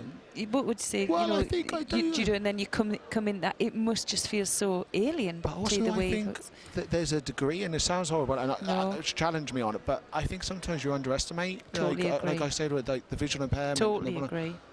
But that was I can remember hearing a story about a guy I knew who'd gone to train in Japan, and he said there was a visually impaired B1 on the mat. He says, and he was effortlessly throwing people with feel, and just, he says, he says, and never ever experienced that before, probably never will again. But for me, when you're so close to the mat, you see massive difference in styles, but it just seems so much more physically intense because of the constant grip. There's a real, it's the battle of will. It is a real battle. I think it's more a battle of will.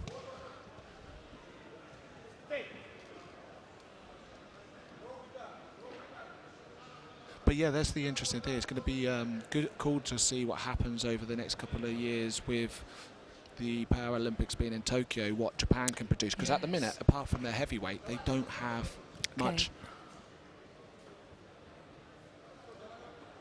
Well, the process of of developing a player through up to Olympic level, whether it's, you know, Olympics or Paralympics, it takes time, doesn't it? Yeah. So this work should have been, or it might have been done, but we just haven't seen them yet. That this work's been done over the last. It's evident that the Russians have done that with the youngster we just saw. Oh, without a doubt, yes. So, because even with the absence of Russia at the Paralympics, he wouldn't have gone. He wasn't on the ranking system. So yeah. Well, he's shown some brilliance now, and it will be interesting to find out how old he is, and then see how old he's going to be for Tokyo. Oh yeah, because that's what I was. One of the issues we had from the British perspective was that we didn't have much depth. So like, even as a team, we didn't have a full team. Whereas you've got Azerbaijan, Uzbekistan, Ukraine. So they have the ability to train with VI players. I know, like we often sing about the fact that we train with able bodies and everything, but I don't think that is as much significance in that. Yeah, it really is the ability to reproduce, because it's kind of a different sport. It's a different physiological layer. And even the psychology is different, as in terms of the way you have to respond to yourself. It's much more of a slower, because of the lack of grip exchange, you can immediately get past grips and go straight in, whereas with the VI judo you have to break, we say again, the battle of will. Well, just over a minute now, and the Russian picks up his first penalty there for a gripping infringement. Just holds on too long without really doing anything real with that grip. Need to attack immediately from that cross grip. Oh, and there's a nice Atemiwaza attempt.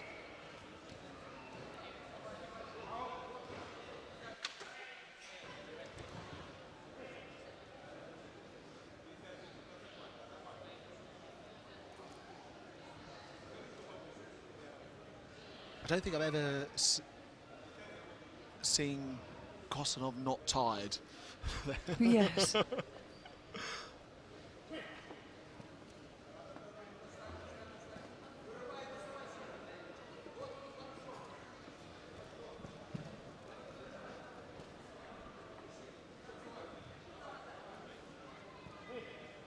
Well, he's really is up in his game now. He's putting the work in. We see 2 penalties on the board for the Russian, and, well, 1 more, and it's game over for him. So he's going to start really putting that effort in. I mean, has he caused Kosanov much of a...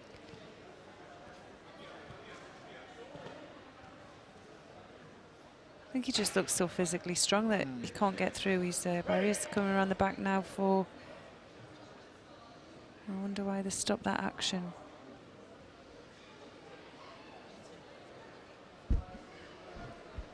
Which is a shame, because something looked like it was developing.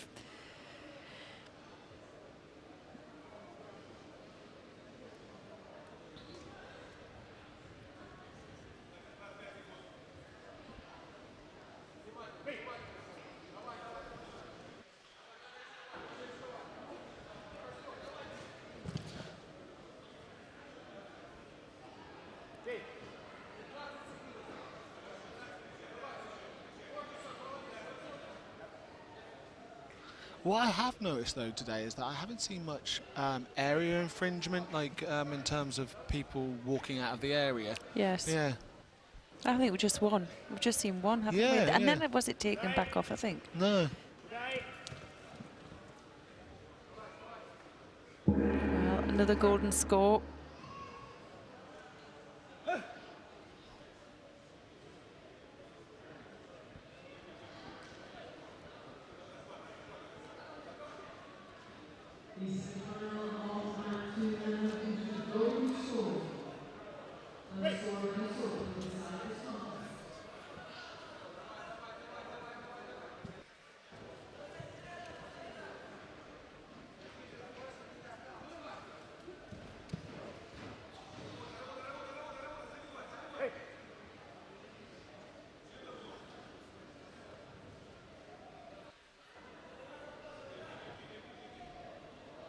Now we're going to have to see if the Russian can up his game now, because if he doesn't, he's going to get a penalty.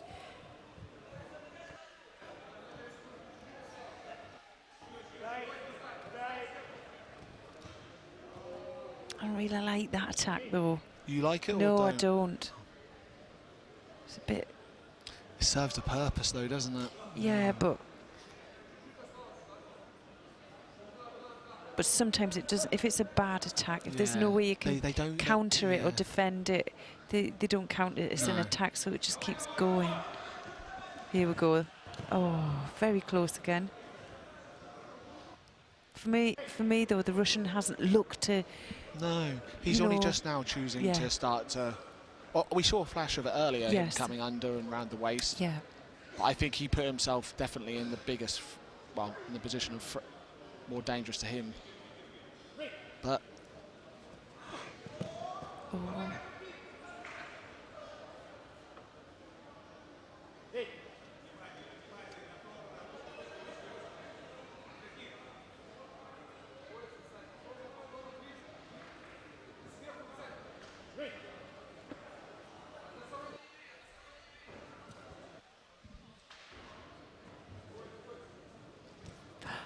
Nice attack again. Nice Ouchi there, just doesn't manage to get underneath to drive him onto his back. Is this a sign of the end? Could be. But every time I'll say that, it never is. Yeah. But it usually is a sign, isn't it? Yeah.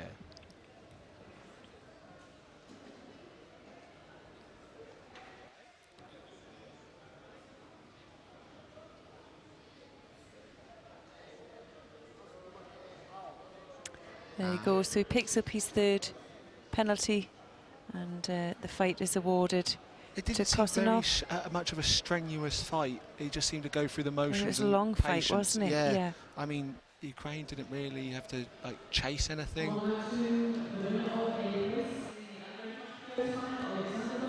So that's our first finalist, Kosanov from the Ukraine. And now we're going to move down into our second semi-final in the under 81 kilogram category, where we're going to see Jeannard from France. He's in white, and he's facing Magomedov from Russia in blue. This is one of the guys which you said was a standout, the Russian. Yeah, I quite like him, but I'm fancying Cyril could be the favourite for this one. Yeah. Yeah.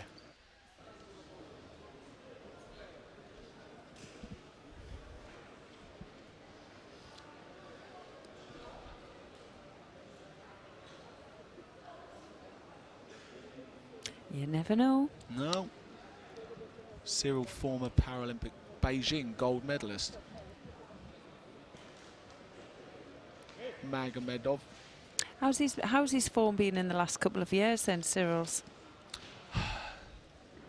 So this was left on left. We haven't seen this. So Cyril's very effective right on left because he can stay on the inside. I've actually not seen him fight many same sides before. So yeah, this is going to be interesting. He's done well. Like he's done really well. But this there is to get the arm roll as well. He really. It's all traditional, isn't it? Yeah. And bit of a slip up there by the Russian.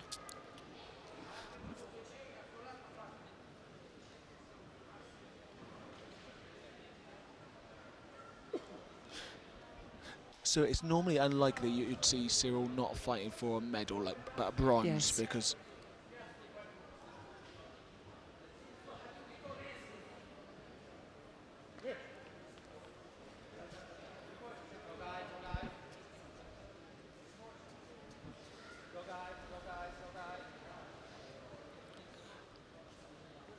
But again, such a like the way that he's just popping down, popping off the grips.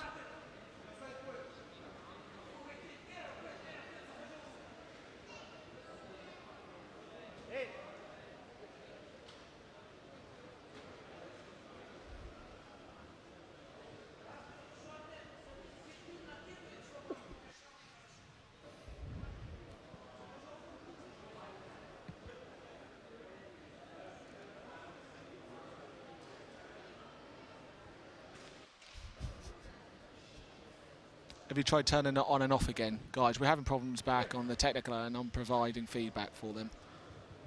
Guys.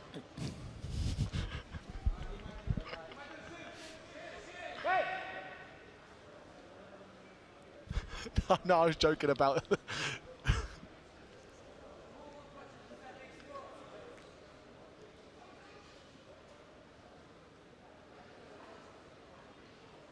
So fairly uneventful so far.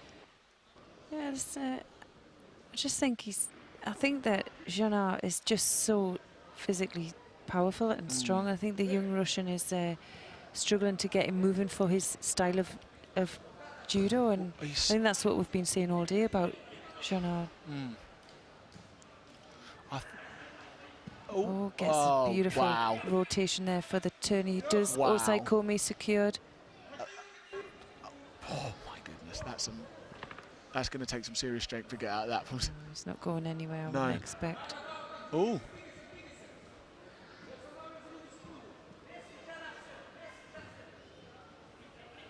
He's trying really hard. Yeah. Oh, I'm getting so much. Well done. I'm finding so much enjoyment in seeing Cyril. Brilliant. So that's Janart from France into the final. So, and this is the important thing which I was trying to touch on earlier with, so say somebody like Conor Anderson, who's a young lad coming in with this level of sight impairment. Cyril is an amazing, like, considering how old he is and how long he's been, and the consistency in which he's able, and the fact that he's embraced the fact that he has got a limited ability, but he works with it extremely well. And so I think that he's good at what he does, isn't he? Yeah, and I think you can take a lot and model a lot on how he conducts himself. Yeah. I know we move with judo in all areas and styles of judo, and things come in that are more popular, and we see it within our young level judo players going all the way through, and a lot is forgotten. A lot of judo is forgotten that works, and that's a shame, because as you saw there, did some nice Nuaza that's been used a lot more in international style of judo that we haven't seen, but at the same time he used like an arm roll that we don't see so much of now. Really good.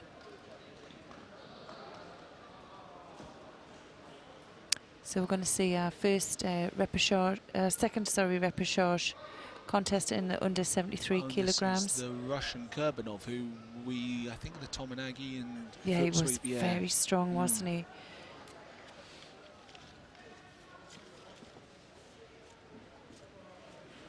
So Shilia in white from Georgia facing Kurbanov of Russia in blue.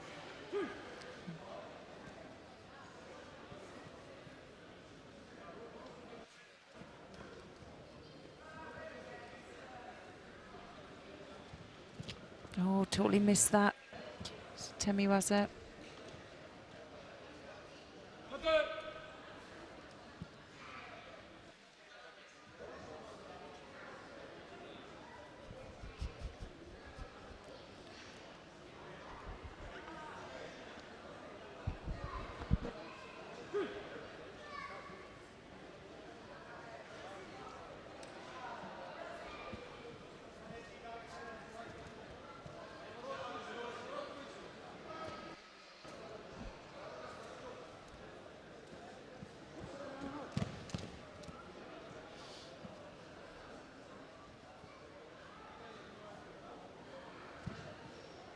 He's going for Sangaku.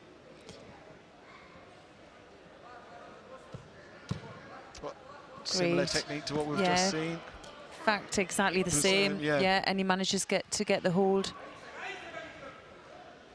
It's interesting, isn't it? Yeah, but I think he might get Yeah, it doesn't seem to have the power that Cyril has, but he's managing to secure the hold. Oh, just lifted himself up. Yeah, he did excellent there. 15 seconds, so scores Wazari. Bang on. What's on the clock? 2:45. We've still got to go. Still early. Yeah.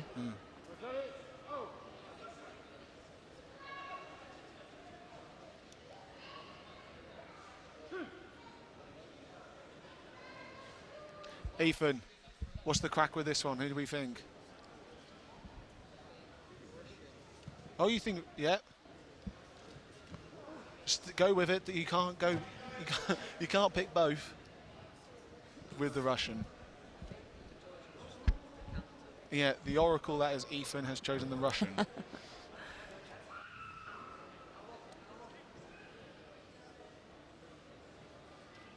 Ethan, where do you train?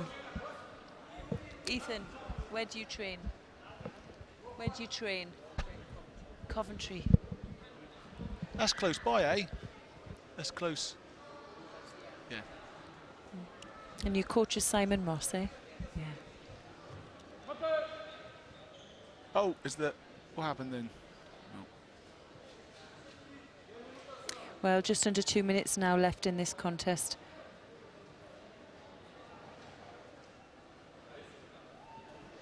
Julia's finding it a bit difficult, is he? He's shown some nice attempts. He has a nice Uchimata forward, Uchimata, and he can switch backwards as well. But I think he's struggling to get his initiating his movement as well. Well, I think you touched on it earlier. I think for a lot of these new entrances, this is a learning thing. And so, like so next year when they come back, I think we'll see significantly different performances. Because I think they'll get better at managing how a fight should be.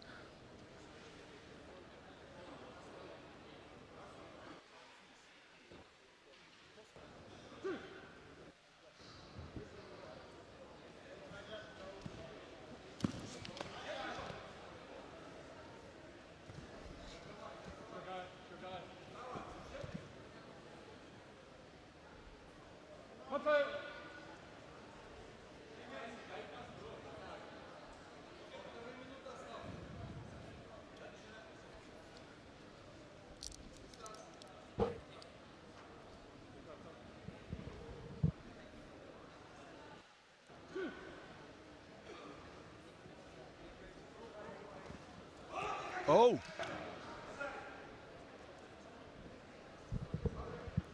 It's very close to a score, wasn't it? Has that been like the most... That's the best I think he's shown, but it's a good time to start showing, isn't it? He's still got a minute and a half to go.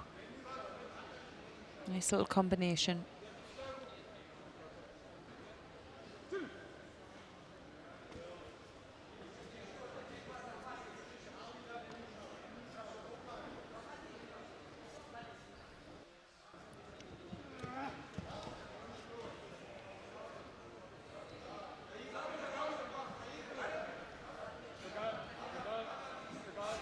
Oh, yes. Now, for me... Is this a score? I thought that was a score. I think I initiated the movement, and then I believe that the Russian kind of went down, put his foot up. Maybe. I'd like to think they were looking at that. Yeah. So, scores there, nice counter. That whistle, is that a whistle to say there's a minute to go? Or is it something done by their teammates? They used to have that. That might be the case, yeah. But I haven't heard it consistent. So that has been the case. They do that normally, but not normally, but it's not unknown for that to be done. But that's the first time I've heard it today. Okay. Or have I been missing it? I've heard it a couple of times, so I was just wondering. I wonder if it's so just an indicator to say minute to go. Minute to go. Okay. It's a shame about that score. I would have liked to see, had a replay to see what it was.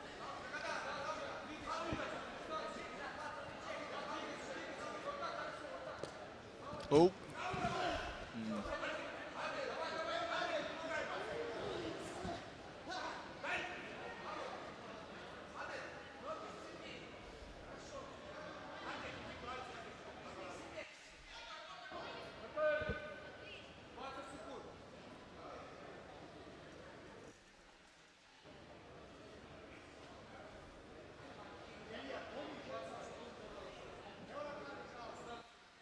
I don't know about you, but I'm ready for lunch.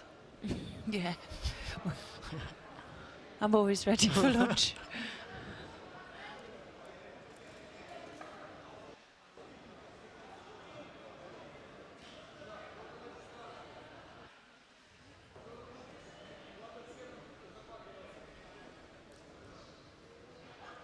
Great start to this European Championships here. I know. Well, it's just some fantastic judo on offer, and it's going to get better, isn't it? Yes.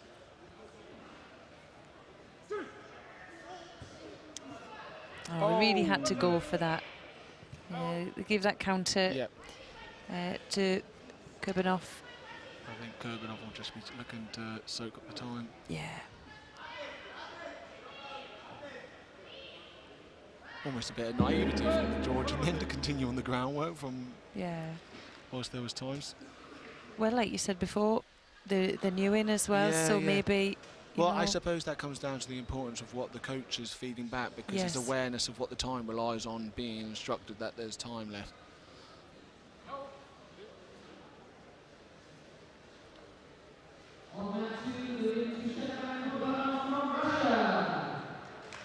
Yeah, good contest. It's been nice watching Kurbanov as well.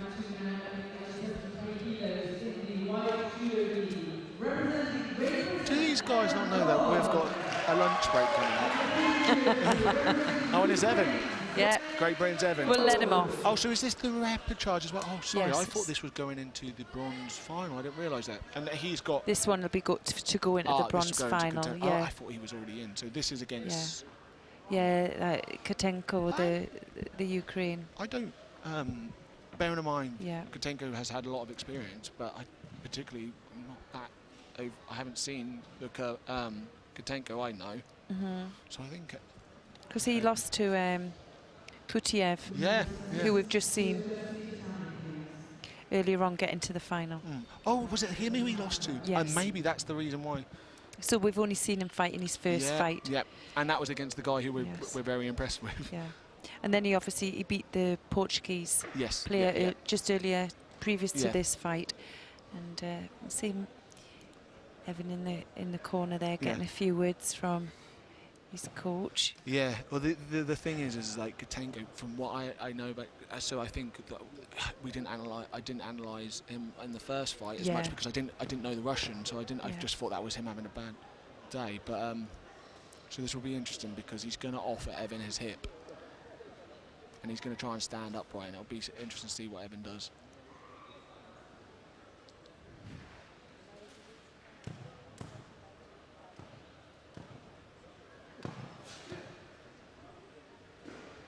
So what would you be telling Evan Malloy right now if you were Matt's side? Well, he's got to go into this fight believing in himself, and he's got to go in pretty strong. But he doesn't want to give it away, does he, in the first minute? Because that's how he lost his first fight, wasn't it? And that was such a shame because... And he improved, and I think that's probably the tactics that his coach there, Denny Roberts, has given him. Yeah. Is not to be, feel your way. Make sure that you're strong in your stance and you're stronger in your grip before you commit. Yeah. We know he's strong. We know Evan Malloy is strong. And he's so young. He's such a talent. But it's how he's going to use the strength in this fight. For Because he's going to feel different with the Ukraine, because the Ukraine was a lot more relaxed. But at the same time, he's trained in Bath for a long time as well. He's trains with really experienced judo players. Yeah. So he'll felt this style of judo as well. Like Jan Koswetsky. Yeah, that's right. And Tom Reed, so he's spoiled for.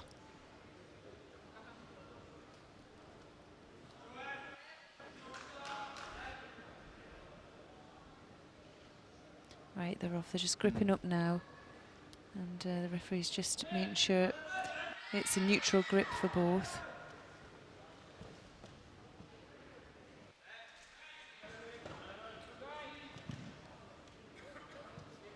Bit of a Temi Weser attempt there. Likes to get on the ground. Got a feeling he's a slightly misplaced Tominagi, obviously. I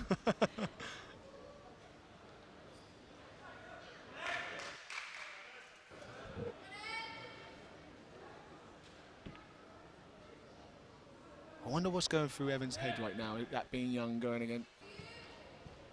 I just hope he's just really confident, and he doesn't put these guys too much on a pedestal. He's just aware of what they do. No. He's just going to try and going for the strangle. Now, that was very well executed, wasn't it? And this is the dynamic. This is maturity. Yes. But it's a great lesson for Evan. But there was no way out of defending that strangle. Lots of competitors can learn a lot from that transition, because he didn't just go for the strangle that we see a lot. He really made sure that he lifted his partner's head and drive the lapel underneath. It's been fantastic seeing Evan Malloy on the mat here at the European Championships. Yeah. He's a real talent for the future. And he should be proud of how he's coped and how he's fought today. He gets a bit of a congratulatory hug from Jack. Oh, that is a lot of hug. Yeah. Jack being one of the heavyweights. From my understanding, his mum might be listening today. Oh, brilliant! So, hello, Nikki. Hello. Jack's biggest fan, eh? Yes, yeah, very much so. Yeah, I think more so than Skelly's mum is of him. Will they be making the journey down? Yeah, no. From what I understand, from what I've seen, Jack's mum is watching on live stream today, but she'll definitely be here tomorrow, and his dad along as well. I'm not sure whether his brother Dylan will be, because I think he went into the army or RAF, but Skelly's whole entourage will be here. Brilliant. And even his girlfriend, who's quite a celebrity in wheelchair tennis. She went to the Paralympics as well. Oh. All eyes on him. Of which anyone who knows Skelly has probably already been told how much in love he is. Oh, yes. We all know. Oh, yes. So that was a nice quick throw by Cimcillia from Turkey. He's against Berditz from Georgia. Now he's got the Osei Komi on. Really strong. Seen him throughout today. He's so strong. As you can see, he's caught the leg there, but he's caught it from underneath. And when you catch a leg in judo, it has to be caught from the front. Just for people wondering, why is that Osei Komi still on if the leg's caught? He's happy with that. Yeah, that means really happy final. with that. Oh, and he's proud of his country flag as well, giving it a bit of some love. All right, so great win, superb from Cimcillia from Turkey. That puts him into a bronze medal position.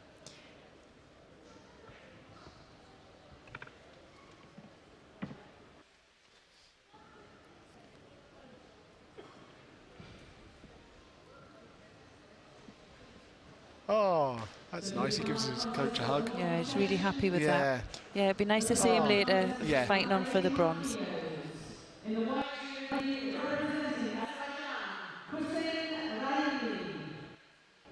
Oh, here we go.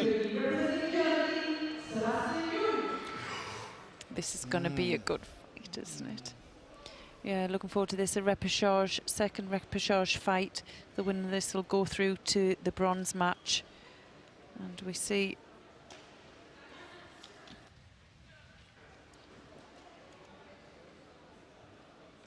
Hussein Ramili from Azerbaijan. He's in white, and he's facing Sebastian Junk from Germany in blue. So Ramili in white and Junk in blue. Do you know? Thoughts? It's going to be another tough one, I think, for Ramili in respects of the style. But I think strength. Yeah. And you'll know the. So look at the body language here. He's already picking up. Yeah. Or he's a fast learner, or we'll see. Yeah. I think he's just got to realise that 4 minutes is a long time for that kind of strength. Yes. Who do you rate to be the stronger opponent? The French player Cyril Junard or Sebastian Jung? No, I'm just trying to think when I thought. Oh, beautiful. Yeah. It's a difficult one because is Sebastian right or left? I seem to think he's right. Or is he left? I think he's right, so it's hard to say because I'm more comfortable. So I would say Sebastian gave me the biggest panic attack when I started. Okay. I had the hijime against him, and that was a nice introduction to VI Judo. But Cyril, I would imagine, is probably stronger. Not just not just in the arms, but mainly because I'm a lot more comfortable against a left-hander.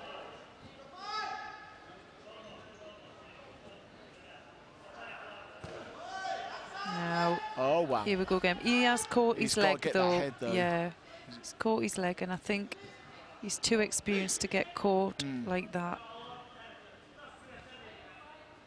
But it's not been a walk in the park for him. We'll have to remind everyone that Ramili is a Grand Slam medalist, former Grand Slam medalist. And however, lost to Cyril Jonan, Beijing Paralympic medalist. Yeah, so he lost out. Beautiful. Oh, that's brilliant. A beautiful Kosoto Gake there for Ippon. I imagine there's going to be a significant difference in this guy's perceiving this guy's ability next tournament when he's kind of. This is kind of like data collection for them. Yes. Yeah, that's a nice way of putting it, isn't it? Yeah. Frustrating there for Sebastian. I'm not sure what he's... There we go. A win there for Ramili. Puts him through to the bronze medal contest. I think that's going to be... I'm just going to find out what time we're back. Yeah, lunch.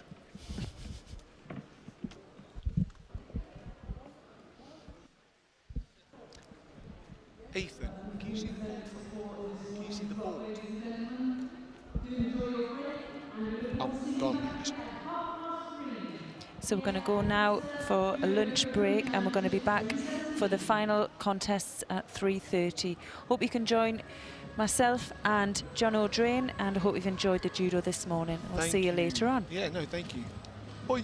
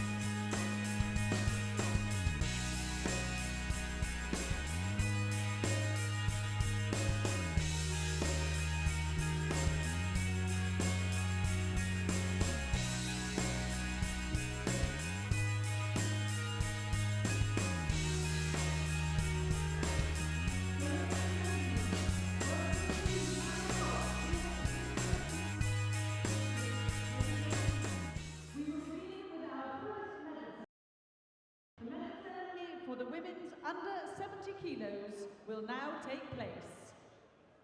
Please welcome to present these medals Mr. Ian Gowans, the Classification Manager for the British Paralympic Association. Please welcome our fighters to the rostrum.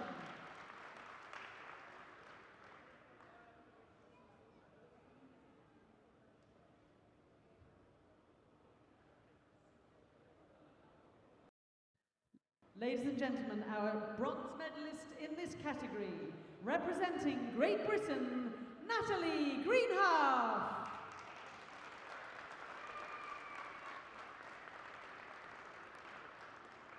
The silver medalist from Croatia, Lucia Breskovic.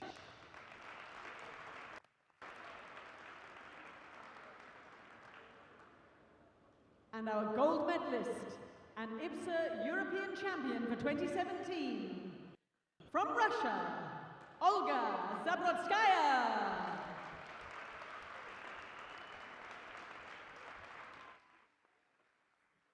Ladies and gentlemen, please stand if you are able for the national anthem of Russia.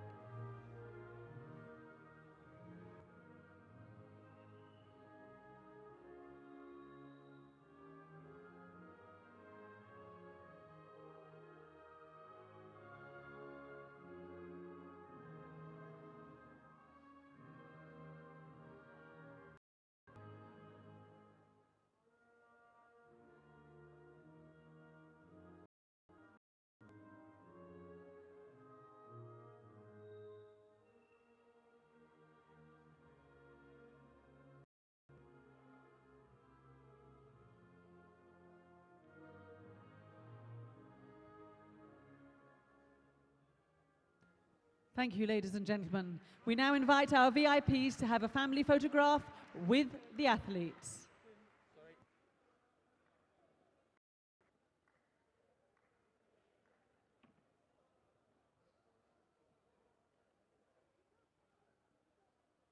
Could we ask our athletes to remain in position?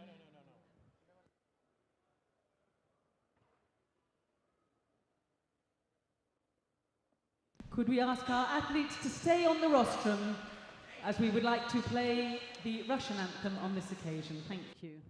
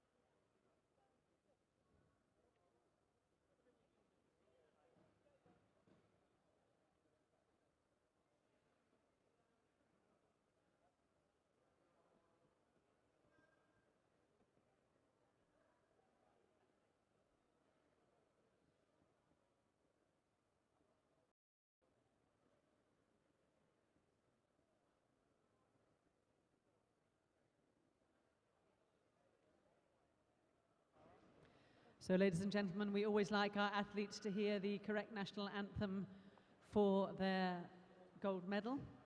We're just waiting a moment till we can access the proper Russian anthem, so bear with us, ladies and gentlemen, and we will tell you when we're ready.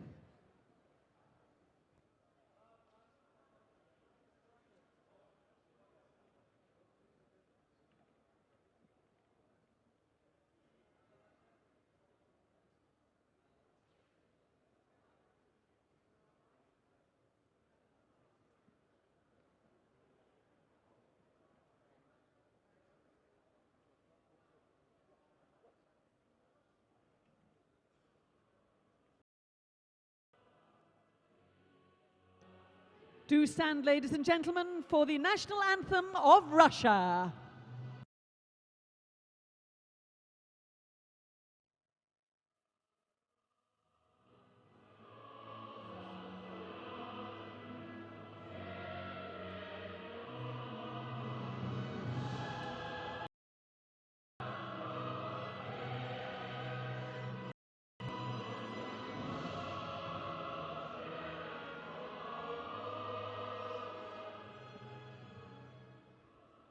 Thank you, ladies and gentlemen, and congratulations to our medalists.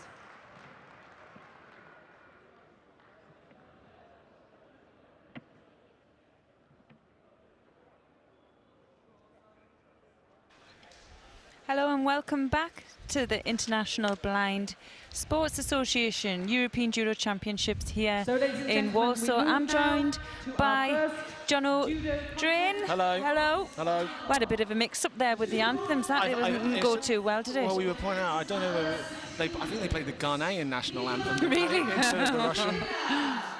But we were just then pointing out, people might have noticed a bit quicker if they had gone to the Paralympics and it was a bit more fresher in our head. Yeah. Yeah. Anyway, she enjoyed it when she didn't have the anthem. She had a great sing-along. Anyway, we're coming now onto our bronze medal contest for the under 60 kilograms. We're going to stay on mat 2. We're going to also have the finals on here, but we're going to follow the first contest, and that is between Sugar Nashvan from Germany. He's in blue, and he's facing... Hold on, I'm wrong. He's in white, and he's facing Okan Gariev from Azerbaijan. He's in blue. So we've got Nashvan in white. Gary. Gariev. Just say it's Gary. Gariev in blue. Oh, yeah. Do you recognise them? No, Ethan commented on her hair. There is a haircut in the German team worse than Nicholas. Yeah. Well, we're on mat 2. We're on mat 2. Yeah, no, look, here he is. Oh, yes, yes. Yeah. I thought you, because there's some shady hairstyles on mat 1 as well. Oh, is there? Anyway, just setting up now. Referee's just checking grips. And they're off. This is great for us because we haven't had an opportunity to watch the lightweights. They were on a different mat today. So it's our first time. So we've got a right v left. Bit too much of distance for each other to catch. Yep. So, oh, a brilliant turnover. Did the wrap there, so he used the bottom of the skirt to wrap, and he's gets a submission. That is your first error. So Ethan predicted Azerbaijan. Oh, wow, that's an incredible... Yeah, that brilliant win there for Nashvan from Germany. And Germany have produced some amazing judo today, haven't they? Yeah, they have. Yeah. They have real technique, and he took his time there. He's struggling a little bit, is Jariev, because when you wrap that suit around the ribs and it cuts in, it can be quite painful. He's obviously, that's why he's tapped out. Even but you are wrong, mate. That is a fantastic haircut. Yeah. He already has some strapping on there, so he's obviously. Yeah, and again, like this is a new German lad to the circuit. Brilliant, so, yeah. Brilliant. Did Ethan get a prediction wrong? Ethan got his first prediction wrong. You can go now. Call your mum. Get her lift home.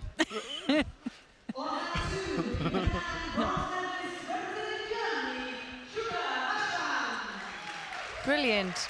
Germans are happy about that win. That's a quick bronze final on both mats. Yeah, it was. Moving on.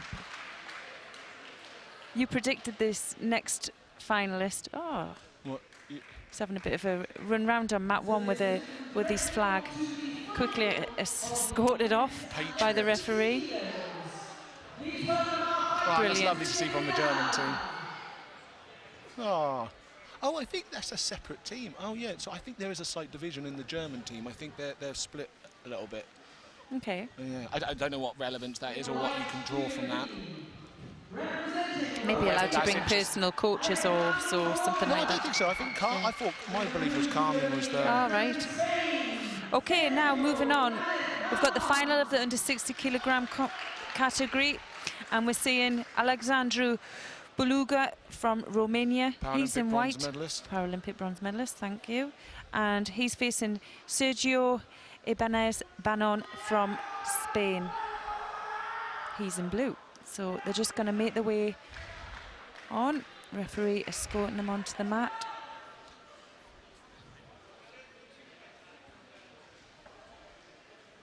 And it's interesting because we were discussing about here we are gripping up. So we have a B1 and a B3. So, but we were discussing this guy has got some tackles there. Yeah. No, I think we've seen it all day in terms of spatial awareness. I think it's quite surprising. Yeah. Well, not surprising for me. We get to see it day in, day out. Yes. But like, I hope that people take away a lot from this, as in terms of their impression on what is achievable. Yeah. And just the different categorisations for the third place. So a B1, he's seen to have a red circle on his kit, and that just determines his category for the referees and for everybody involved, because and if they have a yellow, they have a Beluga straight on it. Yeah. It's absolutely dynamite. Yeah. So sharp.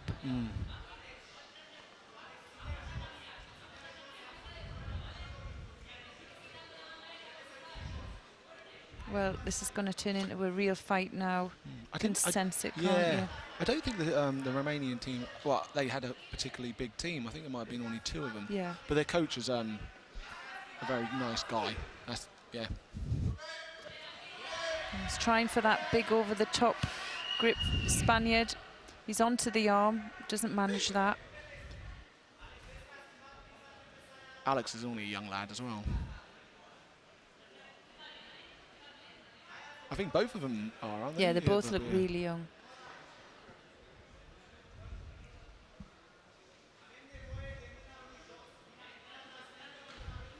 It's going to be tough to keep this pace going for another 3.5 minutes.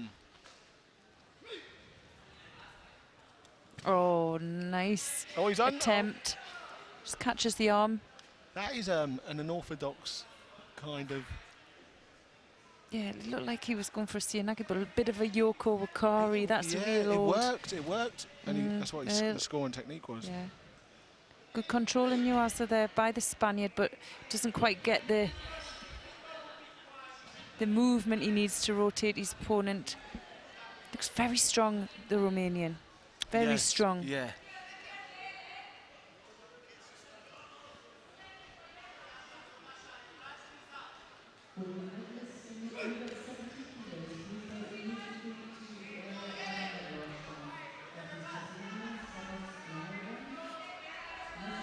We're almost seeing a similar tactic to the Ukrainians.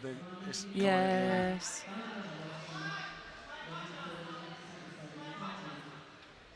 You know, the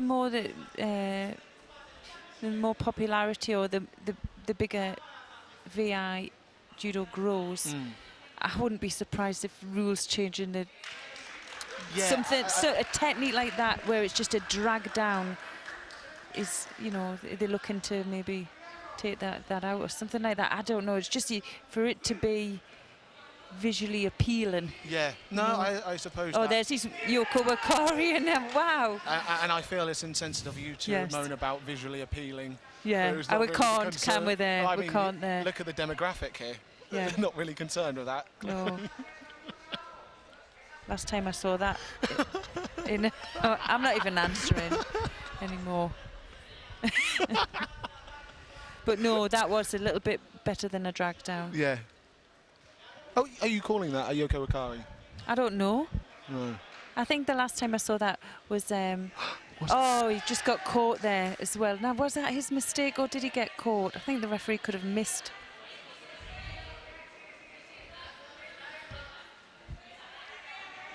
I think sometimes you're looking for throws so much you can have a bit unconscious bias in what you see. My biases are completely conscious. Oh, right. I'm fully aware of You've got to wait until Chris Skelly fights tomorrow. Oh, there he goes again. That's amazing. Yeah, lovely technique. That's such a nice, like, kind of variation. Yeah, but it suits him, doesn't it? It suits the tall player coming forward. And the Spanish lad really hasn't got an answer to sort of... He's going to try and get back onto that arm. Oh, Anna called that a bit soon for me. Could have left that a bit longer. You can criticise this referee, can't you? Why? Because it's not Lisa, and he's probably not going to have a direct impact on your club players. I really don't know where you've got this one from. Do you know this is reverse psychology and it's going to go all wrong for me? Well, apparently I was in trouble because I referred to Lisa as being married now, and she got a few text messages saying, I didn't realise you got married. They're engaged. Yes.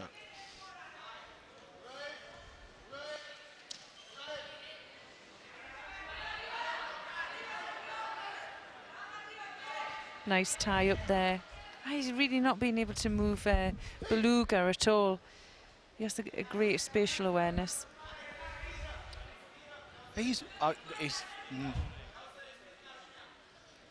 What time are we on? Oh, no, not actually. Yeah, we've got 1 minute, just under 2 minutes. We're just halfway through. As I say, the pace these guys have been going is unbelievable, isn't it? I think they're only halfway through the contest. So, I don't know much about the Spanish, but I know gets him Beluga. again. What do you do with that? That's 4 now.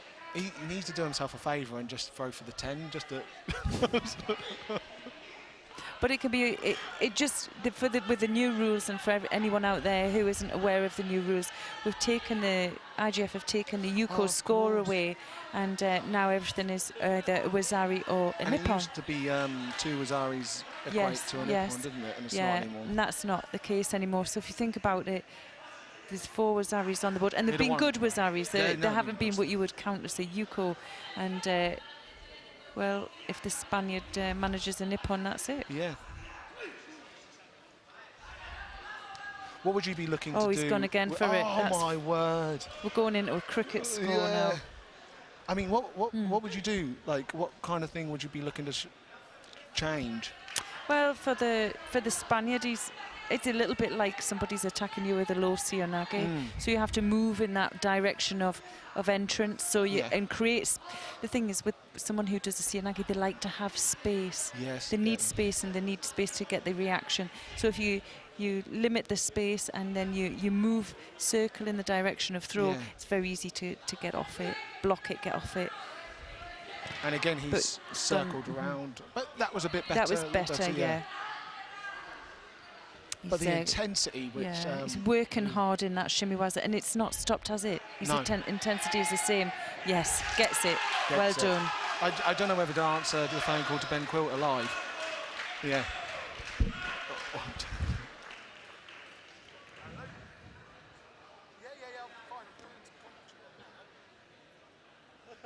I'll take it. So I'm just on the phone from Ben Quilter. Do you wish to tell the audience anything? What, just because you've quit, you've got no interest in visually impaired judo anymore, yeah? Yeah, it's nothing to do with you.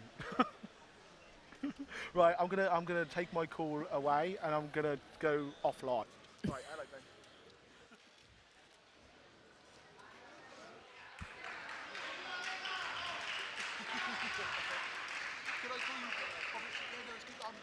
We're just making sure the Spaniard is okay. So we've got the doctor on there and the physio, and I just really had the wind taken out of him. That was a really hard strangle.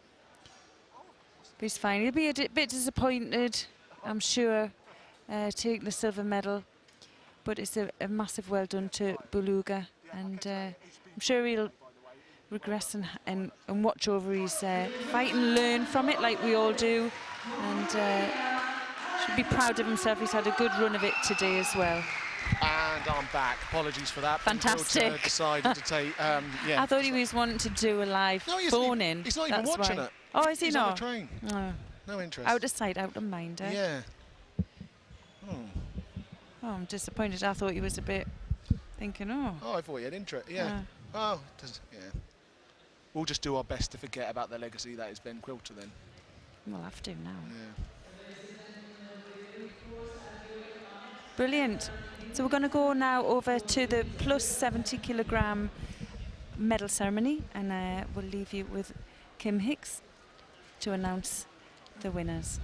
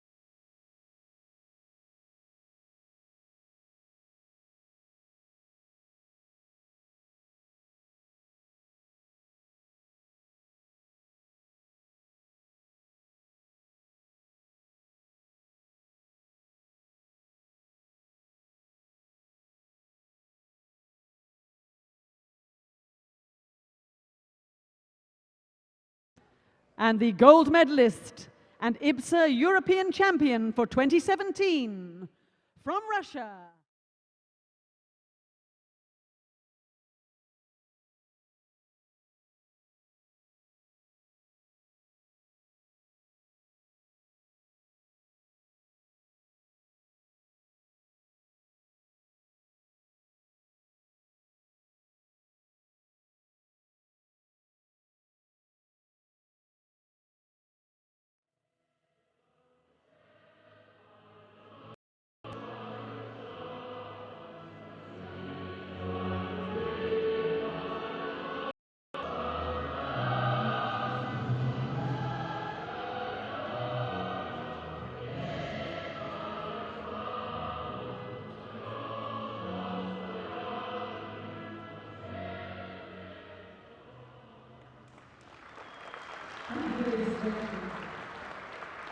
We now invite our VIPs to have a family photo with the medalists.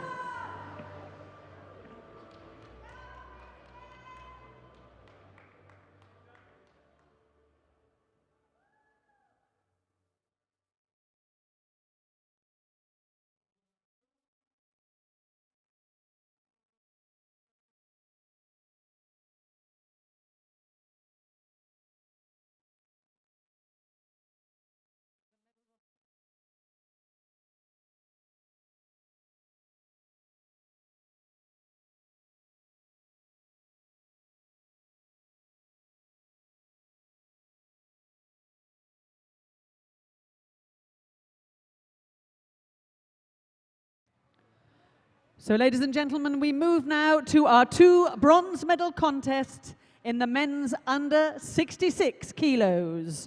Please welcome our fighters into the arena. On mat 1, In the white judo gi representing Georgia, Georgi Gamjashvili.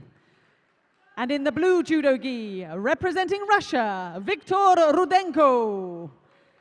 And on mat 2, in the white judo gi representing Ukraine, Alexander Shabli. Going on to the bronze and in medal the blue contest judo in the gi under 66 representing kilogram Spain, category. Luis On Daniel mat 2, Gavilan we're going to Lorenzo. be seeing Alexandra Shabli from the Ukraine, and he's facing Luis Daniel Gavilan Lorenzo from Spain. So that's Shabli in white and Gavilan Lorenzo in blue.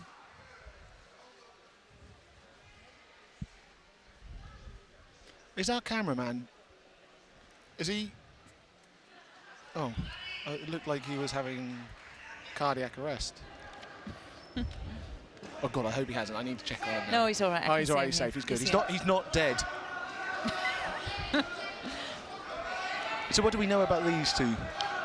Because we haven't watched much of the lightweights. We haven't, and I haven't got the sheet either to do it, but we know that and it's over. Ippon. Well, I don't think that was Ippon. I'm going to say, I think more of it was He wasn't really rotated. There you go. Up there, yep. Just got my international refereeing badge. Have you? Is that a genuine No. call, or are you just saying? No, I just said it because It's insulting for the people who actually have put the time in and got it. That you just. Well, I've put the time in. Have you? Yeah. What are your achievements again? I'm on the mat a lot. Yeah, good start there by the Spaniard.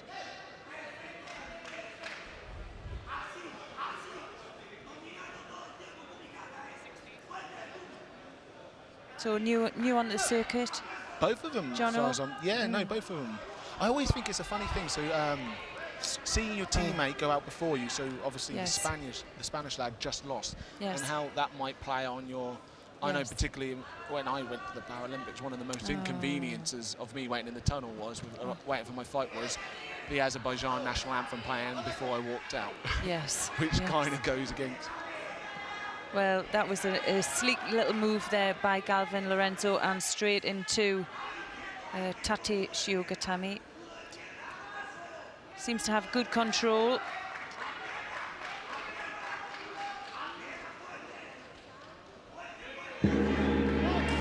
Nice win. How quick are these bronze matches going through? So that's both mats, isn't it? Yeah, both mats finished. I didn't see what happened on mat 1. No.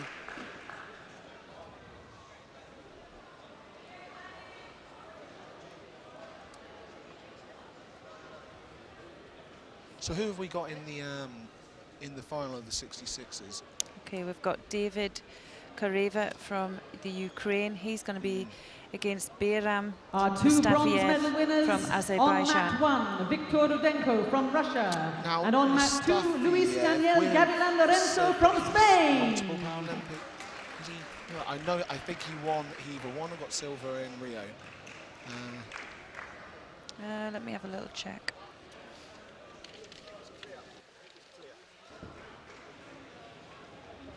So now directly to our final in the men's under 66 he's kilos. third, Is that 3 Paralympics? Please welcome the fighters No, into no, the no, arena, no, ladies third. and gentlemen. Third in In the the white World judo Championships. gi, representing Ukraine, David Korava. In the blue judo gi, Listen, representing I'm hoping this will be a Azerbaijan, good fight, Bayram Remember Mustafayev. them two competing in Hungary in the teams, of which is Yeah. this Sunday. It is this Sunday, isn't it? The team event. Yes. Yes. Yeah, Yes. yeah. Which looks exciting because the teams are so strong. Really? Yeah, yeah. Particularly Azerbaijan, Ukraine, and Georgia. Okay, just making the way on here. So in white we have David Kareva from the Ukraine, and in blue we have Bayram Mustafiev from Azerbaijan. Bit of a height difference. Yeah. I must admit, I haven't paid much. I've seen Ukrainian, but the Azar I don't know too much about. But if he's anything like his teammates.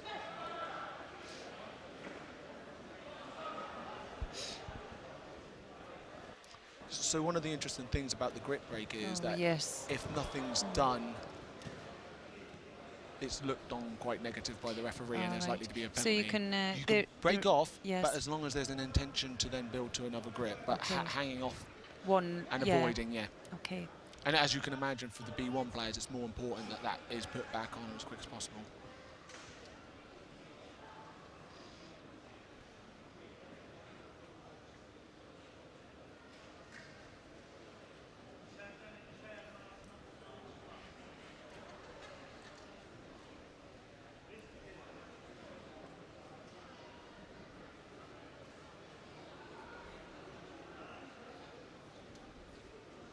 Would Sergio Ibanez Bannon make his way directly to the medal rostrum? Sergio Ibanez Bannon to the medal rostrum now, please. Thank you.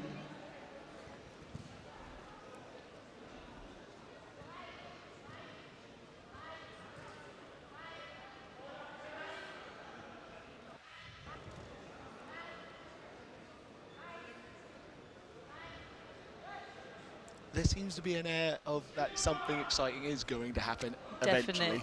Definitely. There's going to be a Judo picked up by both players, maybe. No? No, they're going to start off. I think they're obviously very familiar with each other. Yeah. Maybe even friends. You'd like to think so, Really? wouldn't you? Yeah. The Ukrainian using the area. Yeah. Needs to do something with it though. It's pressure, but there's not a lot happening apart from some moving of some grips. But for me, Mustafiev is looking a little bit stronger. Yeah. Although there doesn't seem to be a lot happening from the outside. We're quite close to the mat. No, nothing seems to develop. Yeah. Nothing seems to be developing. Just Neither feels of them too want to dangerous. really change grip. Oh, Judo to just the Asa. Yeah, well, Gareva just put one attack in there, didn't But he? did you And I think think it was beforehand, much of an attack? not really. Yeah. Half and half. He was too came in.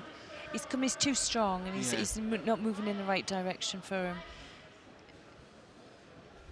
What a position as well, very low, aren't they? It's very hard to attack someone in that, unless you're a Sianagli expert. And I think the Ukrainian, so it'll be interesting to see when the arms start to get tired and they focus less on trying to neutralise each other's grips, whether they'll open up a bit more.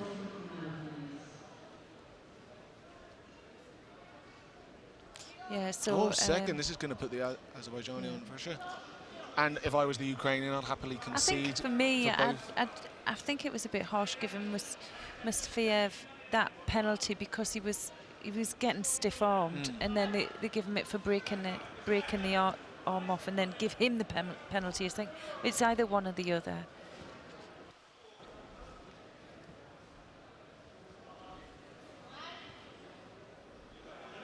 Now he's got a great grip, Mustafiev, and just want him to build on something from here.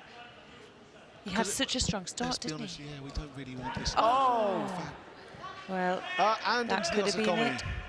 Is it? No. But that feels like what we're waiting to happen. Yeah, it'll be a shame if this is decided on a penalty. Yeah. I tell you what, something that I noticed, that transitions are really quick. People are really... What I've seen, players are very quick to get into that position, but on the other side of it, players are so spatially aware of maybe develop a much higher level of feeling, of position. They escape so well. Yeah. But like, it's so favourable to with groundwork because you've got such a good strong grip. So when the drop occurs, you're already gripped in, and so it's not like you've maybe got to worked catch. on more. But yeah, definitely the Ukrainian seems to be content on just pressuring the Azerbaijani Mustafiev. And again, this is I wouldn't really call that an effective attack. No. So as in terms of game plans, the Ukrainians doing extremely well. Yeah. Well, just over a minute now left in this final in the under 66 kilogram category here at the IBSA European Championships.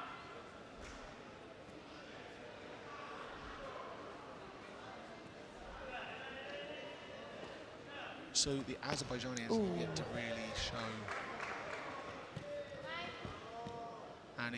It's a shame. Just misses out, doesn't he, there? Doesn't quite get the contact he needed for the Tomoe-nage. An element of desperation to try and get an attack in.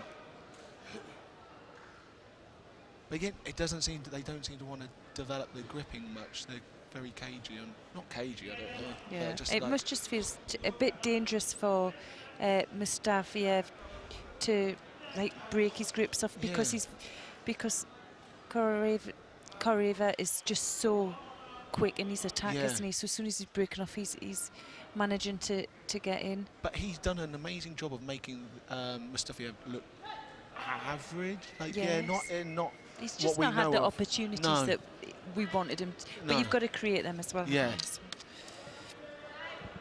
So we're going into the final minute.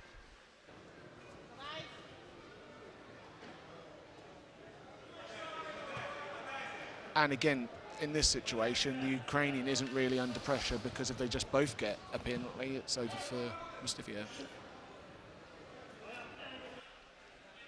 It's a physical match, and Koreeva, for me, he's just looking that bit stronger. Yeah.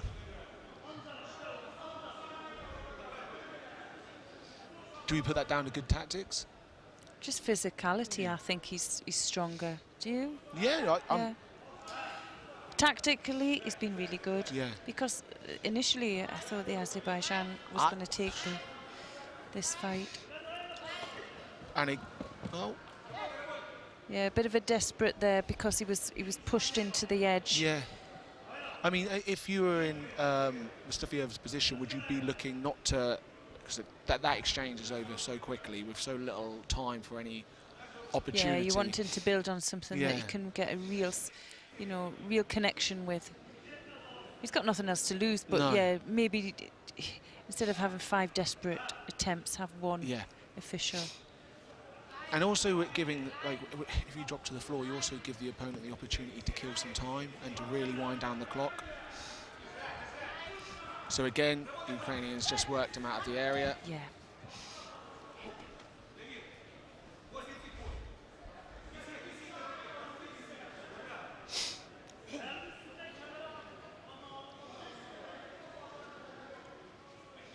So last few seconds now.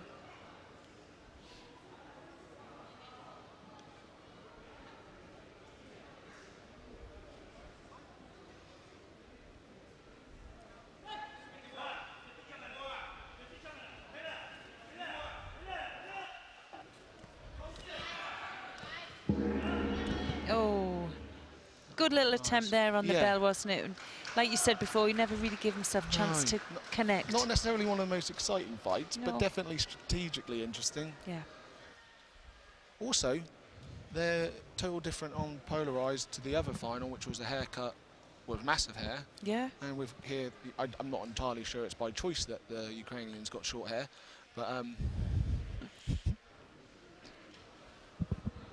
but what he does have is a gold medal. Yes. And that's what's important, isn't it, here? Yeah. So a fantastic win goes to David Koreeva from the Ukraine. Silver medal goes to Bayram Mustafiev from Azerbaijan.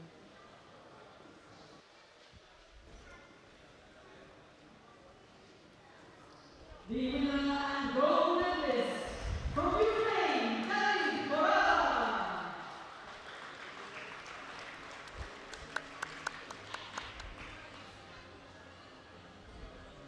So ladies and gentlemen, we move directly into our next medal ceremony. Please welcome the fighters in the under 60 kilos. And to present these medals, please welcome Mr. Akos Brown, IT Director for IBSA.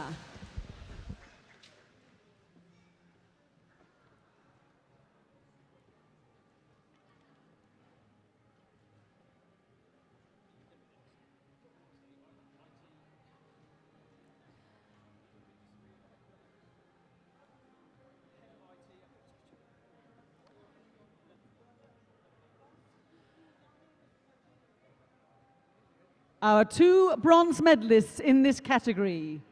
From Germany, Sugar Nashvan, and from Turkey, Recep Çiftçi.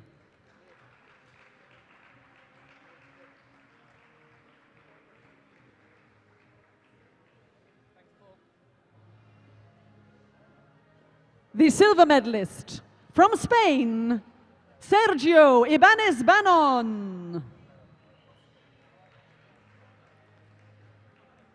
And the gold medalist and IBSA European champion for 2017 from Romania.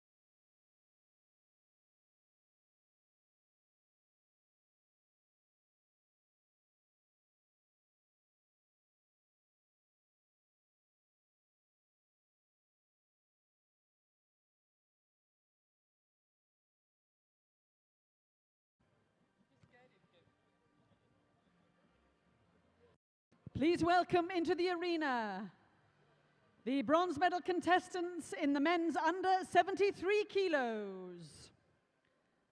Coming on to mat 1 in the white judo gi, representing Russia, Shakban Korbanov. In the blue judo gi, representing Azerbaijan, Ramil Gazimov.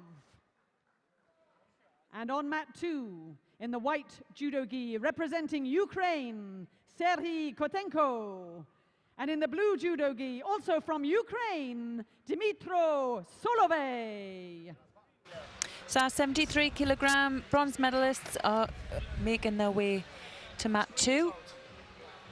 So and there's an interesting fact between the two Ukrainians. One of them's world number 2, one of them's world number 4. And yes. Dmitry obviously went to the Paralympics, but Kontenko missed out, despite being world number 4 because of Solovey's success. So this is a massive fight coming up. Well, I'd hope, but I imagine they know each other very well. So it could. Yeah, it could go either way, couldn't it? And it's probably going to go a bit cagey, we would expect. Yeah. But you're not to know. Well, last time I remember these two fight. No. So from what I remember on the international circuit, it's 1-1 in terms of it's gone. Right, yeah, okay. The first time, Kotenko won, but and Solovey won at the one what counted, and that was when Kotenko won first, Solovey won the one which mattered, and that got him the world medals, which got the points for the Olympics. Yeah, but on the other mat, who have we got as well? Which ones are those? Kurbanov from Russia, and he's fighting Gasimov from Azerbaijan. Who I imagine would be a little bit disappointed not to be in the Yes. final. Okay, now we're off.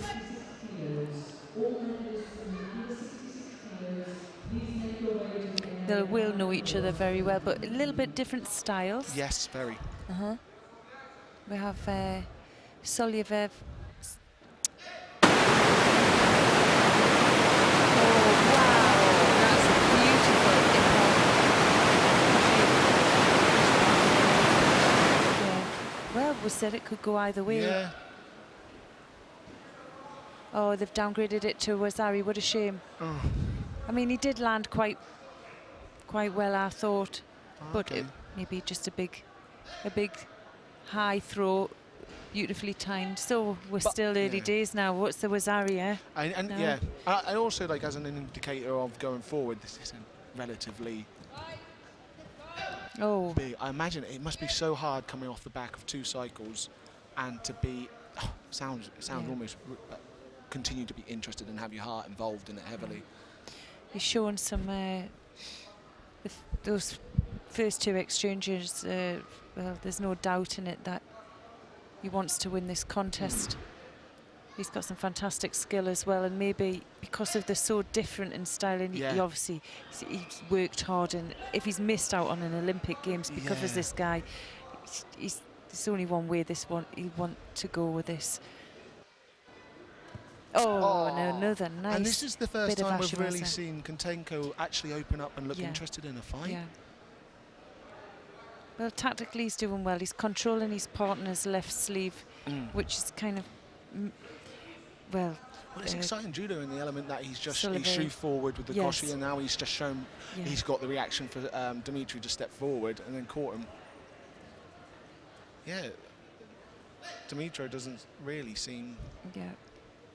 Can't really see from there. He needs to mobilise.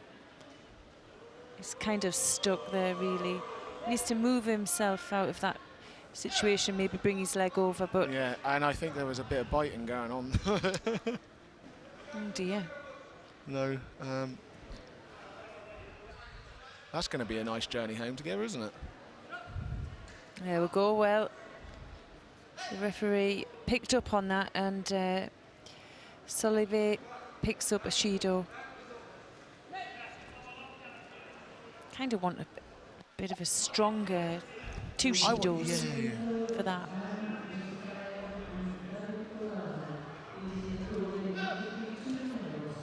How?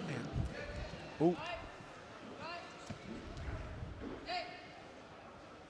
And I think Dimitri's now getting back and looking interested in the fight a bit more now.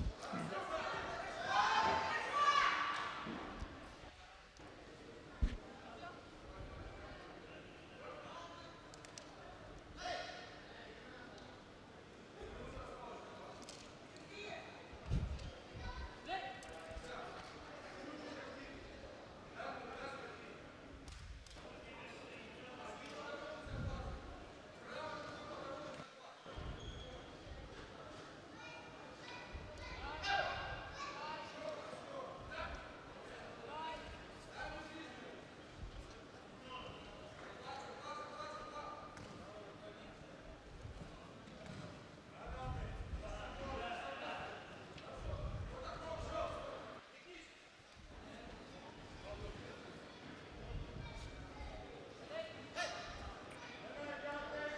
Solovey just really isn't getting into this fight at all. He seems to really... I suppose if there's anyone judo player that you've worked hard on and you know how to fight them, it's going to be the guy, so this guy. November time in 2015 when the decision would have been made. Right. Dimitri would be going to the Paralympic Games, so he's probably spent a year and a half probably throwing darts at a picture.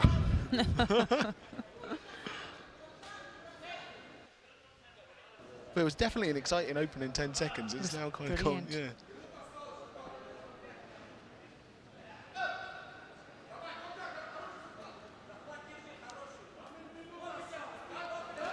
Well, Judo there picked up by Kotenko just for dropping, maybe not moving his opponent. So a little bit of a weak attack, negative attack.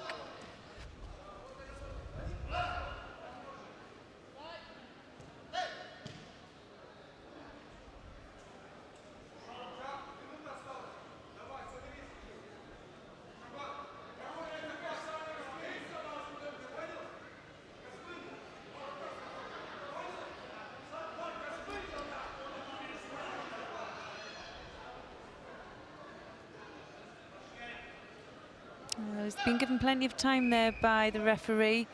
He's looking to manoeuvre himself around. We can't see from this angle, but maybe he was going for the shimmy waza.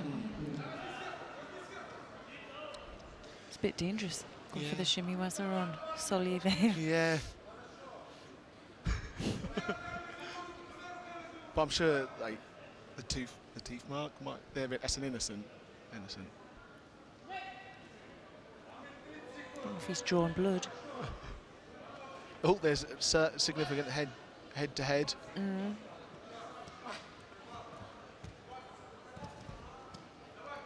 Kotenko seems to be tiring a little bit. Yes, he is. He's dangerous. Yeah. Now, Solier really doesn't want to. He messed up there, didn't he? Shouldn't have gone.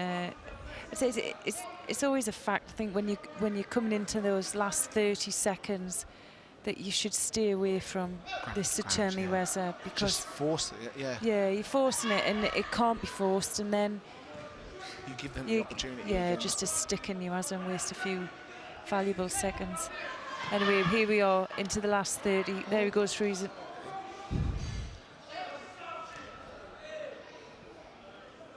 It's funny because he hasn't really used that technique, has he, until the last minute? No. It's almost like a little bit like he's just now decided that he wants to try and win it.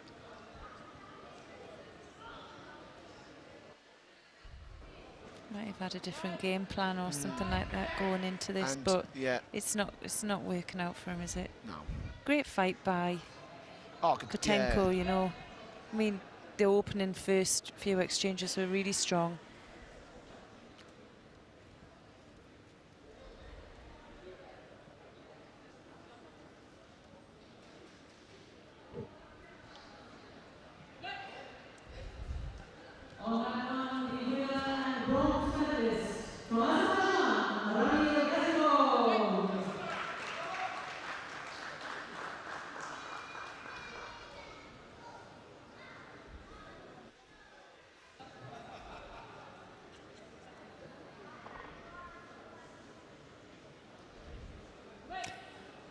So last few seconds now, this bronze contest.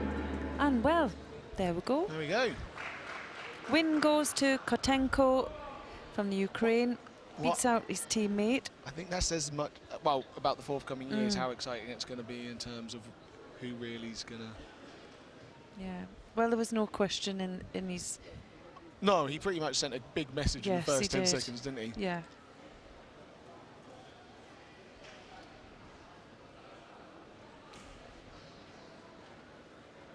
And it's that style of fight from Solier, it's because it's so predictable. We did see him do some really nice Ashiwaza, though. We've got to give him that. And he had a couple of strong wins today, but the ones that he did lose out to really just had his number.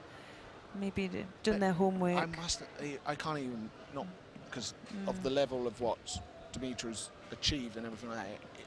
He's been around for so long and it's consistently, it must be so hard to maintain that level of, and then when you've got somebody, so like, let's just say in the grand scheme of the next 3 years, this isn't like the biggest thing in the world, so you've got somebody who's coming out to prove a point, you're kind of probably trying to refine your love or enthusiasm for the sport. Vasily Kutuyev. And here's the biggie. Yeah. Okay, so in white, from Germany, we have Nikolai Kornhass, and he's facing... And the newbie.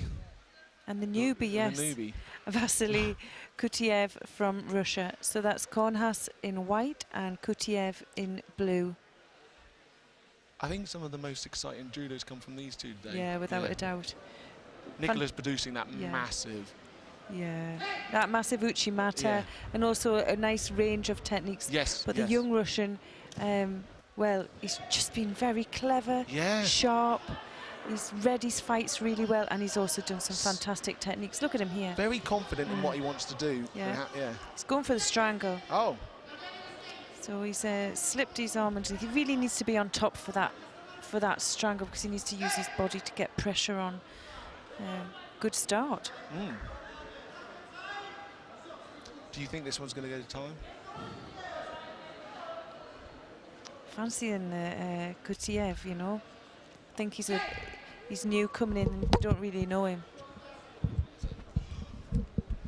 Not in that way.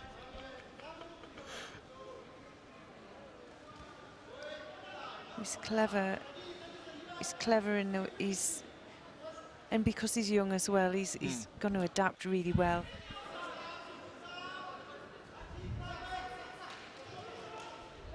Doesn't waste a lot of energy. No. Didn't do a lot there. He was containing himself. He didn't put himself into any danger, but picks up a Judo there just for holding out on the inside lapel. Nicholas is definitely showing that he wants the fight to open up.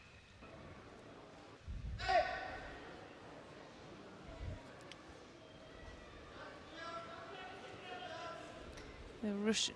He moves so nicely as well, doesn't he? Well, the Russian, for me, he's done a lot of counter techniques, hasn't he? So he's very reactive. Oh. Whereas there was the Kornhaas adapts his own judo, so he opens up, he sets his techniques up, but he has to make sure that when he is initiating his techniques that they're perfectly done, because he's going to get caught by Kutiev if he doesn't.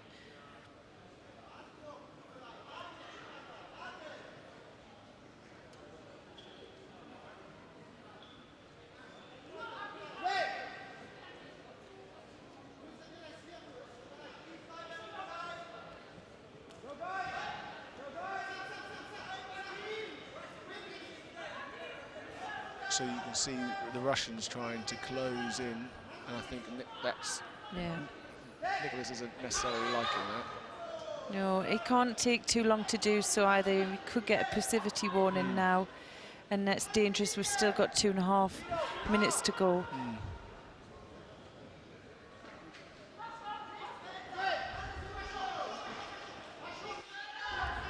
Searching for his own grip that he can't get. But like you said, great mover. Yeah. Oh! It's nice, he's on the arm there. Doesn't have the control there.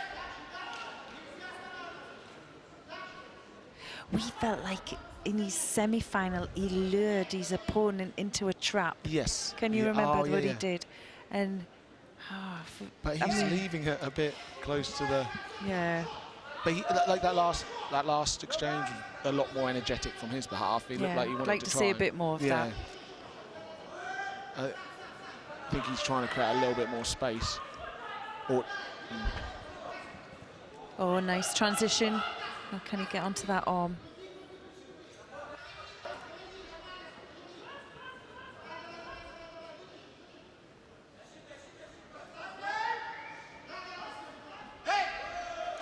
Good work. How are we doing for time? 1:40 left.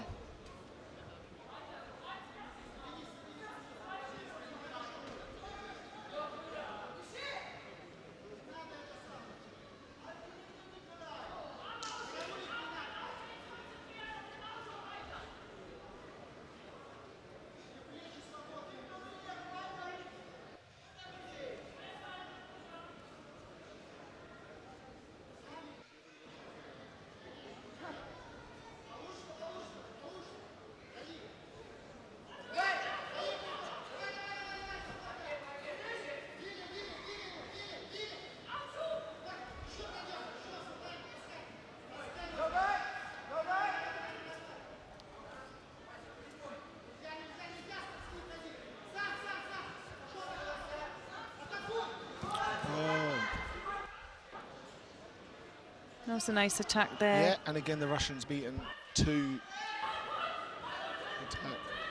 Yeah, you can see where the Russian wants to go with it. He's maybe trying to unsettle him and over-rotate him when he's coming in for that uchimata where he can get the counter technique, but he's in a very vulnerable position there. Minute to go. And this is what we were talking about, the problem with going to the ground, especially when you're becoming time poor. Yeah.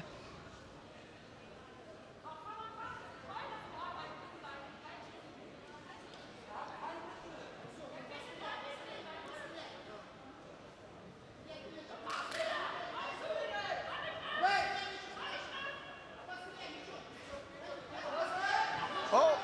There was an effort there. Now that was some nice judo was gonna come from there. This is what the Russian needs. He needs that big hand over the top, and when he's popping it over, he's vulnerable, isn't he? Yeah. Now Kornhaus just needs to keep it together. Just over 40 seconds to go.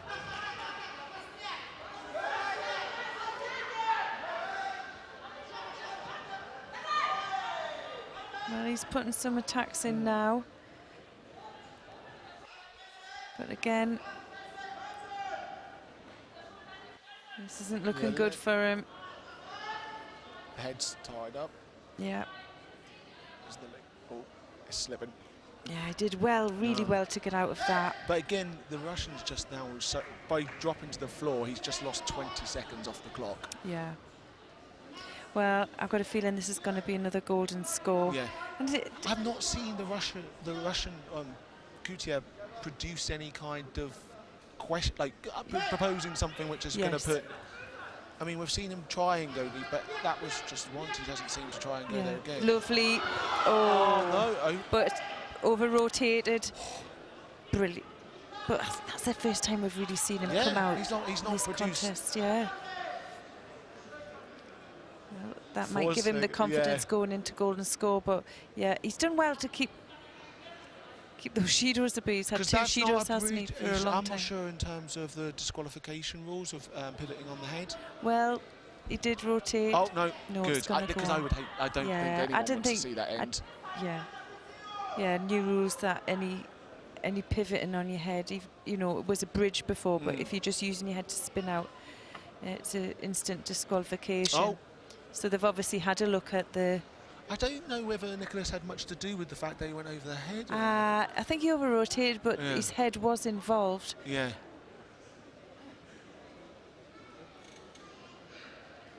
Maybe if we don't know the feel of the within the technique. Want to see this going into the golden score. I don't really. Yes.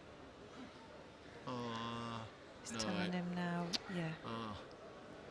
Oh, that's a real shame for Kornhaus because for me, he controlled that contest, and he was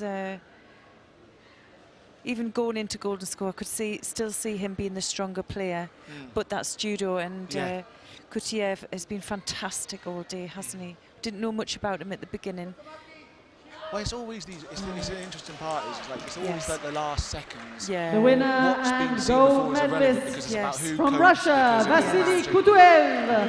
Yeah. Well, there's a win there for Kutiev of Russia, and well, went to another Russian national anthem. Yeah, disqualification there for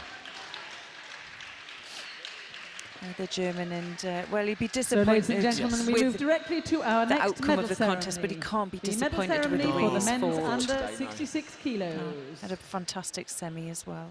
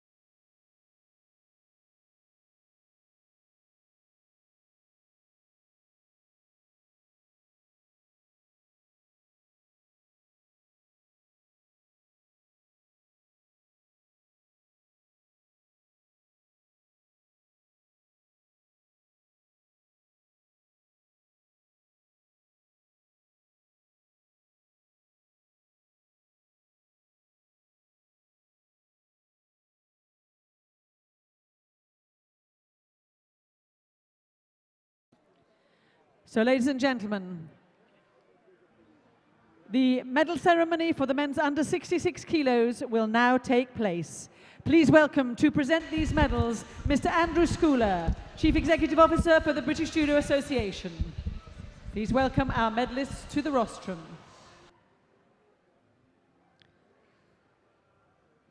The two bronze medalists in this category.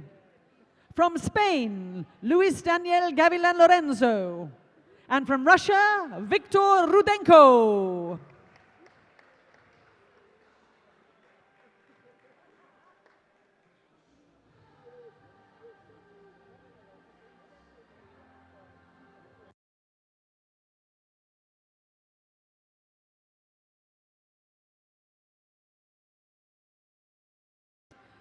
The silver medalist, from Azerbaijan, Bayram Mustafayev.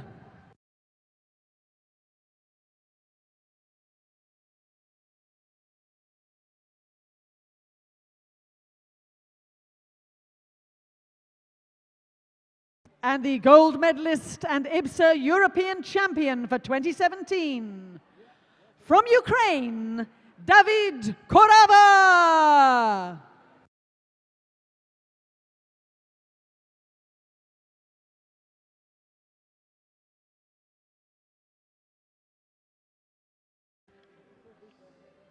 Ladies and gentlemen, please stand if you are able for the national anthem of Ukraine.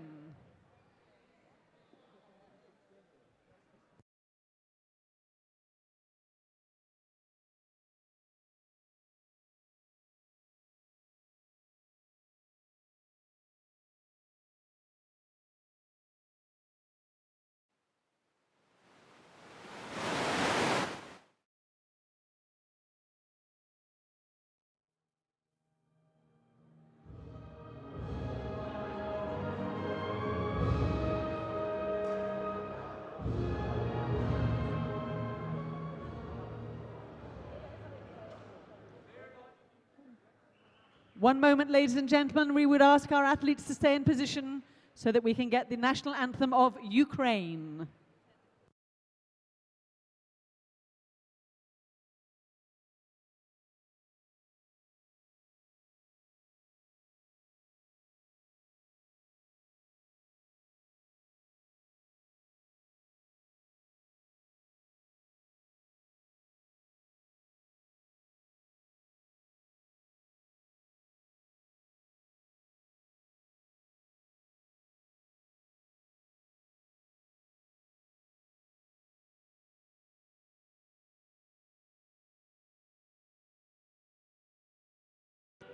The anthem of Ukraine, ladies and gentlemen.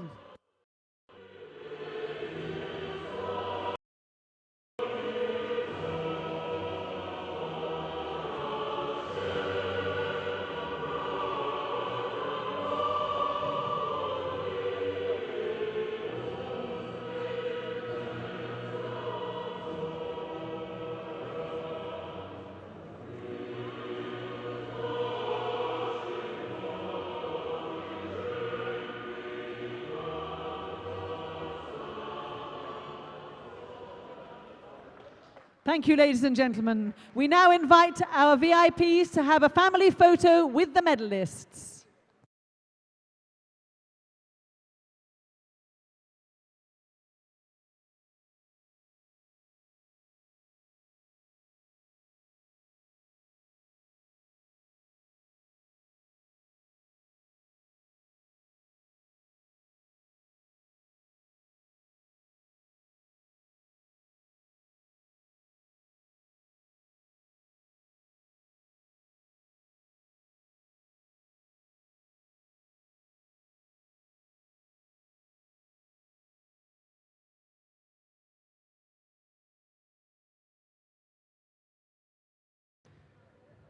So, ladies and gentlemen, we move directly to our last set of bronze medal contests for today.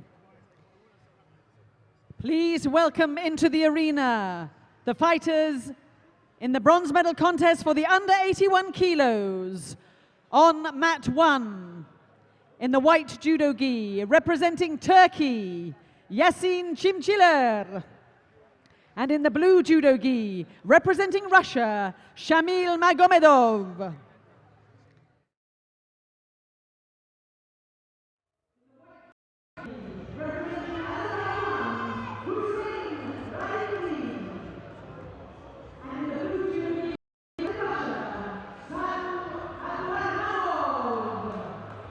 So, and we're back again for the under 81 fight. Chloe has been fired.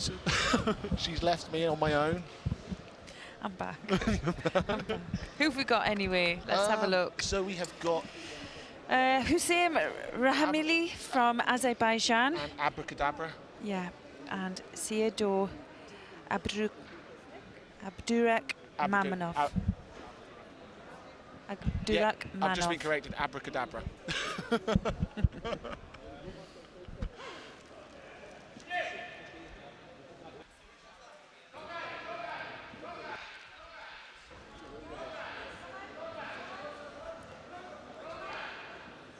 Oh, beautiful, beautiful. Is that into Osakoi? No. No. But he picks up a Wazari. And what I am going to do now is also pass on my headset to young Evan Malloy here, who's joining us, and Chloe's going to do a commentary. Oh no, he's done a runner. He's bottled it. Oh, he really has. He has really bottled it. Oh. We'll maybe catch up with him maybe tomorrow. Yeah. Go outside, get a tan, mate. Get a bit of colour on your skin.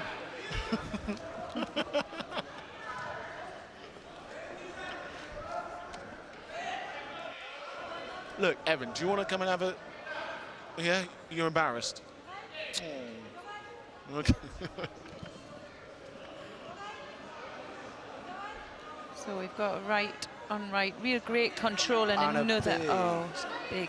He's definitely beginning to find his comfort zone with the VI element, like with the grips. Yeah.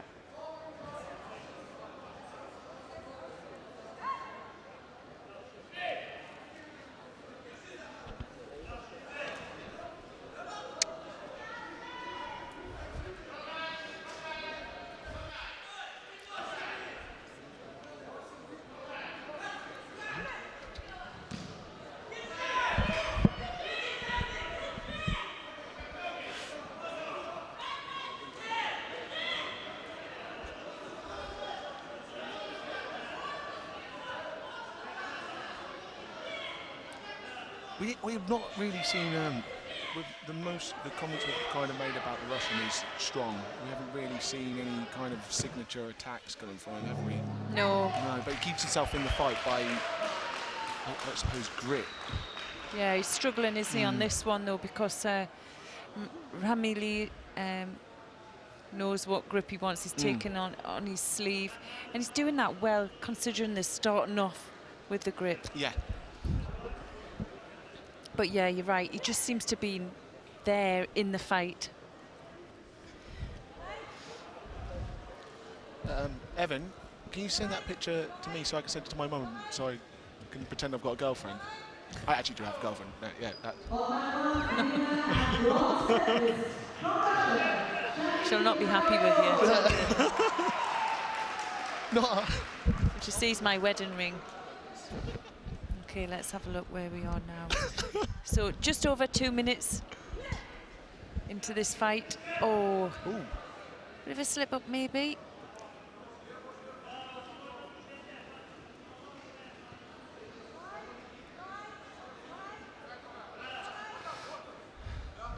Sorry, what was that, Evan?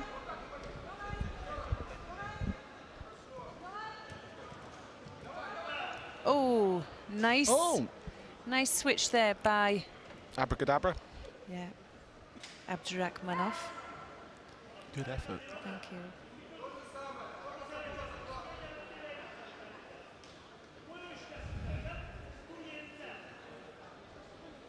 I wonder how much VI judo competition that Ramili has done. Do you know how much? No. So this is the first tournament he's done. Because he's not seeded in No, here, so he but hasn't got any rank points so in far. terms of 81s, there was a Safarov. Yes. He was originally at 81s, but he's moved up to 90s. He's Right. about 2 foot tall, so you can imagine how strong he's going to be across the shoulder. Yes. But yeah, he's moved up. I don't know whether that's long term, but I would imagine with the skill set of Ramil, might be an option or the better option. So there's that minute to go, and a little bit of a blow of a whistle then just indicates a minute to go.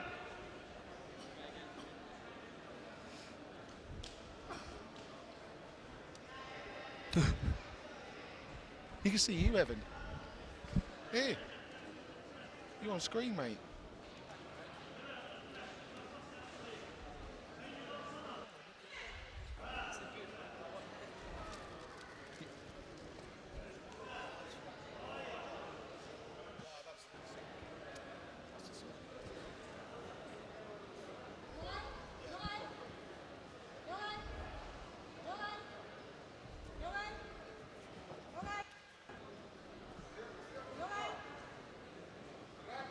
This has been very much the theme for most of the Russians' fights, isn't it? Yeah.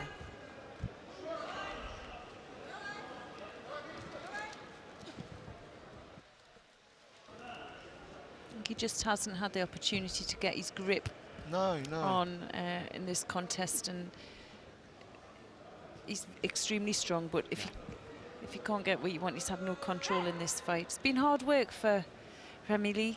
He's certainly got the skill set, hasn't he? But Yeah. I think the difference between this visually impaired judo, I think he's going to have to go back and reassess how he's going to sort of tweak a few things. I don't think it's going to be massive improvement. It'll just be on a certain style that he's not used to, and he'll suss it out, I'm sure, in no time. But he's going to take the Shido there, just holding out. He knew what he was doing. What happened with the other bronze match? I don't know, I was so into this one, I didn't catch it. Did you see what happened, Evan, with the other? Stupid boy.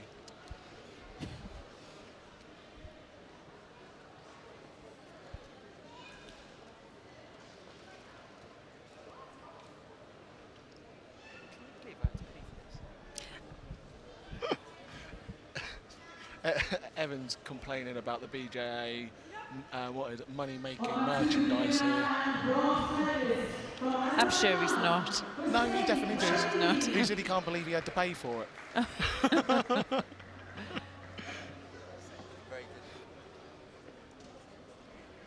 Oh my goodness, why would you pay for a picture like that? Look at it. Right, we're going to see our last final and last contest of the day, and it's the under 81 kilograms. We're going to see Alexander Kozynov from the Ukraine. He'll be facing Cyril Joniard from France. So that's Kozynov in white and Joniard in blue.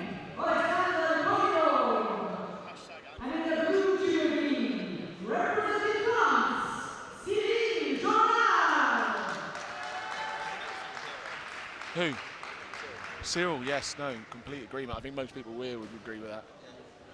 Usually the scales tip towards Alexander. However, I do remember in Germany, Joan produced a huge throw against him and won that one. So okay, so it could be quite a close contest. And I think everyone's in agreement in terms of Cyril having an amazing day. Yes. Yeah.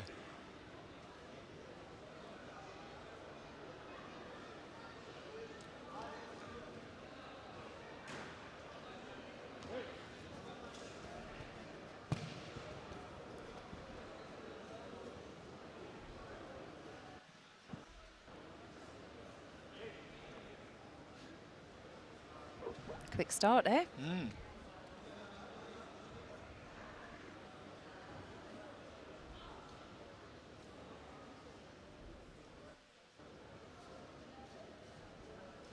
There we see, if anyone's joining us for these final contests, we see the French competitor has a red and a yellow badge on his kit, and Can you explain a little bit about those two badges? Yeah, so the red is normally given, well, it is given to people who have a complete absence of sight. So they're in this country, they'd be deemed severely impaired. I think that's correct. Okay. But essentially it comes down and to their category is in B1. judo B1. is B1. Yeah, okay. and the yellow one, and I think we've got 2 people on our team, both Christopher and Jack Hodgson. Sounds like they're related. I mean, Christopher Skelly and Jack Yes. Hodgson. But they both also have hearing impairment, so you'll see yellow badges on them. And that's just so the referee knows to make sure, because as you can appreciate, particularly in Cyril's situation, your means to communicate have to change because verbal or non-verbal is a bit difficult. So yeah, I mean, that's why you'll see, like, after a score, something like that, normally you'll see essentially the referee stroking Jonah Cyril's hand, but that's just to communicate what score has happened. Okay.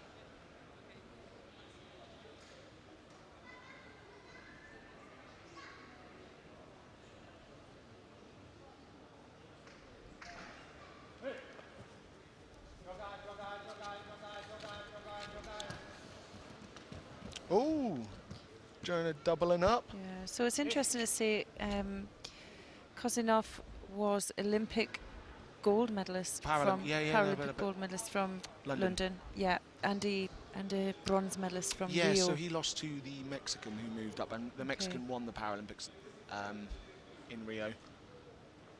So he has some real calibre. And Cyril Jeannard. So Beijing gold medalist. Yeah. And since then, he didn't actually qualify for London. No, I seem to remember that was quite upsetting. Yeah, there was it come down to the Europeans at Crawley. So again, the Europeans were held in Britain, and he just missed out. And I remember it being quite an emotional situation. But it's lovely also, his kids here to watch as well. His children are here. That's lovely.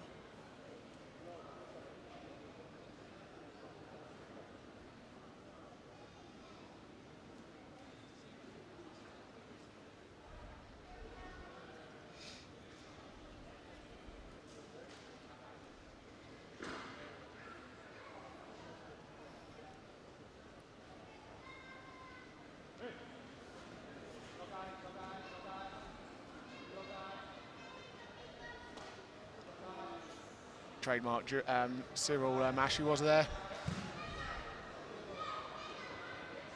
If in doubt, kick it. Oh no, come on, now, Cyril. I'll tell you what, if he can keep this on, I will be so impressed, because he really does just have his shoulder. Oh, and he's got out. He's got out of that. Yeah, it was going to look really tough. And what's happened here? He's hit him in the jaw, but it was when he's trying to escape.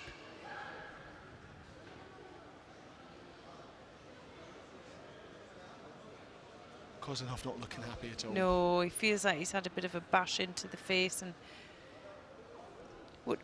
I don't know what to expect. How do you get out of it? I think you sort of that's going to happen, but I mean, it just does seem to be quite a. It's hard. It's quite. It's one of those that's something that kangaroo court. Let's try and let's throw up a kangaroo court and see whether there was intention.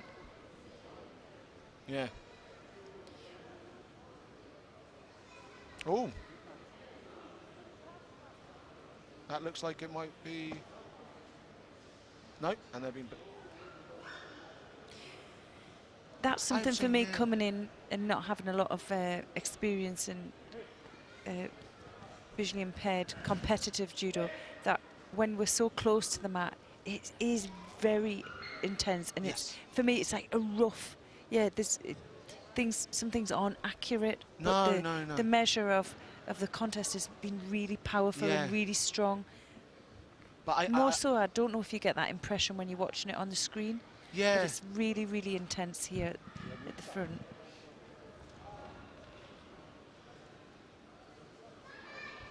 And another thing is, like, what point out about Alexander is that he's another one. He's very similar to Katenko. You feel that there's a few more gears for him to step up. But again, I don't know whether that's because of, again, like the physical requirements of VI judo let's just say it's not a sprint, it is a marathon.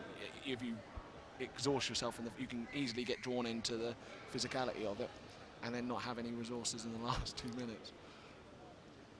Yeah, which I think that's why it makes Jeannard so dangerous. Yeah, so dangerous, but also impressive that he goes full on, doesn't he, from the beginning to the end. There's no, but maybe I mean, you always feel the fight is a bit longer as well because the stoppages between are a little bit longer. Yeah. But there's over 2.5 minutes still to go. I know. So it's a long time to keep that work rate up.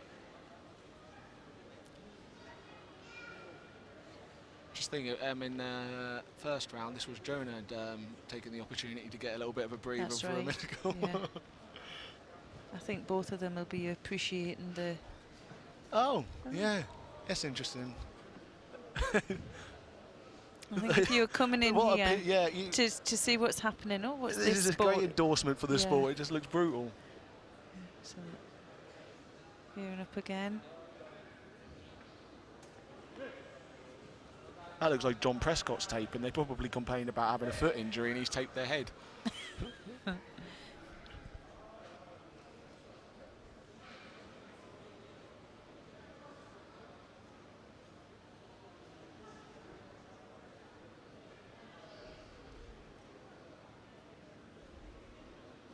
See, again, like Kosanov just going with the safe option on the Utemi. Yeah. I say safe, that's pretty. Wow. What a beautiful technique. I think he took it personal getting punched in the face. Yeah, he did. Yeah. Yeah. And Cyril seems to be getting quite frustrated.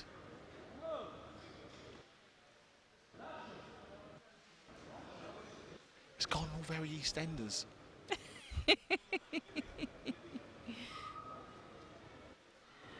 Well, he caught him nice there. I don't know what really happened in the... Well, my experience with Cyril is that the drama, he knows how to use the drama, but he's followed the same movement exactly again. Yeah. And I can't help but being the skeptic and everything like that. Cyril knows what he's doing by causing the drama. He wants it, but Kosanov, very seasoned athlete, isn't going to really fall for it. I think if anything, it's making Cyril's case worse.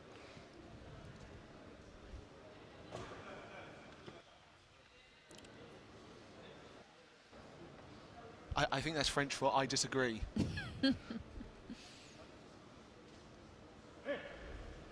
And again, same direction into the same. Yeah, it's going to get frustrating now. Oh.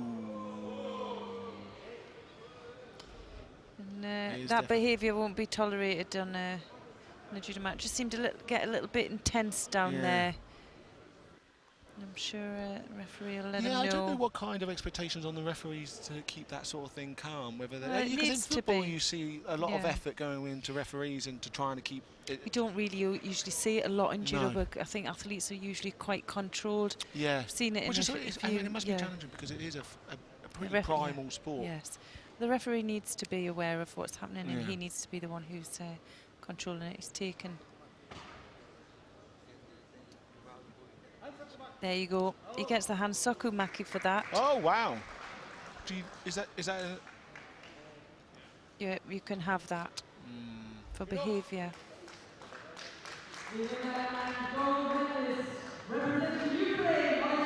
Taking that away, I know we were only halfway through the contest, but for me, Kosanov was technically better in that fight. He took 2 really nice scores, and I mean, it's sad really for Gunnar because he had such a great run up into the final. And like we said with the Azerbaijan, I can't help but think that he did kind of threw it away. Yeah, but he also gave Kosanov a favour by getting rid of the Azerbaijan. Yeah, I mean, frustrating for all athletes, but we need to keep it controlled on the mat, don't we? And well, he lost it himself. Great win though for the Ukrainian, and that's our last contest. Yes. Tea time. So we're just going to see the medal ceremony now for the under 73 kilograms, and hopefully you can join us tomorrow. We're going to see more action from Ukraine, the European Championships here in Warsaw. And from Azerbaijan, Ravil Gazimov. Today will be a goodbye.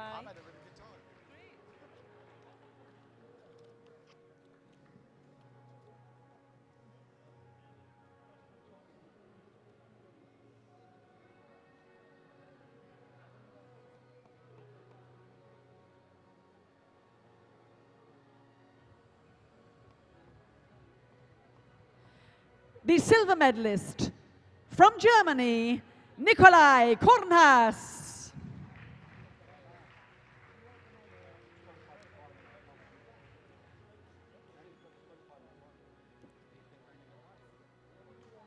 And the gold medalist and IBSA European champion for 2017, from Russia, Vasily Kutuev.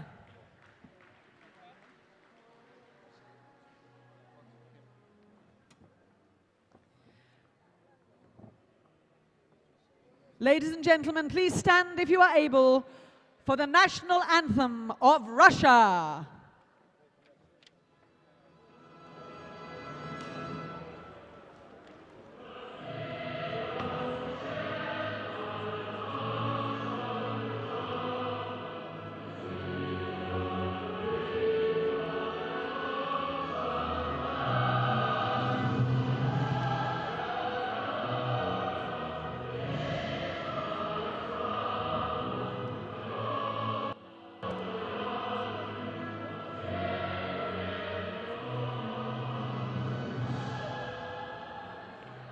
Thank you, ladies and gentlemen. We now invite our VIPs to have a family photo with the medalists.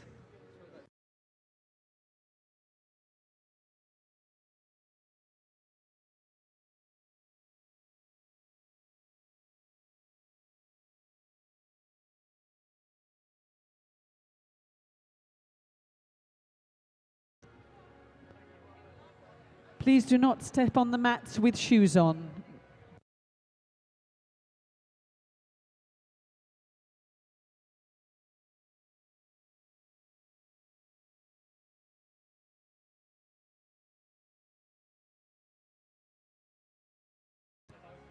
So, ladies and gentlemen, just one more medal ceremony to go. Please bear with us as we gather our fighters for the last medal ceremony of the day.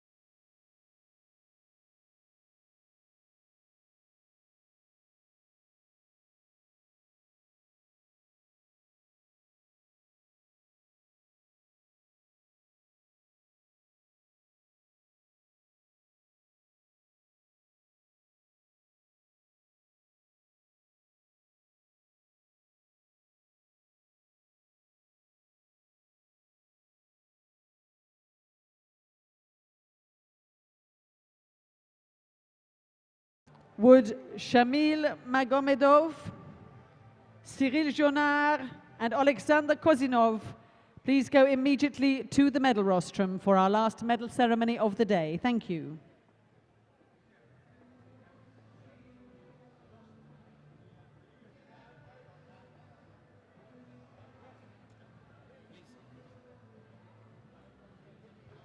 Please, can you say that after the last ceremony, we do the draw for tomorrow categories?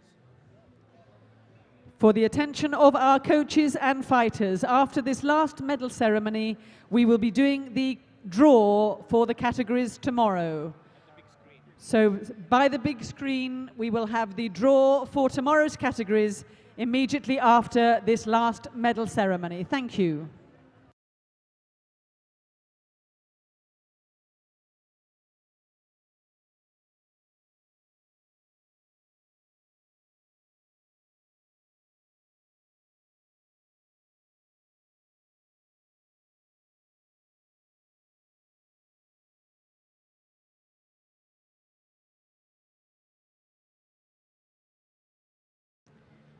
Would Shamil Magomedov and Cyril Jonard please go immediately to the medal rostrum? Shamil Magomedov and Cyril Jonat to the medal rostrum now, please. Thank you.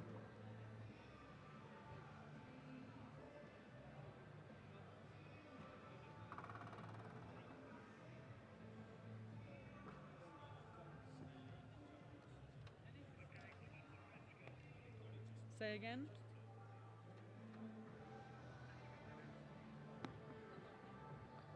Would Cyril Jonat go immediately to the medal rostrum? Cyril Jonat to the medal rostrum now, please. Thank you.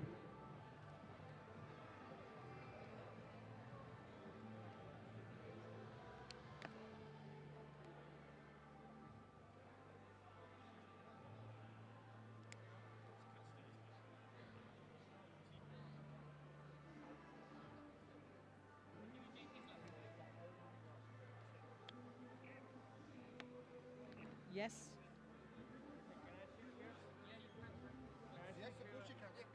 We have to hope that his coach will hear. I don't know how else to do it. Good thinking.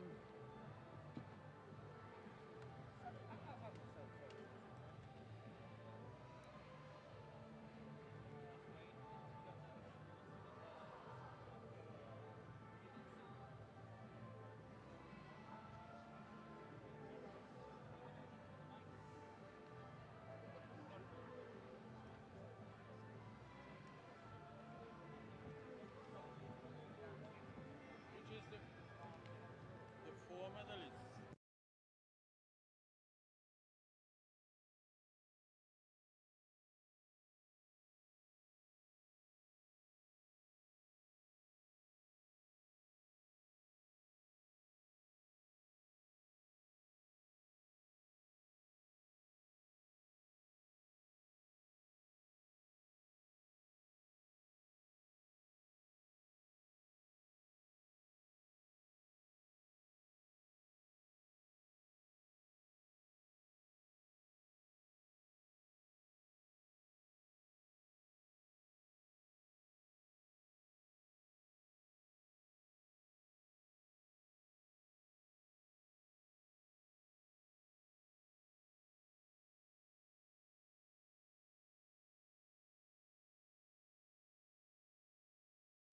So, ladies and gentlemen, to our last medal ceremony on this first day.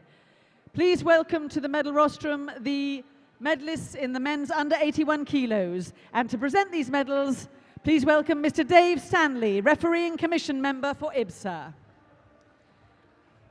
Our two bronze medalists in this category. From Azerbaijan, Hussein Raimli. And from Russia, Shamil Magomedov.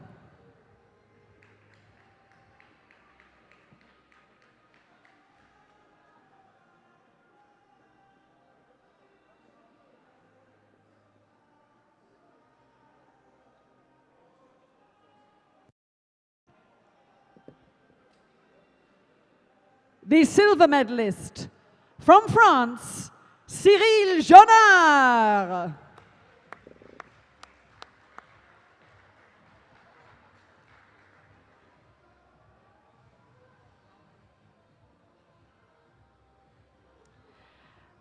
And the gold medalist and IBSA European champion for 2017, from Ukraine, Alexander Kozinov.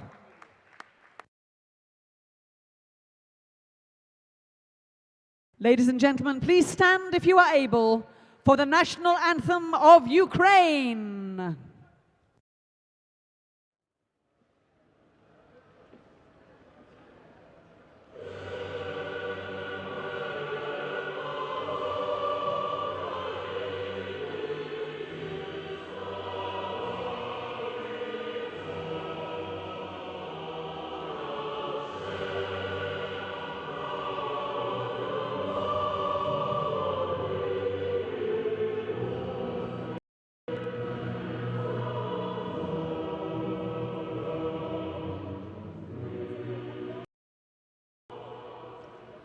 Thank you, ladies and gentlemen. We now invite our VIPs to have a family photo with the medalists.